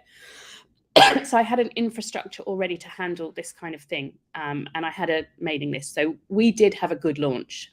But I just want to emphasize that, it didn't immediately replace all of our income at all. It was a lovely extra. But it did give us a way to kind of approach how we sold to everybody who could possibly want to work with us, because it helped us accelerate build time. Excuse me, I'm just going to take a little sip of water. Because we noticed that there were people who were coming to us and they were saying, I can't afford a full custom build, but I also don't want to just DIY one of your templates and do it myself because I want some more input than that. I don't, this isn't my forte. So this is, I started thinking, gosh, it's a shame that I'm saying to people, and at the time I was charging kind of £4,000 or £5,000 for a custom website. And there were people going, look, I've got £2,000. I just haven't got 4 or 5. And, I started to think there must be a way I can work with these people who have that kind of budget. So I started to put together a package which involved taking one of our templates and customizing it. This was still just me doing this, but I found that it accelerated the build massively. It saved me a good 2 or 3 days. So I could, for that amount of money, I was happy to customize a theme. And I was just trying out the price point at that point. I was just kind of working out what worked. So anyone can do this. You don't necessarily have to have templates that you sell in a store, but more power to you if you do. That's an extra stream of revenue. But what you can do is have your perfect template, and that gives you the leeway to be able to say to people, well, you can't afford my full custom build. You can afford choosing one of my templates that I use for my build, and I can work with you at this price point. So this only works if you do have a finished template or theme to work with to accelerate the build. Otherwise, you are going to end up building a custom site for the price of not a custom build, and we don't want that. And on that note, this only really works as a system if you fully understand your strengths and capabilities to make sure you don't have scope creep. And this is things like when you do an audit, not auditing properly their site, so it turns out they've got 20 hidden pages that you didn't bank on doing. So you have to know how you're going to set your limits. For example, we say we will, when we do this, offer this kind of service in the middle, we do say we will only style the pages which you can see in the template. Anything over and above that will be charged at an extra rate. So this only fully works if you can understand and you have a really good idea of how long it takes you to do something as well. So when you do these semi-custom builds, you do need to be really realistic. You don't want to be kind of working for peanuts. And on that note, I just want to encourage everyone, because I run a membership which has lots of web designers in, and the number one thing we talk about when they come to the coaching sessions are, what should I charge for this kind of project? I get asked that all the time. And the thing is, what you need is what I call the Studio Services Bible. So this is my Bible that I have, and I'm happy to, I'll write a blog post about it shortly to show you how it works, and then you can grab a copy of it. But what I do is I make sure absolutely everything that I will ever want to do or for a client is listed out here. So I've got this kind of my master Bible of every service I'm ever likely to be asked to provide and how long it roughly takes me. So I do this for, I don't do it so much for our kind of middle of the road clients, which I'm going to talk about the process in detail in a minute, but I do this for every custom build. And what this does over time is gives you a really good idea of how long it takes you to do everything, to know whether the prices you're going to set that you're happy to work for, exchange time for money for, are going to work. So I'd highly encourage everyone to have a Studio Services Bible. And it just really helps you avoid, by the way, this is more for when you're doing a custom assessment or a semi-custom one, but it helps you to avoid the temptation to undercharge and stops you from throwing in a few extras, which I find is really common. So towards the end of a build, people are like, by the way, I've got this amazing lead magnet. Can you do an email sign up thank you page? And by the way, I need a sales page. So it's all of that kind of creep that we want to avoid. Again, obviously helps you price a custom proposal. So that was just a little slight detour into where things fall between people buying a template and doing it themselves versus where it sits in your offer versus completely custom. I included this because it always makes me laugh, but when you're creating your offer, you do need to, be mindful of your time and people not taking advantage of you. So I just want to show you how we create our offer. So just to reiterate, there is that scale of DIY, template sales generating passive income. For us, that accounts for about 50% of all the business we do with all the different products we have. We have done for you the fully custom build, but for us, it's the magic happens in the middle package. This is what has allowed us to scale and productize what we do. So here's the kind of deliverables. If they're going to DIY it themselves, just going to buy a template and do it. They get free recorded training, and we offer unlimited, really great support. And that's a given. That's something, if you're going to sell templates, you need to be really on it with having systems that allow you to keep on top of support tickets and what have you. Obviously done for you, and I'm happy to give numbers. Our kind of custom sites start at around £5,000. They are normally for creative businesses and have quite a few pages, but it's there and upwards. But in the middle, what people get is they've got three options. They can have a simple install. They want to kind of DIY it, but they want the basic setup, like their logo and their colors. Or we can do an install and style where we're going to do more than logo, colors, and pages. We're going to also input their content, but we're not going to deviate from the from the template. And that, just to give you a pricing option, that install and style is around the £1,500 mark. It's limited to 10 pages, and there isn't much leeway. It's just literally plugging in, copying images. But for us, which is working fantastically for us, is what we call semi-custom build. And this is a great process. Here's how it works. This isn't the way we do it isn't necessarily for the faint-hearted. So what happens is people do a series of guided exercise for the semi-custom process, all about their brand and the intention of their website. It's a really deep dive questionnaire. And we do some homework that they have to do on Pinterest, and we do all sorts of other things. And our VIP days often include branding as well. So we include that. They can do that extra. But we have a live design process where we're going to create them a custom homepage, because a lot of the impact of a website comes from the homepage. So we think this is the biggest win for someone who wants to really elevate a template that they've purchased, because nobody wants to kind of use a template as a base and then it looks like everyone else. This gives people an absolutely top-notch, amazing homepage, which is completely custom to them. And I do it live in front of the client. And in Illustrator, I know you're like going, oh, I don't want the client watching me, and you don't have to do it like that. But what you can still do is do the VIP day, where they make themselves available to you for the whole day, and you can just dip in and out of meetings where you go away, do the next stage, etc. So it's very, very accelerated. Not for everyone. You might want to do it over a series of days. So by the end of that day, and this is something I always do. I do that work. This is the bit where I need to hang on to the creative control, and it works absolutely brilliantly because it really suits everyone on the team. We'll talk about how that works now. So I do the homepage, the brand guide. I evolve that to make sure the team have got a really strong guideline. We then work out what's the best template from our store that's going to fit their inner pages, and I hand that off to the team. This is why it works really well, because in my team, I have designers who don't love the high pressure creative part, like coming up with the custom homepage or a brand. That's a little bit out of their comfort zone, but they are brilliant web designers. So they kind of love it when I say, here is the custom website homepage, you build that. They don't have to think about it. You know, a couple of them said to me, wow, it's actually really relaxing because I don't have to do any of that stressful creation. It's like almost like doing a jigsaw puzzle. I just have to put it together in the right way.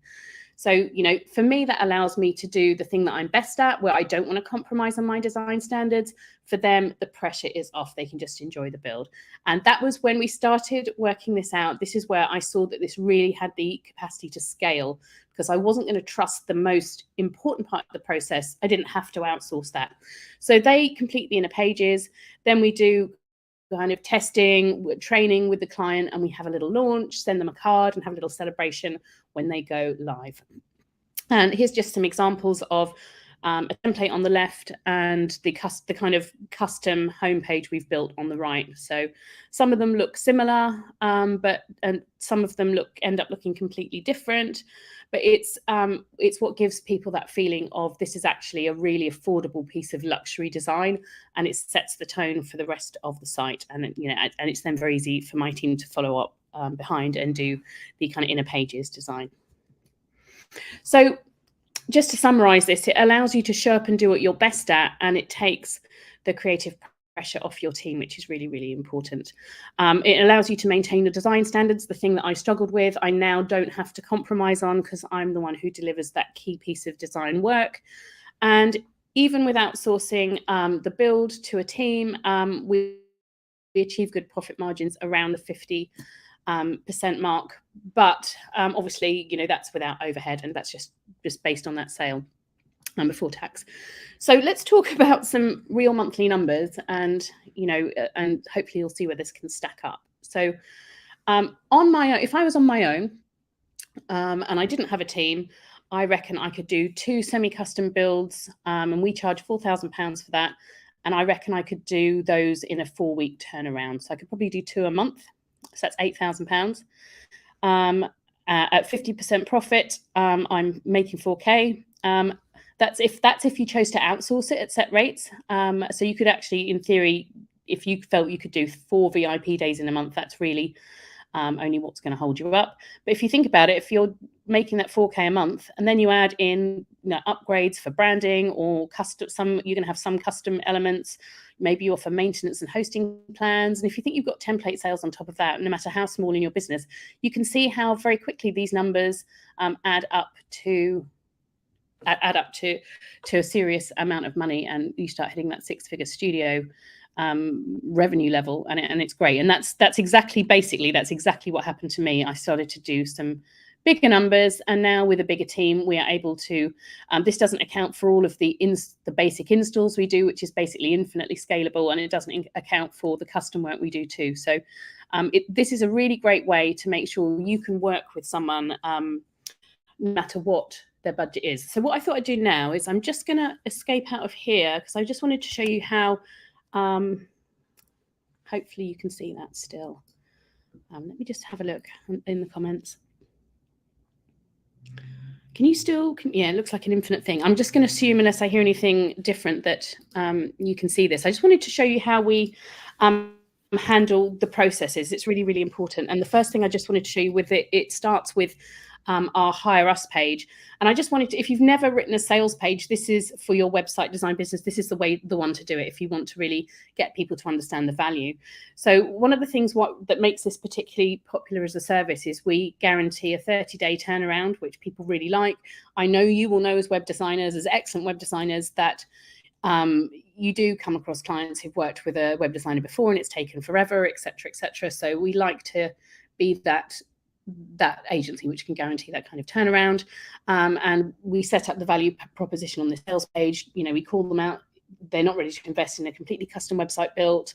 They want to launch it quickly, and the way we kind of handle this kind of funnel is we lay out the process, by the way, really clearly. So this really helps later with scope creep. You've already laid out how it happens and put some restrictions and we cover a lot down here in the FAQs as well, and there's some social proof. And this is just if you are doing sales page for this kind of scenario where potentially someone is going to want to jump on a sales call with you. This is a little piece, this is a tool I use called Video Ask. It's asynchronous video, and it's really, really useful for starting sales conversations. So people can listen to, I'm not going to press it now, but people can listen to a question from me where I say, tell us how we can help you, or if there's any information you need. And they can leave a voice note, they can leave a video, they can just leave a typed message, and it comes to a little app on my phone. So I get those notifications straight away. Just means that I don't have, if I'm out and about, I can shoot them a quick voice message. And then and answer any pre-sales questions. Then below that, they can book a call. So that's how we kind of capture. We're pushing people towards that middle package on our website above all things, because it's profitable, it's easy, and it plays to our strengths. When we can only handle a certain number of custom builds due to the size of the team, and but this kind of positions our service in a really affordable way, and it's been a very successful sales page. And then I just wanted to just show you and how we handle this as a team to make sure that it's really, really slick, because this kind of thing where you're starting to scale, you have to make sure you have really slick systems. So we have this project management tool called Plutio, and that just happens to be the one we use. You could be using Dubsado or ClickUp or anything that's got any kind of task management. Believe me, we tried quite a lot. We've tried, we were using ClickUp for a long time, but clients didn't like it. There was some kind of pushback on it, but we now use this system. It's very visual. These are just little images I've uploaded, so the client can see they're going to go through this process, all the timings, they're going to work from left to right, this is when they need to make payments, etc., etc., and they can see all the due dates. And we also have plenty of we have important links to that we all can find as a team. People can leave notes for each other. So when I finish a phase, when I've done the VIP day, it's really easy to tag the next team member who's up to do the inner pages website build, and then tick them off so we can all see where we're at. We also have a secret team board, which we use for communications between ourselves that the client doesn't need to see. So that was just a little bit of behind the scenes of how we've achieved what we do. And let me just see if I can go back to my, there we go. Okay, fantastic. Yeah, so that was kind of how we put our offer together, the sales pitch, and how we managed the design process, which we've already had. So if this is something you're starting to think, actually, this could really work for my business, where to start would be just make sure you really understand your base rate. So we actually have a kind of overall chargeable base rate of £500 per half day. So any project that's looking to creep outside that scope, that amount of revenue, we know that we either haven't priced it properly, or we need to go back and talk to the client. And we do this, as I said, with having our studio services Bible to make sure we don't get any scope creep. I would, if you're interested in working towards templates in your business, start building a master template as you work by saving layouts. Now, obviously, Kadence Cloud is perfect for that. You can save pages, sections, so you've got this perfect set of layouts, things ready to go. And I strongly encourage you to pull those together into a template that you can sell standalone. And I'm very happy to give advice on any of that if people are looking to get into the template sales game. Yeah, so use your template as much as you can, make it neutral so it's very easy for you to adapt, refine it with real clients, get feedback on it. Don't do what I did. I waited till I had 10 finished designs, which I didn't really get anyone to test. I launched them all on the same day, nearly had a breakdown. So definitely don't do that. Just start with your minimum viable product and start putting it out there. Once you've got your process nailed, I did this on my own for a really long time, doing these semi-custom builds with my VIP day, and I worked out how many I could handle and how long it would take me. And I didn't start to outsource that until I'd got my process nailed, and I knew exactly how many hours it should take someone to do it. So that meant I could have fixed costs. I could pay people on a per project basis. So it wasn't kind of a trading. People could handle projects at their own speed, basically, who I was going to outsource to. So you need to know that process inside out and how long it's going to take before you can outsource it and cost it properly. Right. So that brings us to kind of towards the end, but there's only quite a lot of questions about this, which I'm really happy to do. If you'd like to download this presentation or rewatch it, you can go to that page on my website, Kadence-offer. There's also kind of an offer if you want to look into buying a template to speed up building your website. But there's also quite a lot of signposting to free resources that I have. The other one I point you to is SitePress, the plugin that I part own. If you go to /ready, I wrote the most extensive ebook I could think of, which covers everything I know about selling templates over the course of the last 7 years, from how to develop your template to how to package it up to what you need to consider in terms of licensing and all of that stuff. So if you want a really thorough exploration of that, feel free to go and grab those resources. And I'm really easy to find online. I run a group on Facebook called Grow Your Web Design Business with Melissa Love. You can find me there, or in the Design Space Lounge. You'll find our whole team in there. So if you've got questions about, anything to do with packaging themes or using them, or, we're happy to answer questions at any time. And just reach out to me. I'm happy to be emailed or jump on a call if there's something that you want to know. Right, I am going to just come out of here and stop sharing. There, brilliant. That seems to have worked. So let me just have a look at the comments. Oh, here we go. Yeah. I am catching up. I'm trying to get your links. I had to go load the screen because I wasn't typing fast enough. So it's sitepresser.io/ready is where we're going, that's right? that's for the template. Okay. Perfect. I just wanted to make sure I got those into the chat. So whether you're on Facebook or you are on YouTube, you should find that in the chat on the side there. So we have some great comments. You talked about really knowing what it is that you want to do for clients, and our friend Stanley Kubrick, which I'm going to guess is his alter ego. But had some that's great advice, because I ran an agency years and years ago, and part of the problem was I was always trying to fit myself into what the customer or what my clients wanted me to do, and there was scope creep and everything. And if I got to, well, first of all, if there were the tools that we have today, life would have been different, but there weren't. And I really needed to, at that young age, turn the tables on what is it that I really want to do for my clients? What brings me joy in seeing their success and how I can contribute to it? I've kind of found my space here now, but in an agency world, there's such a temptation to having to be all things to everyone, the jack of all trades, master of none. And you kind of lose yourself in that a little bit. And so that what you talked about in terms of really knowing what offering is going to suit you as the agency owner, so important. Yeah. And I think we always worry about over promising. There's also that pressure to take on projects, even if you don't know if you can quite pull it off. And I still do take on the odd bill like that where I think marginal, I'll probably have to hire someone in to do this special thing. And that's all good character building stuff, but it is better if your bread and butter is something that you have really full confidence about your ability to deliver and that suits you. Yes, definitely. Yeah, I think that one of my last projects was build a search engine for a government database. And I was like, yeah, I'm pretty sure, gosh, I don't even want to. You can't pay me enough to do this. I just don't want to. So yeah, it's really knowing yourself and not trying to take, sure you can do things, but is it going to bring you joy in the process of doing it? And I think that's really, really important. We have a great comment from Susan telling us that this was an excellent presentation. And we've got another comment from Kelly that she is interested in the Studio Services Bible. And maybe you can talk a little bit more about that.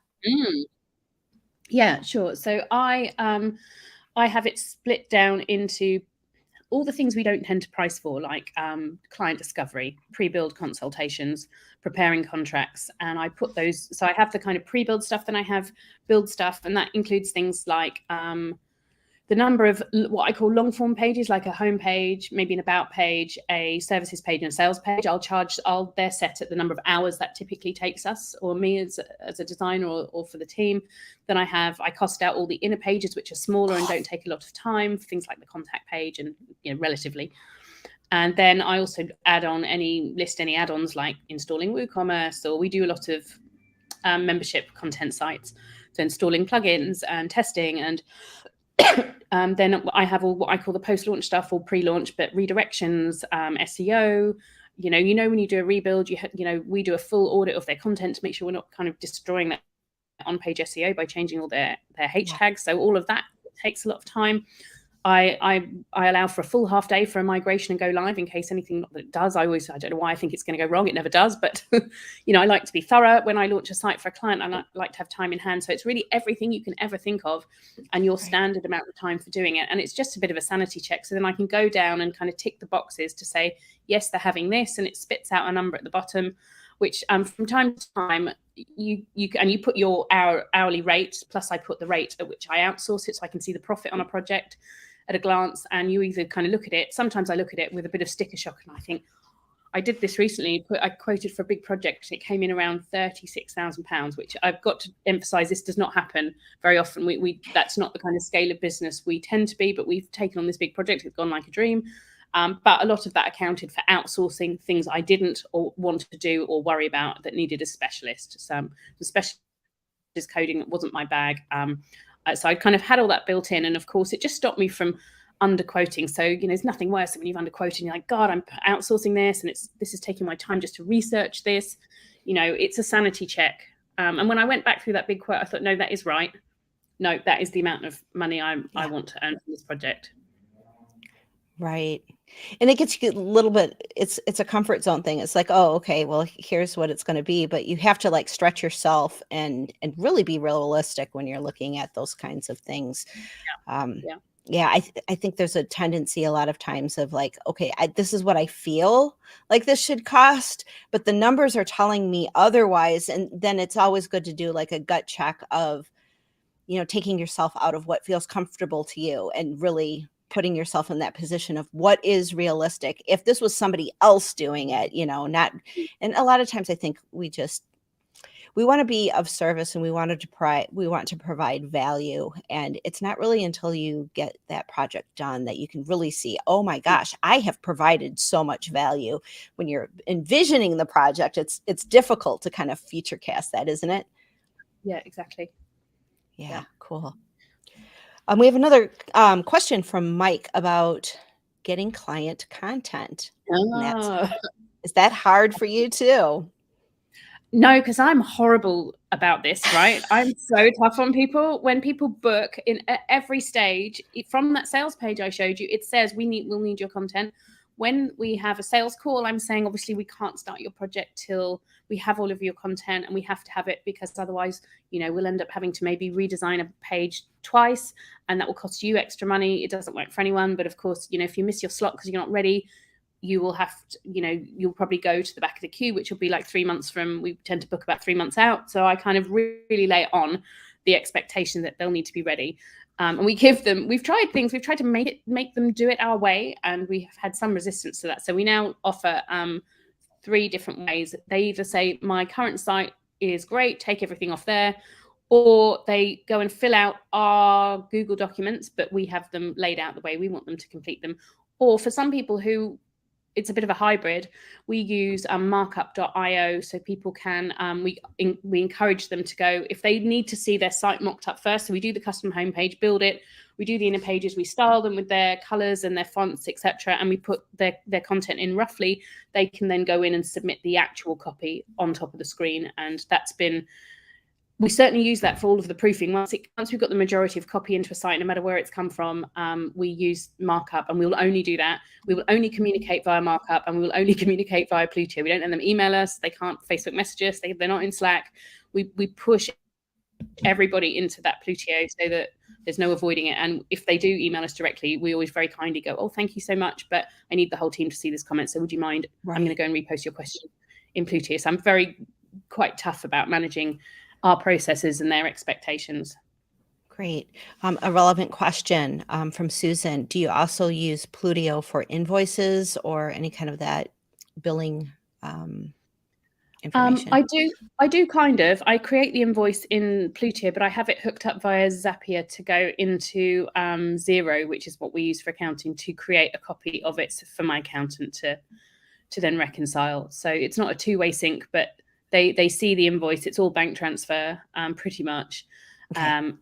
So yeah, we do use it more so that they're encouraged to know that everything's in one place.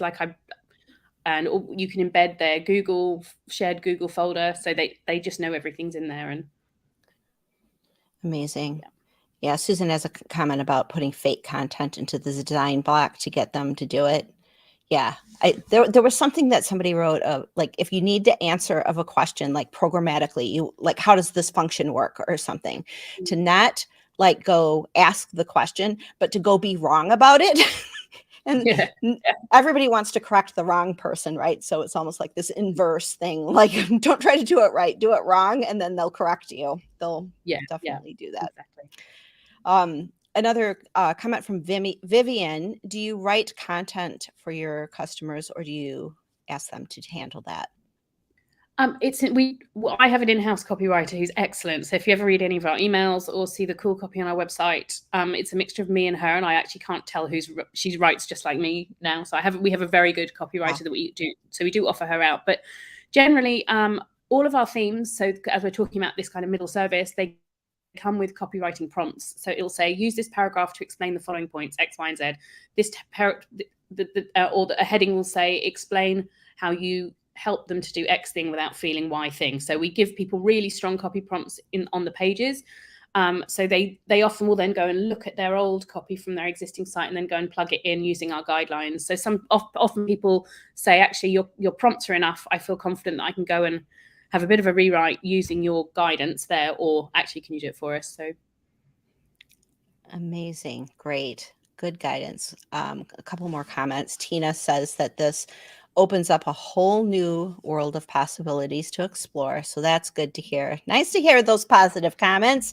And Kelly says that she has a simpler version of what you've been doing, but she's not using it to the fullest. So you've really inspired her to think about her business in a new way, which I know is exciting when you present something like this and you're like, okay, I figured out the system and it's really working for us. And then you hear somebody else saying, oh my gosh, that's going to work for me too. I know that's probably great for you to hear that you have inspired some of our audience here.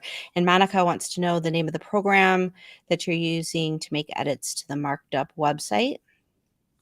It's markup.io.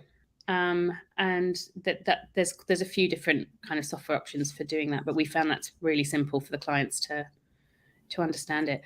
Just on pricing as well, like that, if people are getting excited about working with those clients who either previously said, no, that's too much, but you weren't prepared to lower your prices, don't be afraid to, I'm very upfront with them about the process, but I'm also really upfront about the cost. And at the end of a sales call, I say, listen, it's awkward talking about money.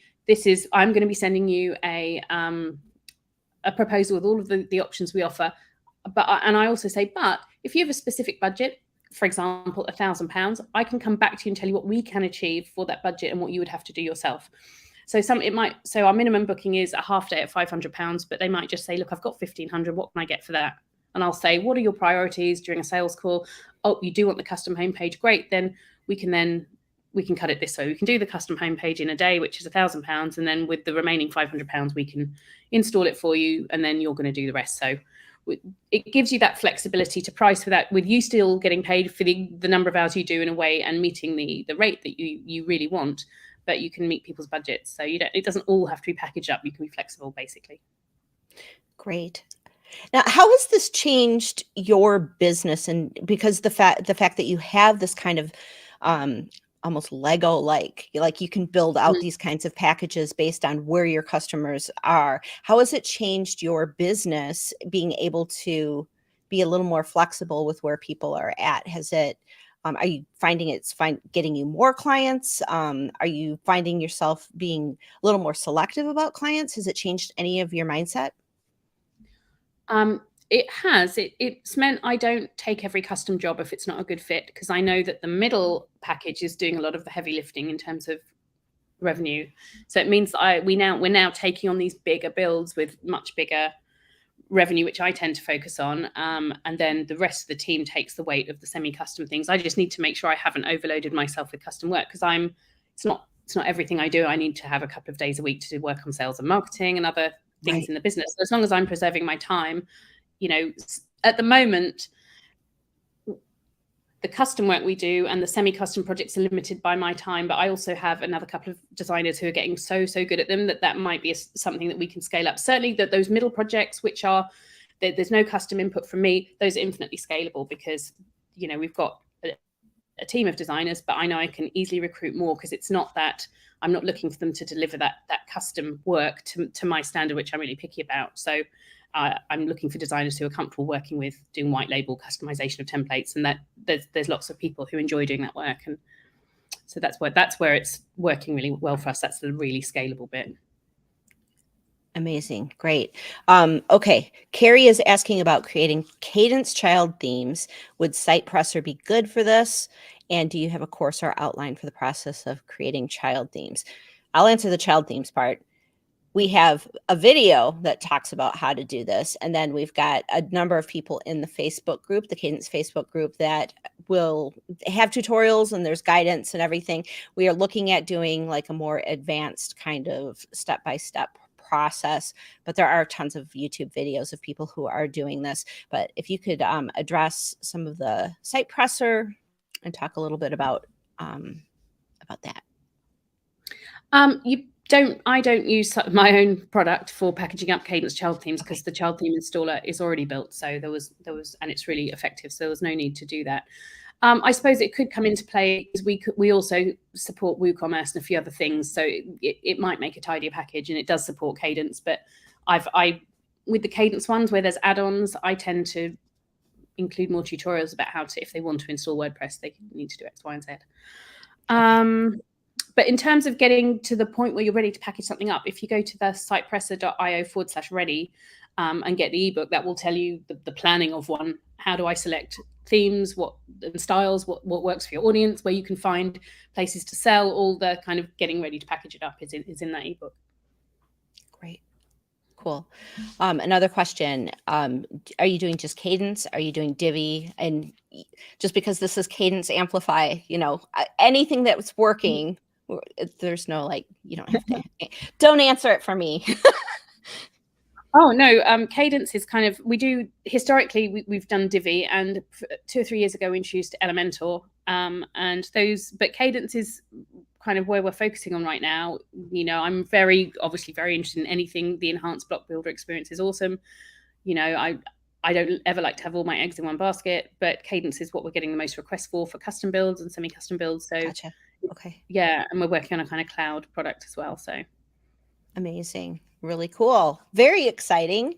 And you're going to be very excited about all of the fun things that are coming with Kadence blocks. And if you're still around, hang out for Ben's presentation later. It'll be in the same track, because he's going to show some of the fun stuff. You're going to love it, Melissa. I can tell. You'll be very, very excited. And then Attila, do you offer hosting as part of your design package? And if yes, who do you use? What's your preference there? Everybody wants to talk about hosting all the time. I don't, because years and years ago, because I'm an idiot, I thought it was something that I would not be interested. I just picked myself being asked really difficult hosting questions at 2 a.m. and thinking, like, I just didn't want the stress of it.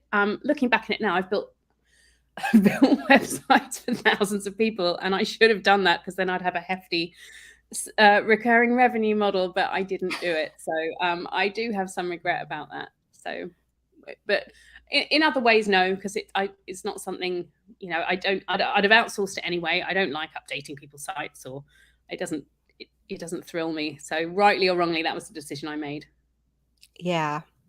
I told I had to do operations for a company, and I was babysitting 50 servers. And when little Bobby's server had a tummy ache at 3 a.m., that was not, I already raised my kids. Like, what am I doing here? This is not fun. Some people love that kind of stuff. And to those people, I will raise a toast to them. But I'm with you, not for me. Rob Karen has said this is a great talk. So you're definitely hitting all of the right notes for everyone. Is there where should people follow you on the socials? Where should they get connected? I know we've got some sites in the chat, but is there a newsletter that you offer? Any kind of way to stay connected to you? Yeah. If you go to the Kadence offer page on my website, the link that was shared before, there's everything. You can sign up for we have this famous Monday newsletter, which normally involves humiliating stories about my adventures in design or running a business. And there's a special offer, and you can get get this hold of this presentation. So that's probably the best place to go. And you can click through to our socials and come and find us. Amazing. Great. Melissa, thank you so much for being here and for sharing your wisdom, your experience, and just some guidance. Such good information here. I know running a web development business can be very challenging. You have to know yourself. You have to know your clients. You have to know what you want to do. You have to have strong and healthy boundaries. So you've shared a lot of great insight that is going to help a lot of people just, I think, build better sites and live a happier life doing it. So Yeah, so all about being happy. exactly. I hope you enjoy your stay in San Diego. I can tell the air is a lot drier drier on the California coast than it is in the UK with I hope that the cough clears up for you and you have That's a just great talking too much. I'm good. Is it I'm okay? Yeah, it's definitely drier in California. So anyway, I am gonna let you go for your busy day so that you can enjoy more of California. For everybody who's watching, you can stick around. We have Adrian Tobey from Groundhog CRM, who is going to be joining us at the top of the hour in about 8 minutes. And we will learn all about Groundhog CRM and see how you can do all kinds of fun stuff with that. Adrian is an amazing speaker, and he's going to be talking about 5 essential funnels every agency needs to know to create quick wins. So I am excited to hear about that. Stick around. We're going to take a short break for the next 7 minutes so I can do, bathroom breaks and all of that kind of stuff. And we'll be back in just a bit.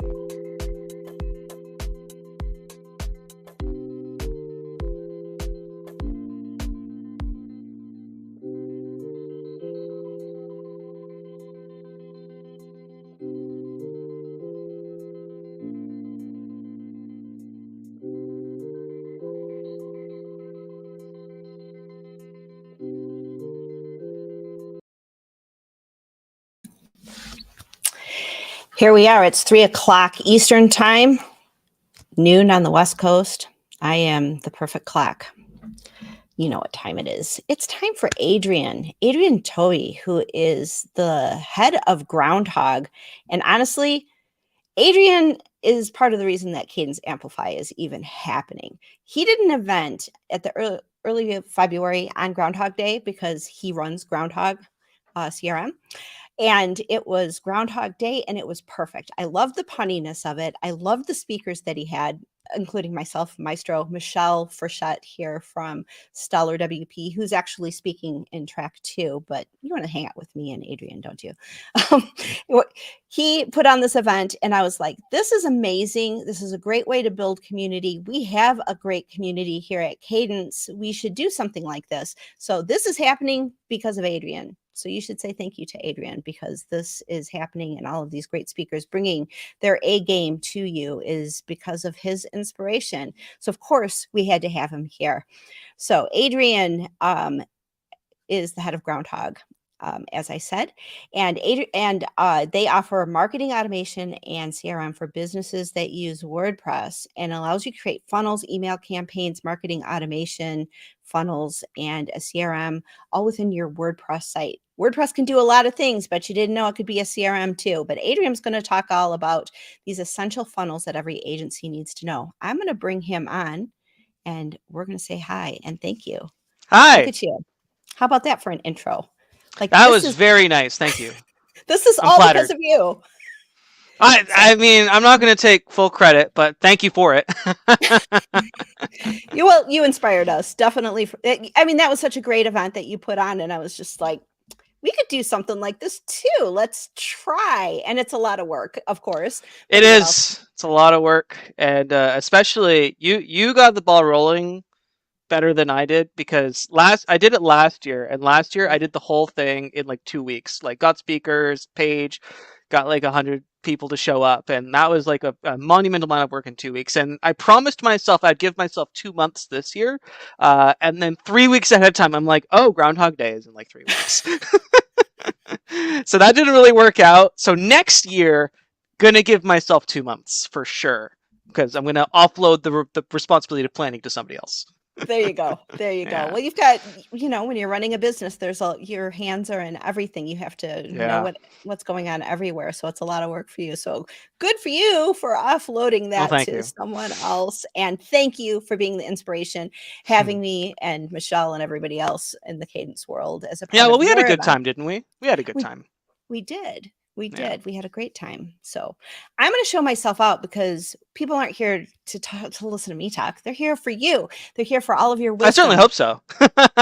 If they weren't here for me, that's kind of sad, but oh well. It is. Yeah. We're here for you. And we've got probably your friend and mine, Rob Cairns, is in the audience. He's watching. Hi, Rob. as well as all of our 60 some friends. So I'm going to put your slides up here, and I will make them big and small. I will be back in for the Q&A and to just chat a little bit more, but the floor is yours, Adrian. Thank you. Well, hi everyone. Thanks for coming. I know there's a lot of other places that you could be today. A lot of other things you could be doing. We're all business owners. We're all busy. Like Kathy said, we have our hands in so many different buckets. So the fact that you're able to take time out of your day to come spend it with us is absolutely amazing, and we thank you for that. And because you've done that, I hope that over the next hour, I'm going to be able to provide you some value in exchange for your time. So stick around. We have the whole hour together. If you have questions, you can drop those in the comments section at any point. I have it open on my screen here. So be happy to dive into that with you.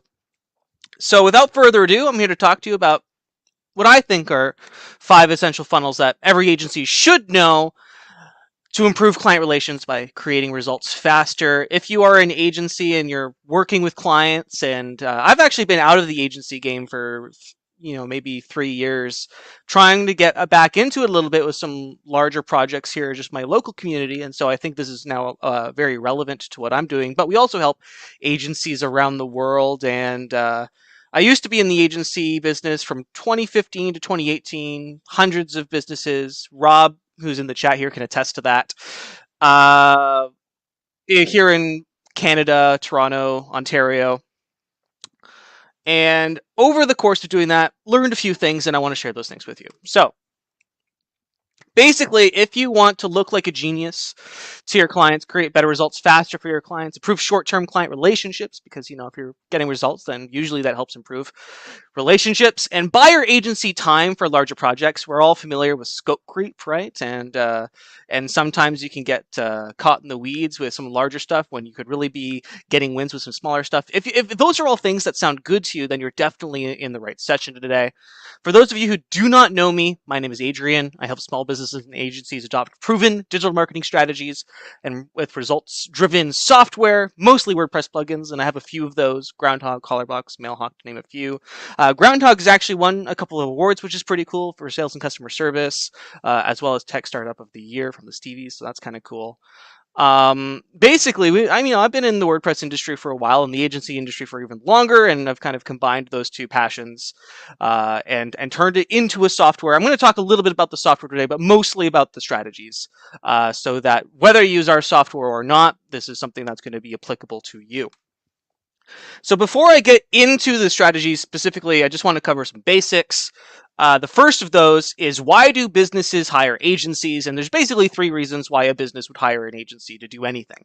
And all of the many tertiary reasons all boil down to these 3. It's either more customers and money, saving time, or saving money, right? If any reason that a business might go to Google and look for an agency to work with has to do with one of these 3 pain points that they have. Either they don't have enough customers and therefore not enough revenue, or they're spending too much time on doing something, or they want to save money and they are getting an agency to come in and then overhaul some stuff so they can save money to improve their bottom line. So those are the 3 main reasons why any business would go and work with an agency. And so what I'm going to be sharing with you today are some strategies that can help you sort of hit all those 3 benchmarks so that you can create a satisfied customer. Sort of groundwork rule number 2, or groundwork topic number 3, is like, what is a funnel? I'm talking about funnels, and I'm sure all of us have a very basic concept of what a funnel is, if not a super advanced concept. And basically, where's my image? That's so odd. Maybe I can do this. Do it the old-fashioned way. Can we see that? There we go. We can see that.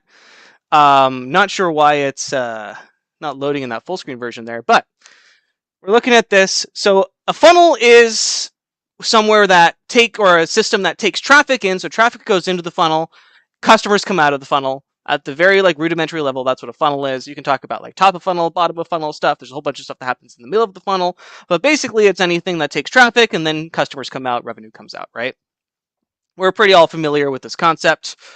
We're going to be talking about replacing that funnel with Groundhog, or using Groundhog within the context of that funnel in order to fully automate and for a flat rate cost, do all the things that a funnel should do, which is take traffic in and have customers come out, therefore satisfying the customer satisfaction checklist of more customers and money, because that's what funnels do, saving time because we're using automation in order to automate menial tasks that they might have, as well as saving money because Groundhog is flat rate cost, and so you're not paying huge SaaS fees like you might with others. But again, that's besides the point. The point is the strategies, and we'll talk about the software a little bit later on. Okay, so I'm going to go back to full screen because I think that's I don't have any more images that might interfere with that. So with that groundwork laid, let's talk about the 5 essential funnels that work for pretty much any business that I've ever encountered. It's rare that this would not be applicable. The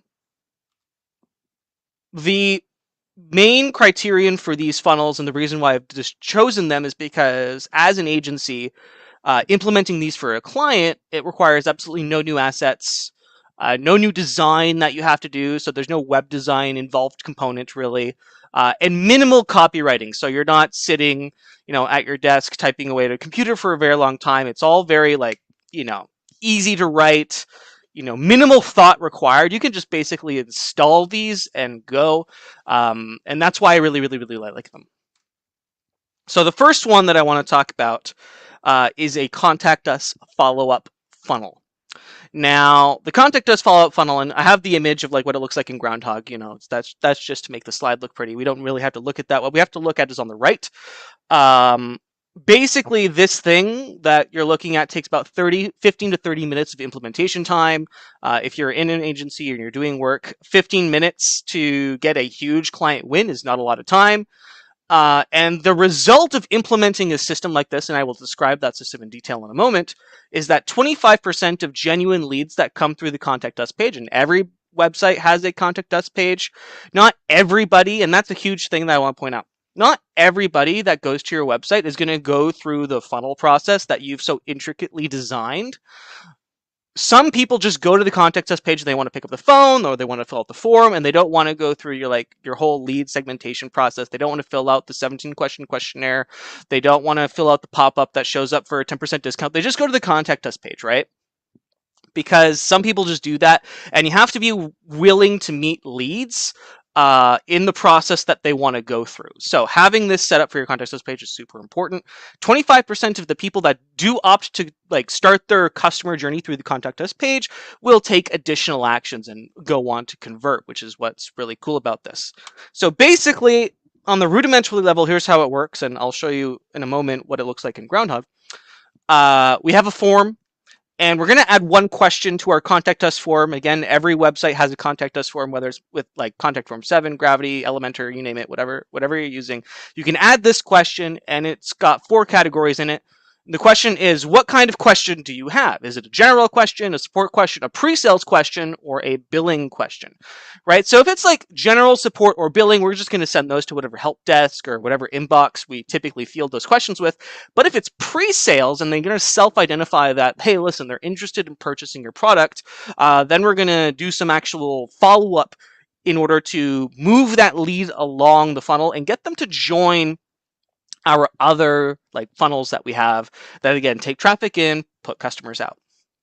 So if they select pre-sales and then they go on to fill out that form, after a few days, maybe we've already received their or we've already responded to their request, we're going to send them an email that's like, hey, listen, here are some additional next steps that you can take. And this is actually, this email that I have on the right is literally pulled from our funnel that we have running on our website, groundhog.io, right now. If you want to go to our Contact Us page and test it for yourself and select pre-sales, you're going to get this email. So this is what works. It gets an 80% open rate. And then on top of that, a 25% click-through rate. So while you wait for our response, we have a few suggestions for you. You can go take the Quick Start course. We can go get their lead information that way and indoctrinate them and educate them further on the product. We can give them some super easy funnels to implement right this second, which actually takes them to the course version of this presentation that I'm giving right now on Groundhog Academy. And then we also send them to our Facebook group. It's always nice to have them be part of the community. If they see other people using our product and being successful with our product, they're more likely to convert. So we would obviously want to incentivize that. And then we give them some other options in order to contact us because we want to be accessible and we want to make them feel warm and fuzzy. So that is the basic principle of the Contact Us follow-up funnel. If they select pre-sales, then we're going to send them some, pre-sales indoctrination type stuff. So I'm going to hop over to a website that I have open here, hopefully somewhere.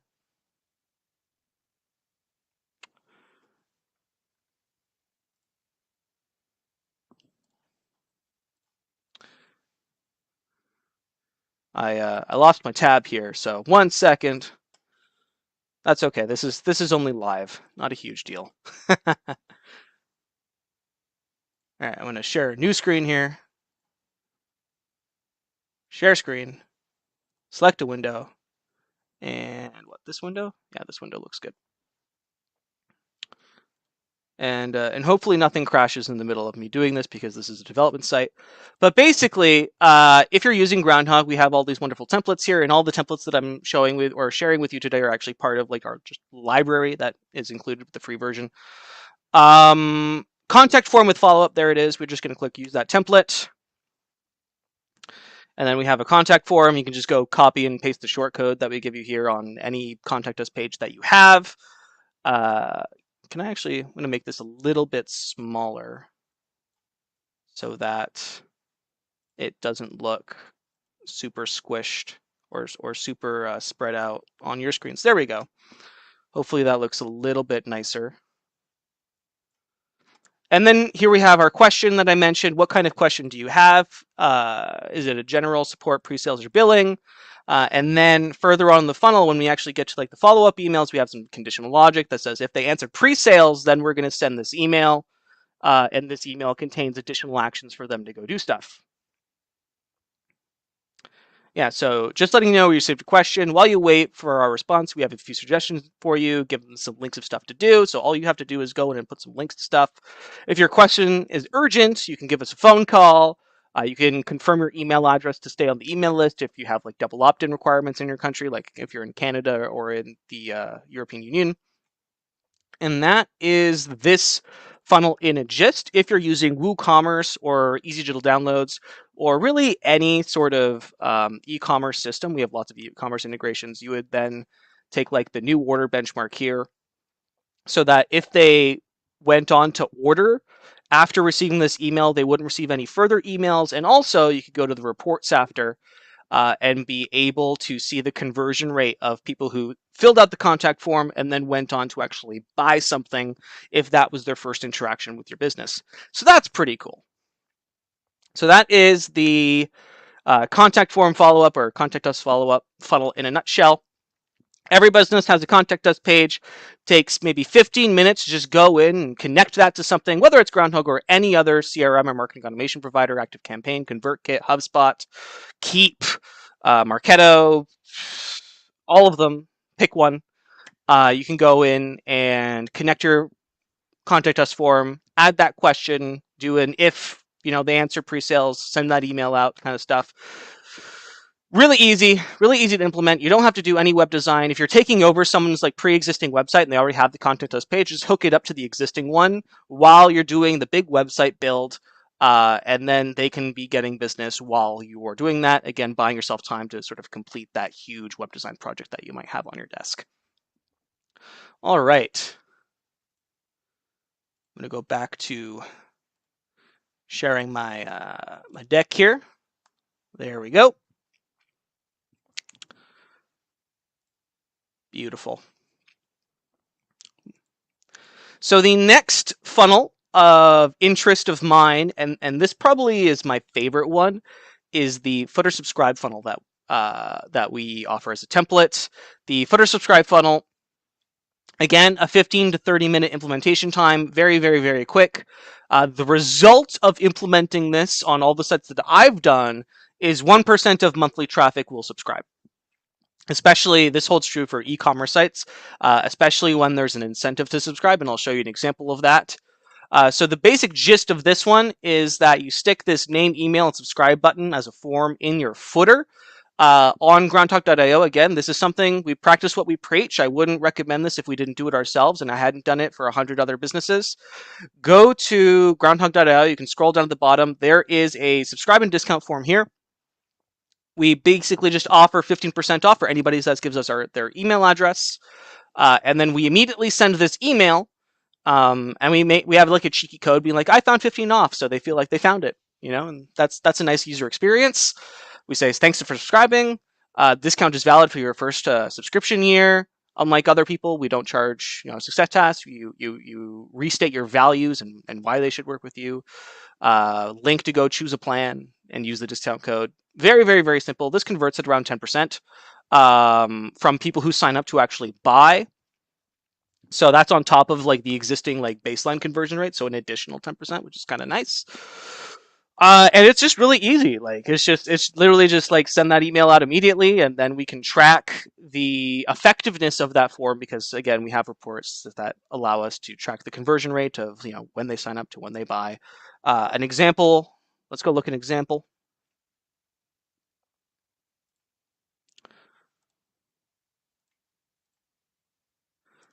And let's go back and open this up.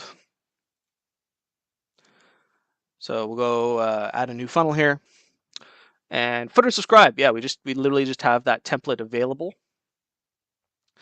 So we have this footer subscribe form. Name, email, shows up nicely. Copy the shortcode, go paste that in a footer. And then we immediately just send this email. And you can like resend this email a couple times. You can do some copy and paste if you want.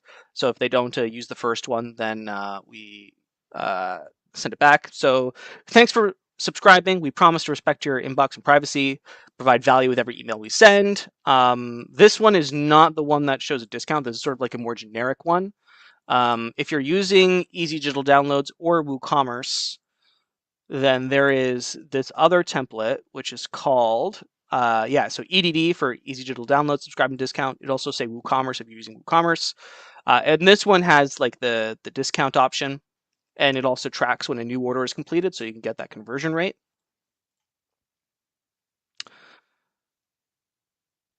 Look at the email template. This generates a discount code, works in Easy Digital Downloads and WooCommerce. So a single-use discount code that's only applicable to the person that you're sending it to. That's kind of cool. Thanks for subscribing. Claim your 15% off. Use the discount code. Goes to the cart. Very, very, very straightforward. You can do this in Groundhog. You can do this in any other CRM and marketing automation platform. Very effective. Highly recommend. Definitely, probably one of the number one revenue producers that we have active on groundhog.io at the moment. Because again, we use this. You can go to the site. You can test it out for yourself. One of the highest producing revenue funnels that we have active at the moment.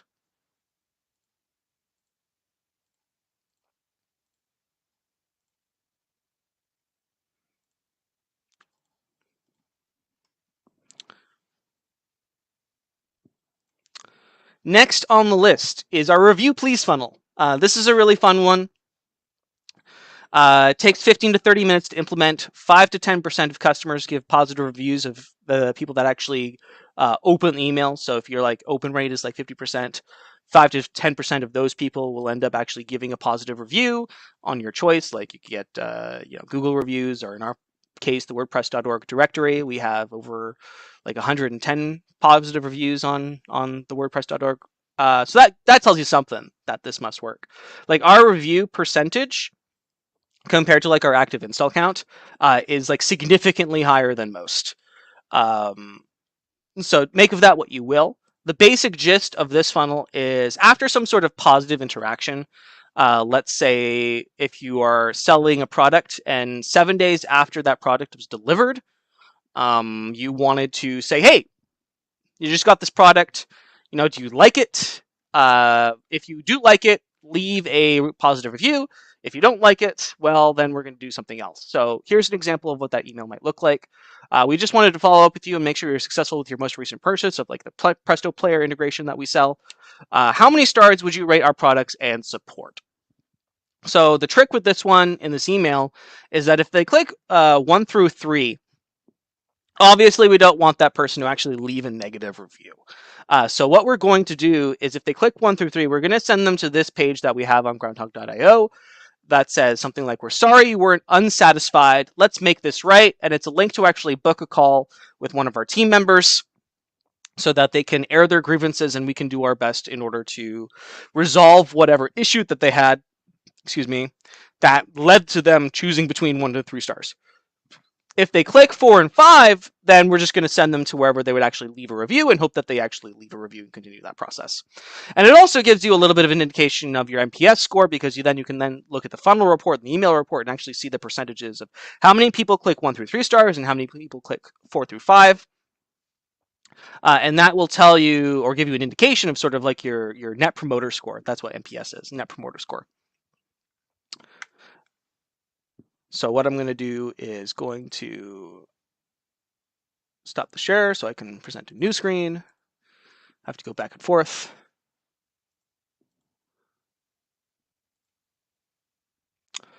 And again, all of the funnels that I'm sharing with you today are available as templates in the free version. I'll tell you how to get that in a moment. And we are looking at review request review, use template.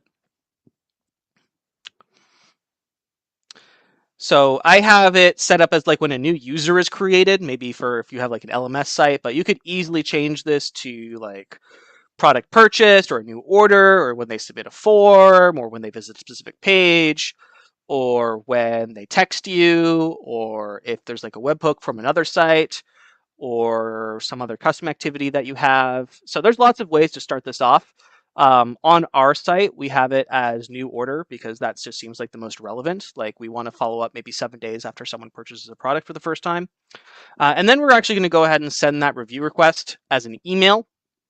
The subject line that I found works the best, and I've tried a lot of them, is review please ? This inboxes really well. It gets really great engagement. If it's any longer than that, people sort of just skip it, but the sort of short subject line is really effective. And I've also found that when you're requesting a review, just like a super short and sweet email body and content, if it's really, really short, that also works really, really well. And then we just have our 5 stars. Those are literally just emojis. And if they click on 4 or 5, that goes to one link. And if they click on 1 to 3, that goes to a different link. And then those links are these tracking links down here. So if they click 1 to 3, then they would go here. You would change this to your triage page. That's like, hey, let's make this right. And then 4 to 5 stars would go to the page where you actually want them to leave a review. So either Google reviews or maybe like Capterra or Trustpilot or the WordPress.org directory if you're selling plugins. So that is how the request a review funnel or the review please funnel works in a nutshell. One of my favorites. Highly recommend. Absolutely essential for like brick and mortar small businesses, especially if they're collecting emails like at the counter. One of the things that we're doing with a local winery here in Niagara Falls is they have like a POS system, so their point of sale system. It's like, would you like your receipt emailed to you? And they plug in their email to get their e-receipt. That goes into Groundhog, and then 7 days later, we're like, hey, you recently visited so-and-so winery. I can't disclose their name yet, but you recently visited so-and-so winery. How would you rate your experience?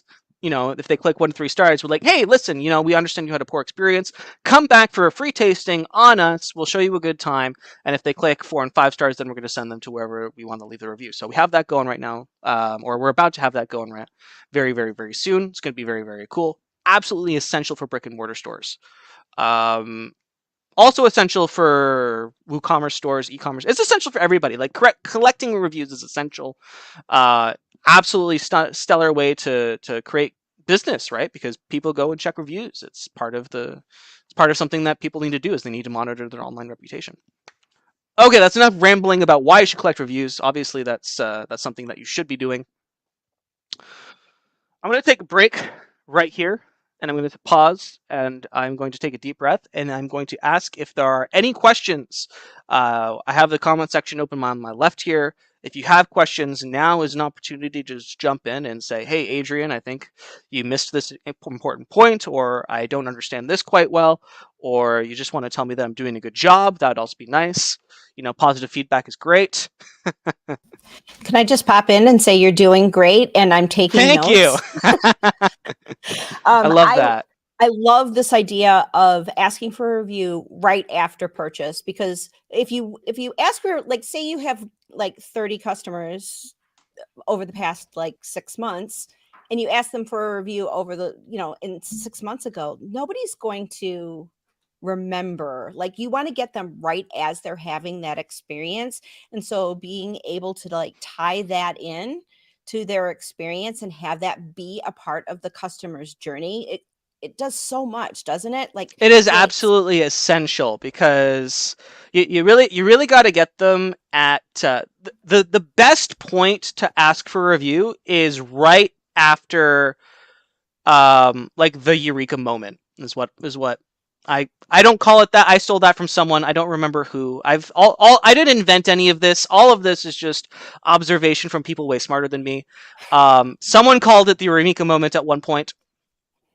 And the eureka moment is the point, at least in the software journey, where they get value, right? They like something clicks, and either like they sent, like in our software company, like for Groundhog, it's they like send an email and they get that first like report back of like their open rate.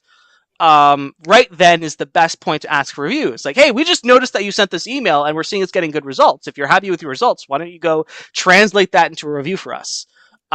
We also have a lot of success after the successful resolution of a support ticket. So if someone opens a support ticket with us and then we successfully resolve that ticket, after that ticket gets closed, we immediately send a request, exactly this email, for a review, and that also converts really, really, really well. Amazing. Let me ask about the negative review that comes in, the 1 star, our favorite kind of people. And then you book a call. Yeah. How does that work in terms of like changing their mind, or do you actually recover that customer in that call? How's that worked? If they book the call, and booking people who book the call is rare. Like after they click 1 to 3 star, it almost acts as like a just the therapy of clicking 1 star calms them down, because very few of them actually book the call. Like, I think in the last 3 years I've done 3 calls. Really? Yeah. Very few people click 1 to 3 stars for us, by the way. Like, if you go to our WordPress.org listing, we don't have a single 1-star review right there right now. The 2 that we got over the last 3 years were from competitors and affiliates for other competitors. We have a couple of 2 stars, and I regret that, and I wish I had done more to support them. And I tried. I sent them to this page, and I offered to do calls with them, but they turned me down. But we have haters gonna hate. Of the like 3 people that booked that call, all of them went on to leave a 5-star review, because we took the time to go and just like, we understand that you're upset. And we're going to take responsibility for that, and we want to make it right. Yeah. And then they always go on and like, okay. So, because at the end of the call, I'm just like, hey, listen, I'm glad we were able to help you solve this. Would you take the time to go leave us a 5-star review? I know you were like a 1-star like half an hour ago, but like, have I changed your mind? And all the time they're like, yeah, or the 3 times they've been like, yeah, and then they go, and then they leave a positive experience review. Yeah. Very, very, very effective. But a lot of the time, if they don't book, then just the act of like clicking 3 stars in your email is therapeutic enough that they're not going to go and continue to publicly shame you on public forums. Yeah, which is kind of interesting. So it's a little bit of a mitigation tactic as well. So just all in all, essential. Yes, definitely. Yeah. Just the timing of it and the opportunity to sort of make amends, if and a lot of times it can be just miscommunication, or people think the tool does one thing and it didn't do that one thing, but it does all these other things, and there's just it's just feedback for marketers to be able to like be clearer in the communication. It's just good to be able to bridge that. Okay, so we have a comment here. I'll just pop this on the screen from Engineering Technology. Your site has $50 a month. Is this plugin comparable to what I can do with MailChimp? Because more. It's better, unequivocally. You can just go to our reviews on WordPress.org and search MailChimp, and you'll find a few MailChimp converts in there. That's all I'm going to say right now. I'm going to talk about pricing and working with us a little bit later.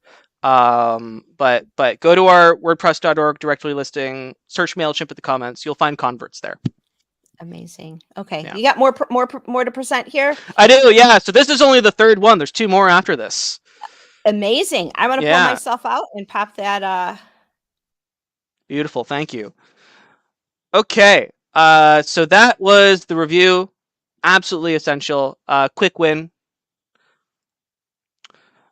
So I see that there's more questions. I'm going to tackle questions after I'm done the 5 essential funnels. I will come back for you, I promise. So the last 2 funnels, and then we'll talk about all the questions that people have. Lead onboarding. This is a little bit of a larger investment in time, 1 to 2 hours, although in the grand scheme of things, that's still not a lot of time. And having a lead onboarding funnel, which is really just a fancy name for like a drip campaign for new leads, is like a 10% increase to baseline conversion rate. So if your baseline conversion rate from like the pricing page is like 2%, then you can add 10% on top of that. And that's what the lead onboarding funnel is going to do for you. Okay. Yes, I promise, Manu. I promise I'll come back to questions. The lead onboarding funnel which is again just really a fancy like email drip campaign over like the course of maybe 7 to 14 days, is basically your opportunity to every day check in with the customer, be accessible. You want to state your values, so your company values, like for Groundhog, it's like flat rate pricing, unrestricted usage, open source, control of your data, tightly integrated with WordPress. We want to do product education. So we want to send them to like YouTube videos or documentation, or tell them all the different ways that Groundhog can help them or your business can help them. We want to send them case studies and reviews. Like we have one of our emails is like, see how Chris Britton from KB Agency replaced all of switched all of his clients from HubSpot to Groundhog, which is a real case study. It's on the homepage. We send them community links, so links to go follow us on Twitter, Instagram, Facebook, join the Facebook group, and then obviously offers. They're not a converted customer yet. We want to send them an offer every once in a while. Be like, hey, this is your opportunity to convert for 15% off. Here's how you claim that deal, right? So this is just a really easy, drip campaign. The reason this one takes longer is because it's more copywriting, right? You have to get more links together. If you don't have community links, then you might have to go create them. If you don't have an offer, you have to spend some brain power on creating an offer. If you don't know what your values are, that's a problem. You might want to have to spend some time on figure out what your company values are. So that's the only reason why this one takes longer, is because there's more thought involved, there's more copywriting involved.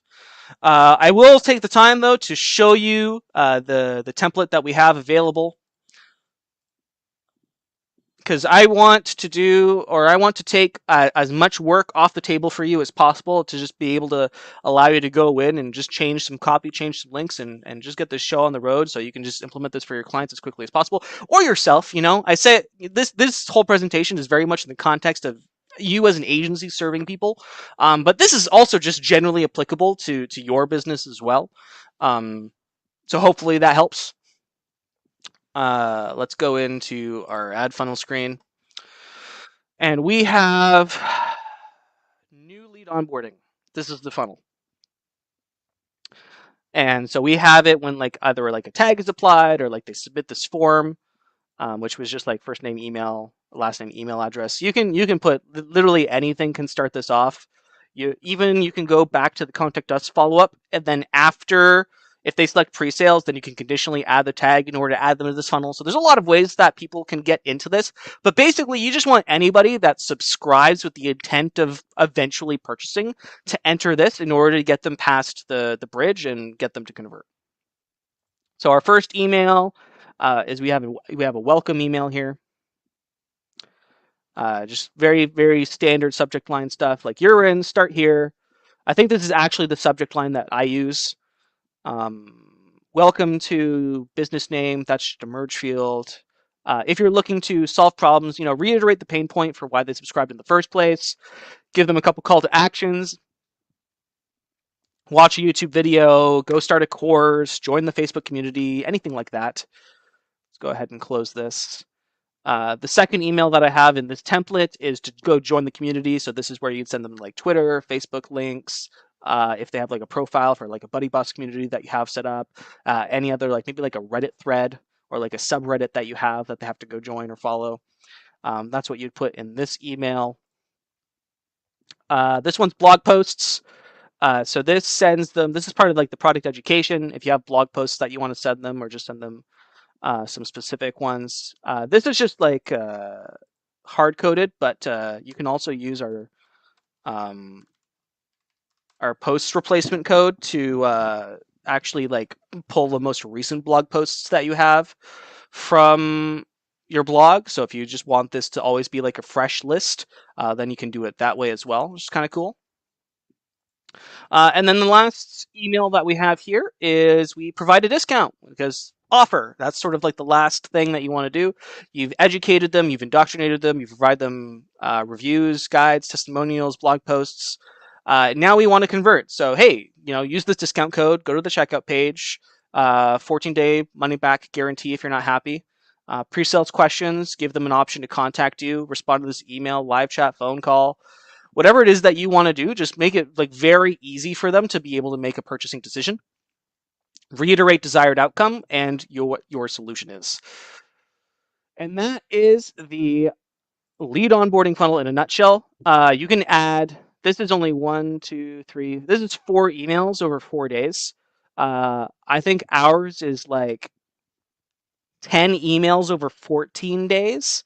So we have a lot more because we have just more stuff to offer than what we can fit into like a single email. You don't want to overwhelm the customer with information, which is why we're sending like multiple emails instead of just everything in one big one, because they're not going to read it, right? So we break it up into multiple emails over multiple days, give them some breathing room. They're busy people. They can't just spend all of their time on us as much as we'd like that.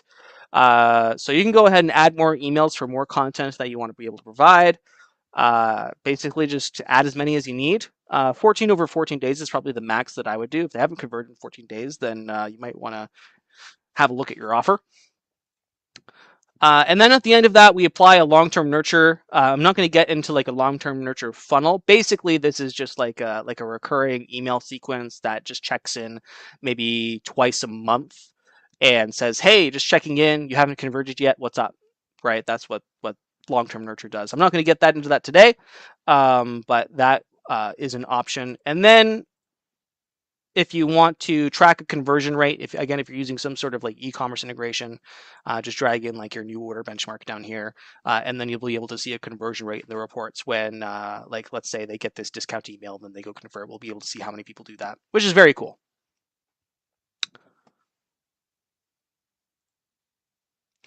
I'm going to move on to the last funnel template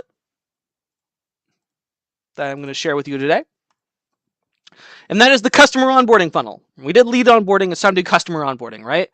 The reason that you want customer onboarding is for retention.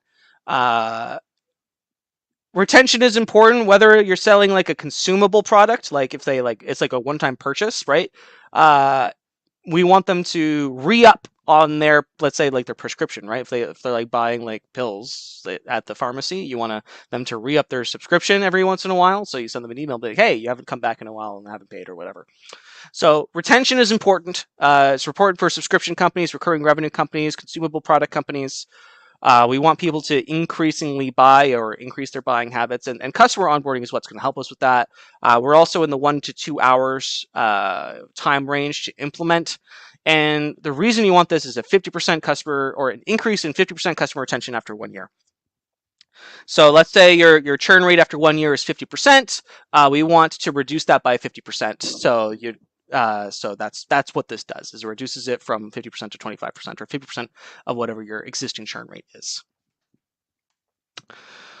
What you're going to be doing in your customer onboarding is very similar in some cases to the lead onboarding, where we're stating values, product education, case studies and reviews, community links and offers. We're changing a couple of those and adding some new ones. We want to restate values. We want to reiterate why they signed up in the first place. We want to do product education, guides and tutorials. So if this is like a self-serve product, we want to be able to show them how they can implement this successfully. Community links, again, we want them to be part of the community if they're not already, support and help resources, and also setting boundaries and expectations. That's a really interesting one. You want to let them know where they can expect or where they're going to go get help, for example. Like we have a email that says, how do you request support? And it sets the expectation on them that if they need help, this is where they go to get it. It sets the expectation of how long it's going to take for them to get to support. Like our SLA is like 24 hours, right? So that is something that you can do in this funnel, is just sending these sort of notes out every other day or every day to be able to let them know how it works to operate with your organization. This example or this email example I would classify as like support and help resources, because the first email that people get from new customers is, hey, listen, we'll actually set up and install Groundhog for you. This is what that setup and install is going to include. In order to start the process, you have to go complete this form. You have to do that within 30 days, and then we can actually help you with that. So I'll talk a little bit about a little bit later as well. But that is something that you can do. I'm going to go over to Groundhog and actually show you what the template looks like in full.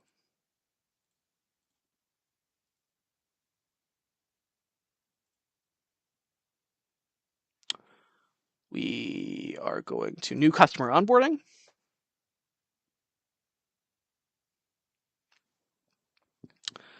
And this is, we got 4 emails Again, you can add as many as is necessary in order to communicate all the value points that you have to communicate when someone signs up for the first time.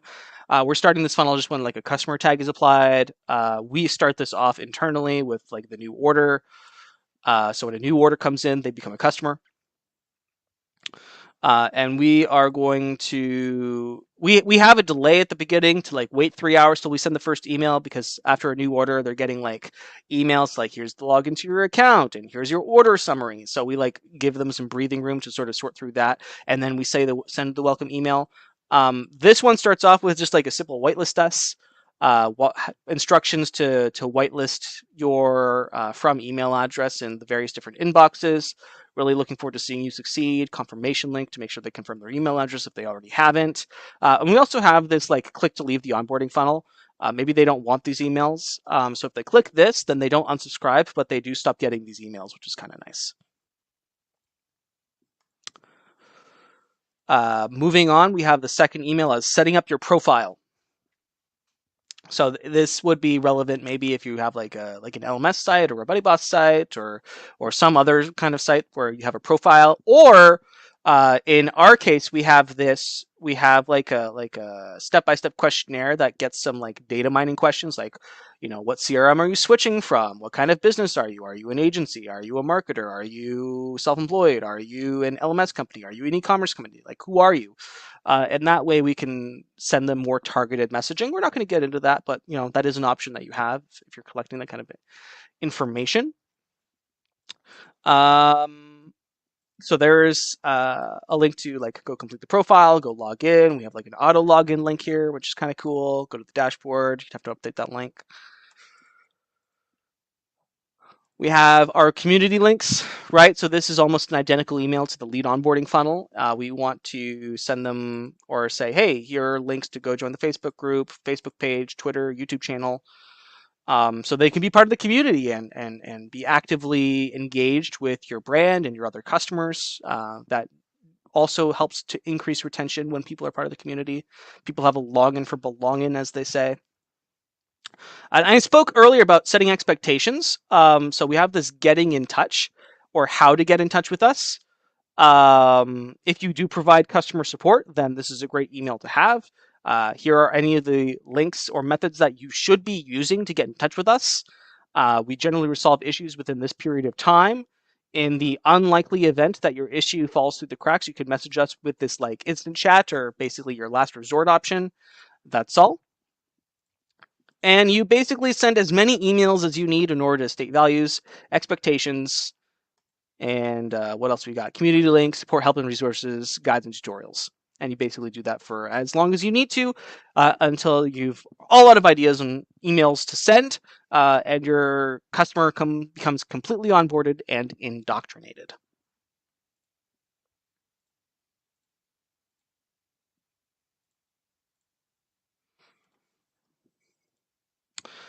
All right, I'm going to take a break here.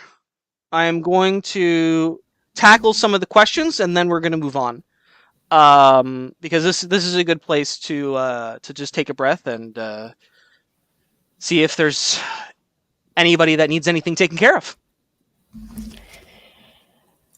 If you've got questions, pop them into the chat. We did have our friend who was asking about MailChimp earlier, wanting to know if if they wanted to move from MailChimp where they are now over to Groundhog, how easy is it?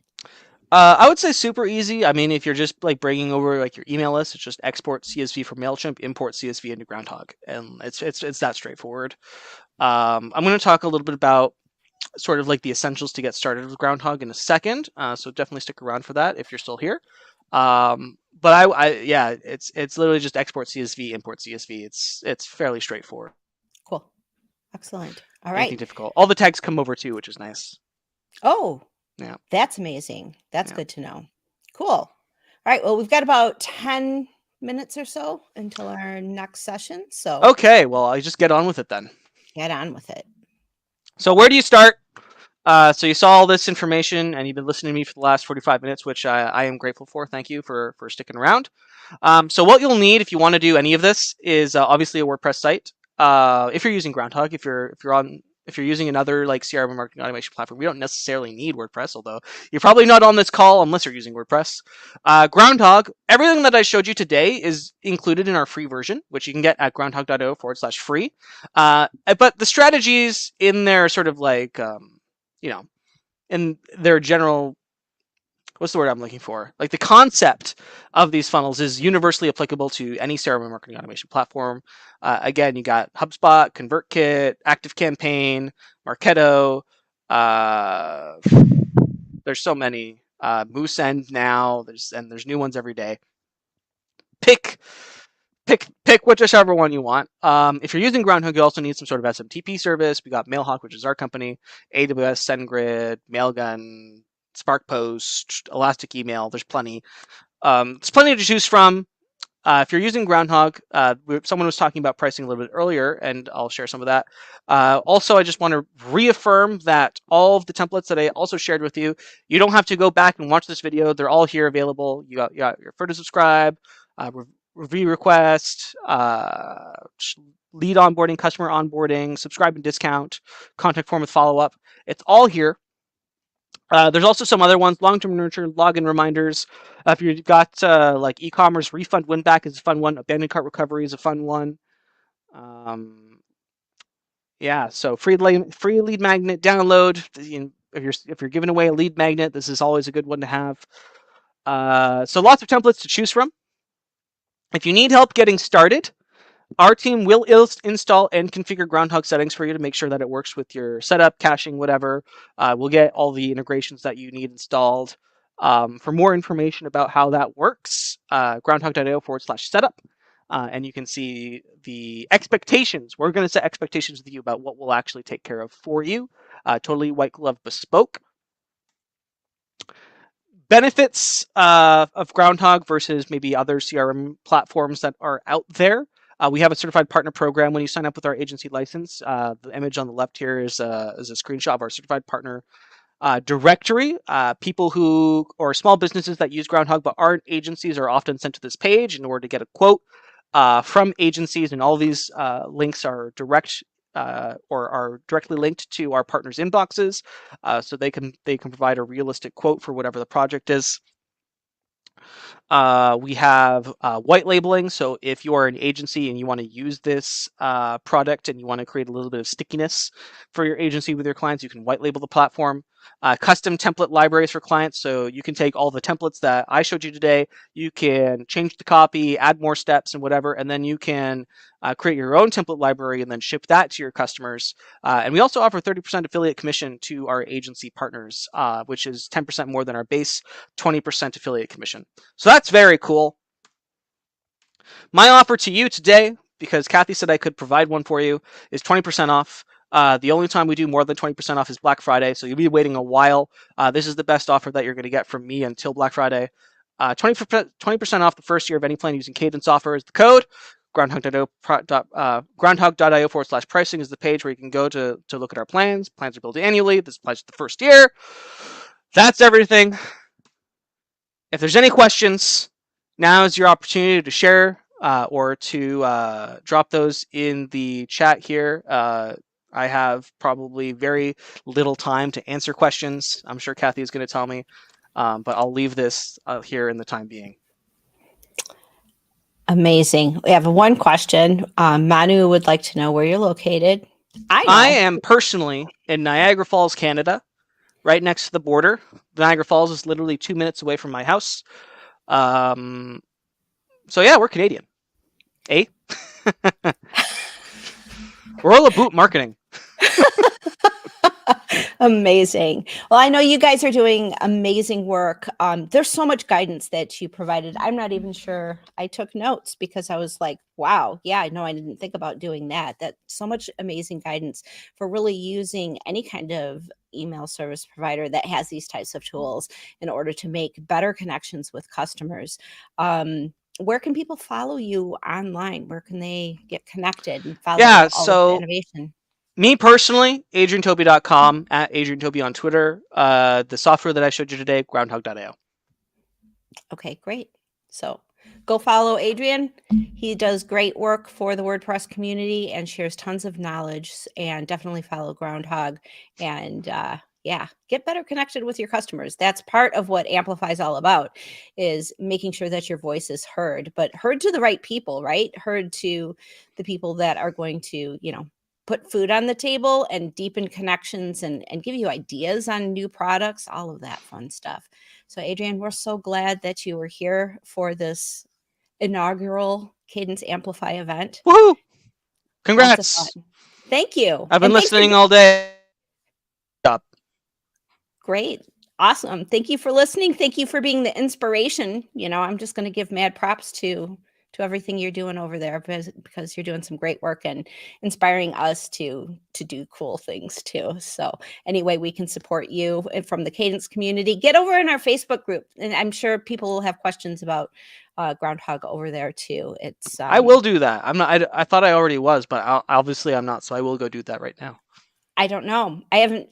It's very busy in there. Have you been there lately? It's like tons of stuff going on, and it's a very active community. So if you are in there, I'm sorry I didn't notice, but there's a lot going on. Anyway, say hi to Adrian on Facebook if you see him over there, and we will connect with you later. Bye, Adrian. Bye-bye. All right, that ends all of our guest speakers. And if you're hanging around a little bit early, we know what you're here for. You're here to hear from the man, the legend, not the Kardashian, Ben Ritner. But I'm going to invite Hannah in. Hannah, one of my cohorts in Kadence marketing, and because she's been running track too, and I've only been able to like peek in there, but I've been running things over here. So I don't know. Like I want the lowdown. So we're going to bring Hannah in real quick. How'd it go? Hello. It's been so fun.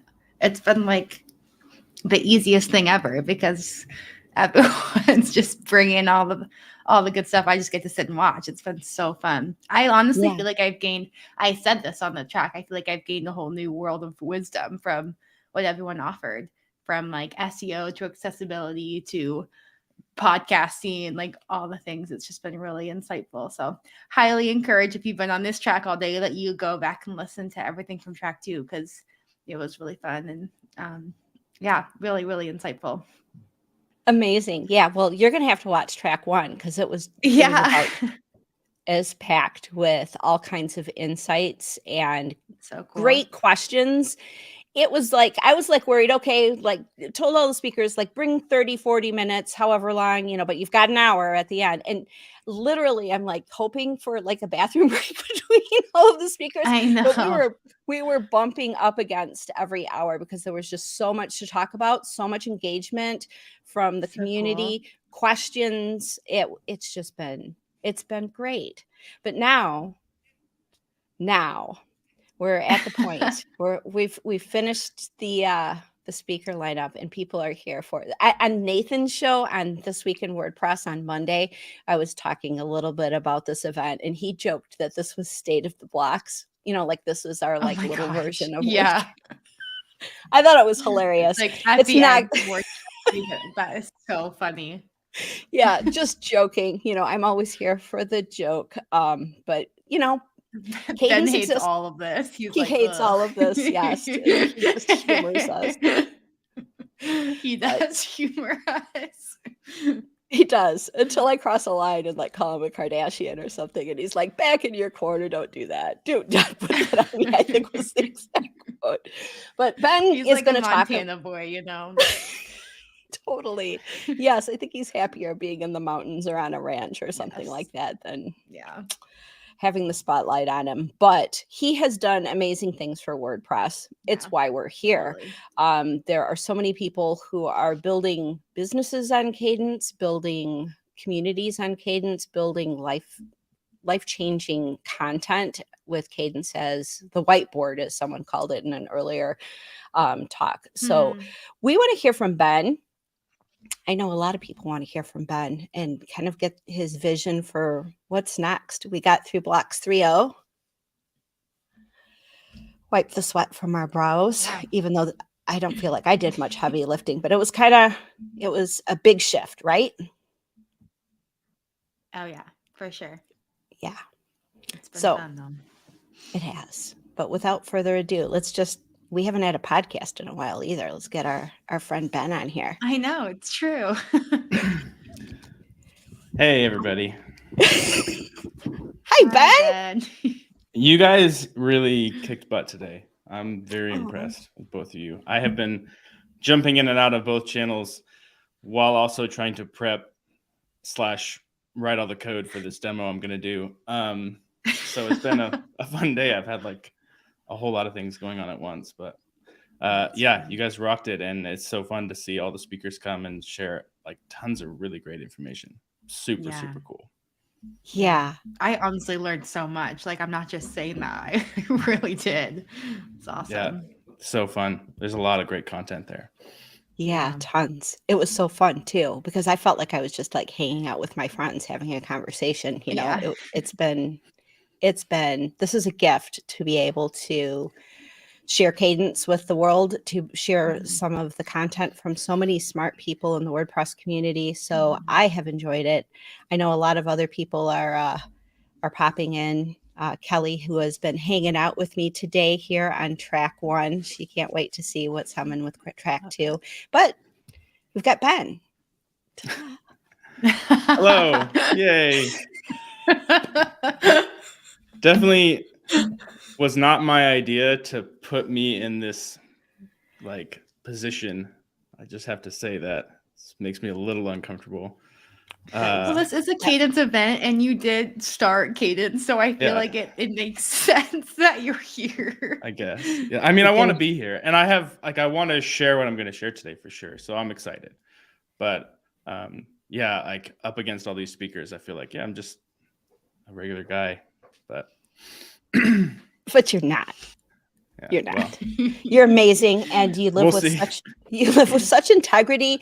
You know, I've seen you like put all of your dev work aside to like really spend time with people, like helping them with their sites. And you put such a priority on making sure everybody has what they need in order to be successful with Kadence, to really help amplify what they're doing. And so, yeah, own it. You've done great work. And I love telling the story of what you've done here. So thank you. Cool. And with that, I'm going to leave you alone. Oh, yeah. I guess I didn't really set up my screen share today. Wow, that was silly.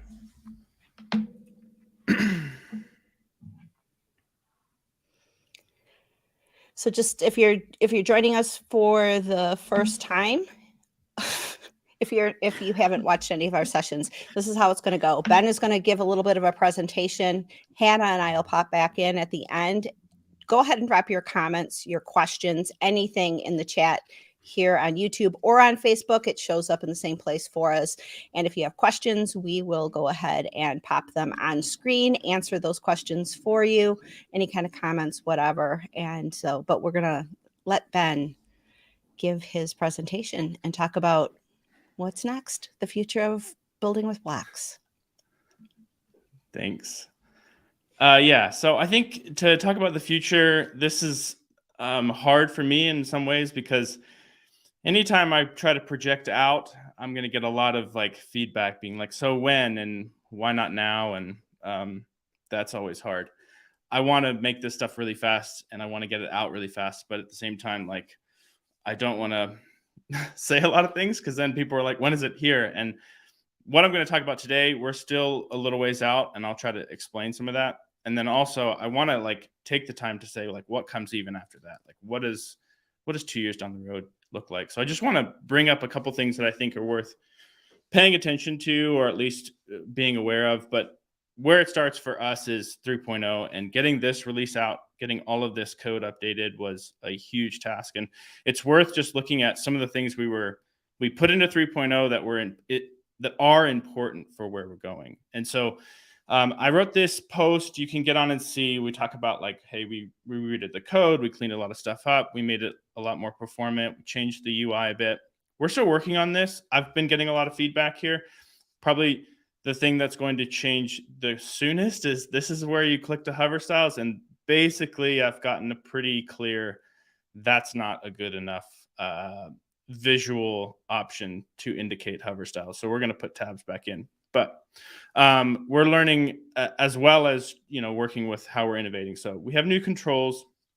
And then we started kind of really focusing a lot of control on using variable sizes for gutter, for padding, for a lot of different stuff to basically get away from doing fixed pixel based things, which then opens up the door for a lot of clamp CSS and variable CSS that you can change globally and handle your website globally and make a lot of changes for desktop and mobile that are all behind the scenes and not really there. So in terms of like where Kadence blocks is going, that whole switch is important. I understand. I've gotten some feedback. Some people don't like it. It's okay.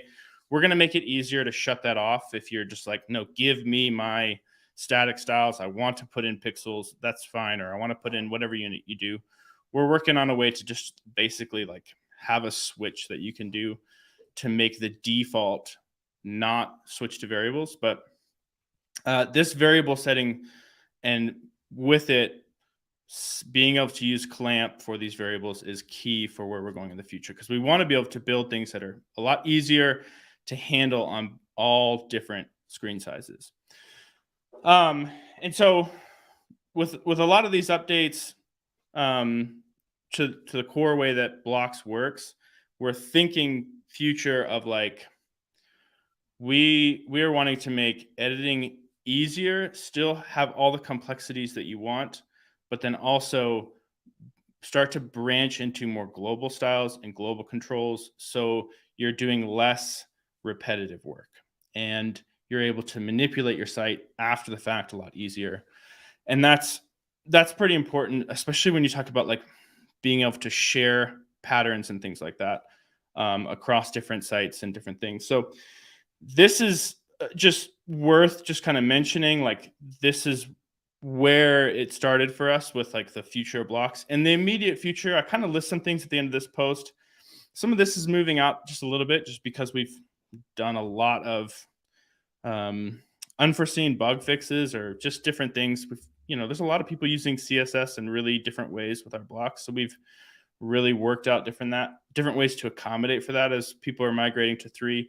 So some of this is a little further out than what we originally thought, but not bad. We're going to have the advanced form block out soon, progress bar block out soon, and new design library, which I'm going to preview today. And then as we go further, we're looking at revamping some Kadence Blocks Pro stuff and adding some new Pro blocks, specifically this advanced query block, which is going to be really great for a lot of dynamic content. So I think just wanted to make sure I explained in the short term, this is where Kadence is at, and this is what you can kind of expect as we move forward, as well as like what we're thinking about. And so on that list is not full site editing. And I think that it's worth just bringing up, like, I think full site editing is getting a lot better. They released it as a minimum viable product where they went after what do a large percent of the, WordPress.com websites need, which is a basic blog and a navigation with usually nothing too tricky involved. And for those kind of sites, full site editing is fine. I think the interface and the usability is still pretty clunky, and it's very different from what a lot of our pro users are used to in terms of like, this is how I've been building and working in WordPress. And so I'm not pushing it back. We still are experimenting with a lot of full site editing stuff, but I'm still not recommending it as a real solution for anyone doing a complex website. And I think just for the time being, that'll be the case. Eventually it'll get there, and we'll make sure that there's paths for you to migrate to it if you want. But if we're going to go with my first like bold prediction, I would say that the user base that moves to full site editing will be significantly slower than the user base that moved to Gutenberg. And that took about 3 or 4 years before even most people were like considering that to be the default. And I think full site editing is going to be quite a bit slower. It's got some really clunky things still, but always try it out. And I just wanted to give that kind of heads up that we're not going to be pushing full site editing in the short term. I think definitely in the long term, there's potential. I still want to see some things change. I really would like for them to open up some of the stuff, and I think some of that is coming. But I just wanted to mention that, like, in terms of complex websites, or if you're using WooCommerce or anything like that, I would stay off of full site editing, at least for the time being. Still, I know they're talking about, they finally got the site editor out of beta, and that's great. And, I'm excited about the future of WordPress. So I don't want to not put that, but I wouldn't jump onto full site editing right now. Of course, everyone should try it out if you want to. That's great. Like, obviously, Kadence blocks works in full site editing. I would just be aware that if you're doing anything complex, or especially with dynamic content, it's going to get a little bit weird. So as we project forward, what are some of the big trends? What are some of the big things that are going to be happening in blocks?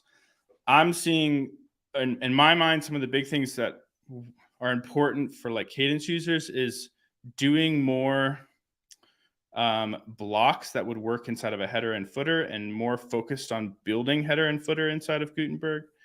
And then with that, doing more things where we can make blocks the platform that holds a lot of the global styles. So we can be a little bit theme detached in terms of like Kadence blocks just being a little bit more of the like source for where we're holding variables and things like that. It's not really very well explained, but I definitely could see a future where themes are downplayed in full site editing, and your block package very much becomes like the base for a lot of stuff. And we're going to be building a little bit that direction. Obviously, Kadence themes super important to us, and we'll be continuing to do that and offering a full site editing version of that. But I think as we go forward, I think I'm projecting that block plugins are going to help solidify some of the holes that are in core as far as how we handle things like complex global styles and complex patterns. So what I have here was just a quick, this is a website I've been demoing a lot for 3.0, and we don't need to do anything. I mean, obviously I've been on a couple times to show different stuff, but just to say, if you haven't seen, this is what I mean by switching away from pixel-based stuff. There's some cooler things inside of 3.0 as far as like you can visualize the padding and things like that.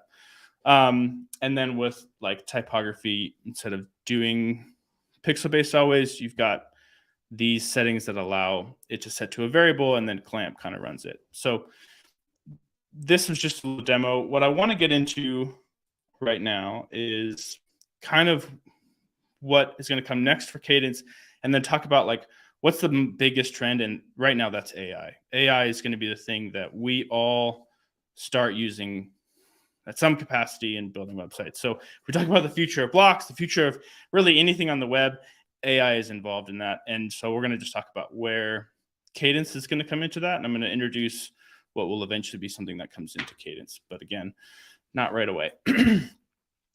This is a demo site that's basically clean, empty. I've got a basic color palette in here. And this demo is to show you what our new design library is going to look like. And so some of the big things we switched here is we now load each pattern via an iframe. So that way you actually capture the styles of the website, and our library is built to inherit all those styles, the global color palette, font settings, all that. And so when you're in here, you're going to get a much better idea of how this is actually going to look once you drop it in. So in this case, when I drop it in, you can see all of that content looks exactly like what's in the iframe. And what's cool about this new library is that because we're doing this way, we can actually preview what it would look like in a dark mode color palette and highlighted. So for instance, here, I can choose this dark and drop that in. And then when it gets dropped in, we actually change the colors out of this pattern to actually make this dark and light on the same page. So it's pretty neat. Like this design library has, I think right now, 200 different items in it. We're planning on a lot more than that. And every single item can have 3 different styles.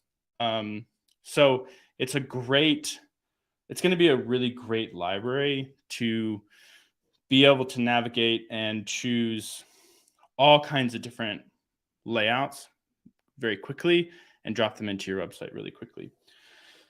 And so this is a big thing for us. And I want to say up front, everyone who has a cloud library that they're using, selling, this is going to show up in Kadence Cloud as an option. You'll be able to choose, do you want this library to use iframes or stick with images? And there'll be some more documentation as to like the pros and cons. So this won't be something exclusive to Kadence, but it is a cool way to be able to show the library. And then for this, we'll have a ton of different content that you can come in and choose from and then drop into your website. So phase 1 for Kadence is like, you're going to have this new design library that is going to give you a lot more options and just a more consistent wireframe experience for building things. And so right now we're at like 200, and it's going to be something like 400 or 500 by the time we're probably done. So there's a lot more that we're adding to this library, and it's really exciting because this is going to help people build a lot faster. Now, the one thing with AI, and let me just pause here and talk about AI for a second. There's a lot of AI tools out there that are really cool. I think from the ones that I've tried, Jasper seems to be the best. I mean, Chatbot GPT is still pretty good as well. In some ways, better. It depends on what you need. But there's a lot of great tools out there. And I wanted to just mention, like, the one thing about all these tools is they rely heavily on your ability to give them a good prompt. And you don't design a website with them yet. Right now, you're primarily just asking for content back, text and images in some cases. But you need to be pretty clear on like what it is you're doing and why. And that still leaves you with the dreaded white screen where you're like, what do I add to this page? It's one thing to have a content writer, but you don't want just a bunch of long form content, and you don't want it to just spit out stuff. You actually need to match content creation with design. And so what we're working on right now in Kadence, and will be released to in the future, is an ability to match up this design library with AI content that's generated specifically for you. So let's just take this site for a second and pretend that it's for a yoga studio. I'm going to switch the color palette to this orange one, and then just change the heading font just to something a little bit different, so you can kind of see how this shows up in the design library. So let me go ahead and clear that out. We'll update and reload this page. And now the other thing I'm going to do in this design library is I'm actually going to go into this edit here. And from here, this is all preliminary. We're going to get a little bit more information. But one of our goals is to basically say, give us some information about your website, who you are. We're going to probably ask some more questions like, what kind of personality do you have? What kind of style do you have for a business? Things like that. And we're going to gather some information from you that you're going to save. And that's going to inform the AI. And then we're going to send that information to OpenAI and say, hey, we're trying to build this kind of a website. Let's get really specific. And one of the things with AI is like, it really depends on the prompt. But we're going to try to take that need of like coming up with the right prompt away from you to where we can actually generate the right prompt. So, in this case, I'm going to save that. We'll actually switch out images as well. And so what's going to come with this product is the ability to not only define some of these headings where you can quickly get an idea for how this could actually work for you on your website. But we're also going to put in our images based on the industry that you selected. So immediately you get extremely custom design library content. That's going to make just building a lot easier, because you don't have to think, what do I do with this white page? You've got a lot more context now. And so this is like phase one, where we're going to get a general context for websites and say basically like, hey, based on these patterns we kind of need this general information. But as we go forward, we're going to be providing options for you to be able to say, like, the context for this is my services page. And thus we can generate content specific to a services page, an about us page, all of that kind of stuff. So this will be a pretty cool way to experience content generation, where, you can drop in and discover a healthier, happier you. This text has already been changed to match the industry and about the company that you're doing. And you have an image that maybe isn't usable, but at least gives you a sense for what could go there that fits your industry, versus like a picture of a mountain that doesn't really match the yoga studio. So this is something we're really excited about getting out there, is this ability to think about how can AI and getting a grasp for the website that you're working on allow me to visually choose which things I should pick. So that way, when I drop things like this in, I immediately know, or have an idea of like what might be good options here, because we've had the AI generate it for you. And you're not having to go in and be like, well, I need AI content here, and I need AI content here and here and here. It's very tricky to replace all of that inside of blocks. This does it all for you and drops it in. So this is like our exciting thing of how we're getting into AI. I can imagine that AI is going to be doing a whole lot for a whole lot of people as we move forward. And so it's definitely one of the areas where, like, if we think about the future, there's going to be AI stuff throughout it. And this is our approach. We looked at the pain points and we talked about it, and we said, being able to generate, having to go back and forth with the bot, this makes it so hard to actually become usable, where you can build a site really quickly. And so that's the exciting thing about using this, is we can come in, we can say, hey, I need people, and I'm going to drop in this really cool thing. And, oh, actually, you know what? I want this page to be dark, or, maybe I want it to be highlighted. So I can grab a highlighted hero section and drop that in, and you just get a really pleasant page so quickly. And it has content that, if it doesn't work for you, it's at least going to give you an idea of what to put there. And so this is like all very exciting for us to get out there. We're still a ways out. There's still a lot of work we're trying to get done. But the fact that I can demo it obviously means we're getting closer. Just like, please hold the emails back that are like, can I have this tomorrow? We're at least a month away from having AI inside of this thing and ready for beta testers. Definitely the design library as a wireframe library, that's going to come soon. And you'll notice that, like, I'm going to save this, which will turn it off. Inside of here, we give hints as to what you should put there. So like this, as a wireframe, this should help a lot of people be like, hey, I should write a concise, briefly and concisely explain what you do for your audience. That's a nice headline. I can just follow those prompts, but the ability to have it automatically generate based on your industry and then change out the images as well and put all that is going to be really, really fun. So that's what I wanted to share. I think other things, if you're talking about the future, things to be aware of, I mean, I don't know if people are going to ask questions about this, but like progressive web apps is a thing.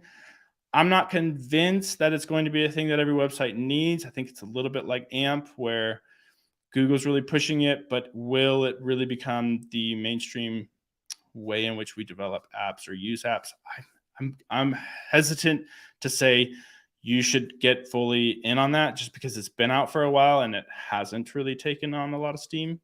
But it's also one that you'll hear a lot of noise. If you go and look and say, like, what are trends coming for websites? It's progressive web apps. And there's definitely going to be areas where that could come in handy for a lot of people, but also could be a lot of hype, just because it's not an app. It's got some limitations for sure. And yeah, so I'm definitely ready to take some questions, talk about the future stuff. But I think the big thing I wanted to promote, and at least talk about today, is what's happening here with how we're going to integrate AI and how we think about AI inside of this, where we try to make it faster, easier for to use, and quicker to build. So I haven't looked in the chat, but Kathy, do we have any questions? We do have some questions. Well, first of all, there's been a lot of comments about how this is mind-blowing. People are pretty excited about seeing it. We've got one question from Andrew asking if it's possible to create his own prompts for sections. Would that be not initially. So initially, we're going to be looking at how do we create some general prompts, and then how do we create some prompts that are specific to the page that you're working on potentially. Like, am I working on an about page? Am I working on that? Down the road, yes. We're building this whole communication with Open API to where we'll be able to create prompts. And it won't come initially, but obviously long-term, if you could say something really specific to the AI, like, I need a section about this very specific niche thing, and here's all the context, and give me what you got back, that would be very powerful. Because again, you're not having to just take the text and then you got to build the whole thing. We've got the blocks laid out. These were all created in 3.0. All of these designs, so they're already using all the variable settings and things like that. You're not having to go in and be like, I need a section, or I need a row and 2 columns, and set the background here, and this is how it's going to look on mobile. That's all done for you. So it's going to be really, really quick to build. cool? We've got a comment from Kay that this is motivating Kay to go deeper into Kadence, which is good. You'll be happy that you did. And Kelly has a comment about finalizing the divorce papers from other themes and blocks and builders moving forward. We are happy to have you in the Kadence community, and hopefully that relationship will be strong for years to come. We have a comment or a question from Stanley Kubrick, who's been with me all day. Not the Stanley Kubrick, but obviously we have someone with alter ego. And Stanley is a newbie to the field and having a difficult time understanding the boundaries of what Kadence is doing here compared to outside services like Jasper, the security services. Like, where does Kadence start, and all these other services and plugins that go into WordPress and whatnot, where do they begin? Yeah, so what we focus on at Kadence, and kind of what our thing is, we want to help people make effective websites. We're really focused on what would be the front end of your website in terms of how you lay things out, putting out a row into columns and things like that. When you get into security, or how you're selling something, if you wanted to use WooCommerce or SureCart, we want to empower you to use those tools and not make it that we're trying to create those tools as well. So what we're focused on is how you build inside of Gutenberg and how it presents on the front end, and all of the solutions-based things where you're like, I need to solve this problem. It's probably going to come from another plugin that we're going to work with. Does that answer that question? Possibly. Stanley also says at times it seems like Kadence is a one-stop source, but at other times many branches of outside providers too. It's kind of just the nature of WordPress too, isn't it? There's like some things that are core to the functionality of what you're trying to do and other things which are more foundational. And there's what, 60,000 plugins in the repository, free plugins that you can choose from, not to mention all of the paid plugins and paid themes and everything else that can be done. WordPress ends up being just a foundation that you can do so many different things with. And as the owner of that website, you have the responsibility of choice. And one of the talks that I've done at WordCamps numerous times is about how to choose a plugin, how to choose where your data is going to be stored if you're doing commerce, for example, or a learning management system, or all of the other different things that you can do with WordPress. So you'll get it, Stanley. You'll start really getting a handle on how this all works. We've got a question from Ben, another Ben Anderson, who's been hanging out with me today too. Do we need a API subscription for the AI? We're not exactly sure how all of that's going to work. What we're currently running on is a credit system, which everyone who has a license in Kadence will get. So there'll be a certain amount of credits given to lifetime holders on a per year basis, similar to what we give to yearly subscribers. So there could be a situation where you would need to buy more credits, but we don't foresee that being a big deal unless you're doing a lot of websites.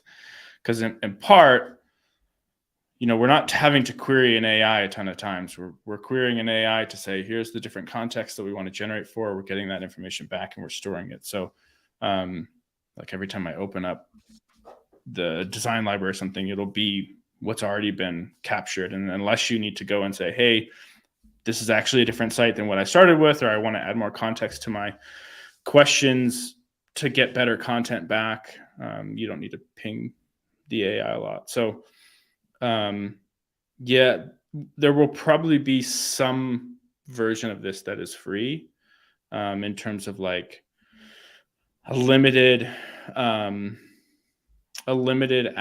availability of which patterns are there, as well as like, a one-use type of like, give us your information once and you'll get some AI content back. But I can't guarantee that. We're still, in that phase where we're trying to figure all that out. And certainly for a lot of uses, there'll be a credit system where you will have a limit. Okay, great.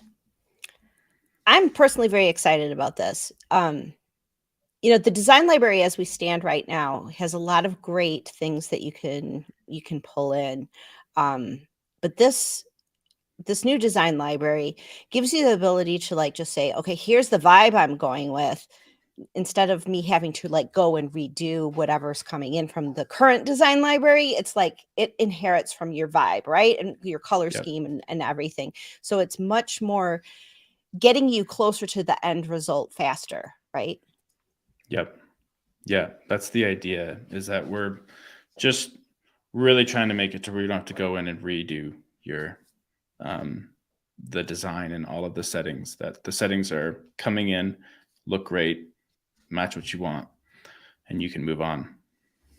And you said there were 200 different.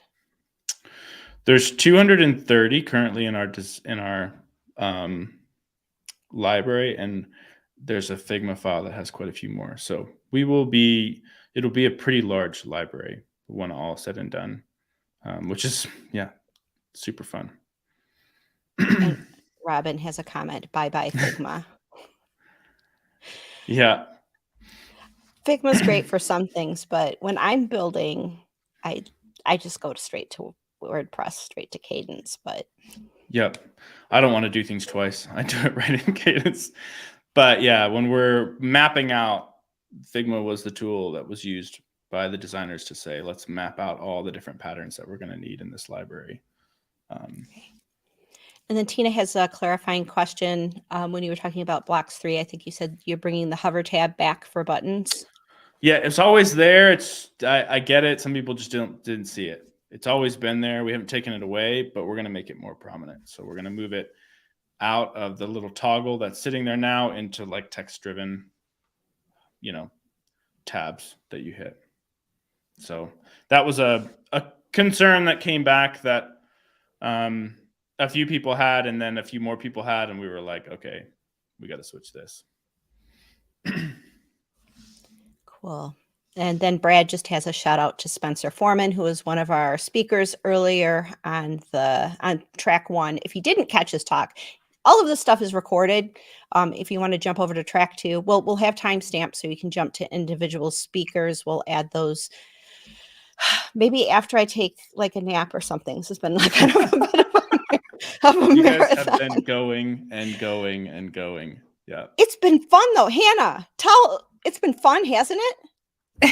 Yeah, it's been fun. It has been. It's been super fun. It's been a long day, but it's been fun. Yeah, I know it's been like long, but I'm like, if I have to work, this is like fun work because I'm, just getting to talk to all the people in the Kadence community and in the WordPress community and hear some of their bold statements, like Ben's bold statement about full site editing and where that's going. And I'm gonna get some slack for that, I bet. Yeah, for sure. Well, go watch Spencer's talk earlier today when he made the bold statement that he thinks WooCommerce should be a part of Core. And I was just like, what? Where are we going? Let's get on this train and see where this goes. So it's this has just been an amazing event. So I've been really thrilled for everybody to bring their knowledge here. And Peter has a comment. It wasn't too long ago where people chose a theme based on a thumbnail. Bringing AI to the design library really flips that into the future. It changes a lot. It really, really does. So, yeah. Manu says it is the brave new world of WordPress, and we are on the cutting edge of it. So pretty exciting. It's true. It is exciting. Hey, Hannah, you want to do this again next month? I don't know what I'm supposed to say. Yeah, I mean, it was super. You're crazy. No, you're not. You're amazing. You did so well. And this was an amazing experience that I think we do need to do again, but maybe not next month, maybe next fall or something like that. It was definitely great to bring everybody together and to really connect with the community, especially after Blocks 3 and that release and getting that into everyone's hands.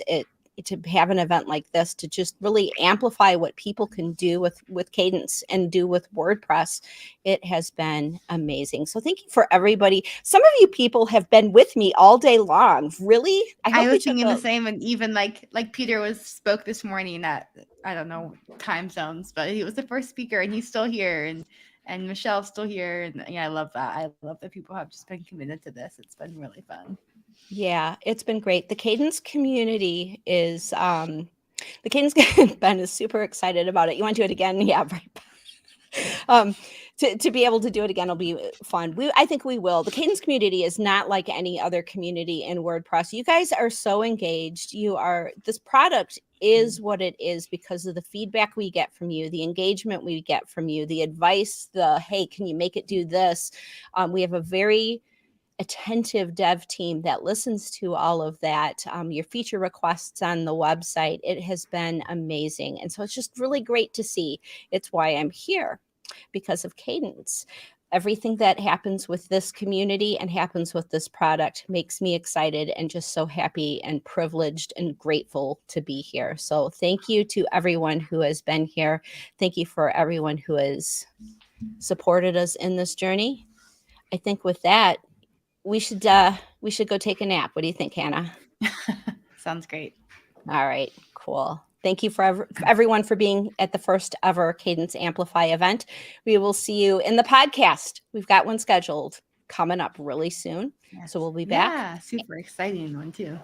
Yes, definitely a super exciting one. So go find the speakers wherever their social media is. Say thank you to them as well. And I guess we'll see you in the next one.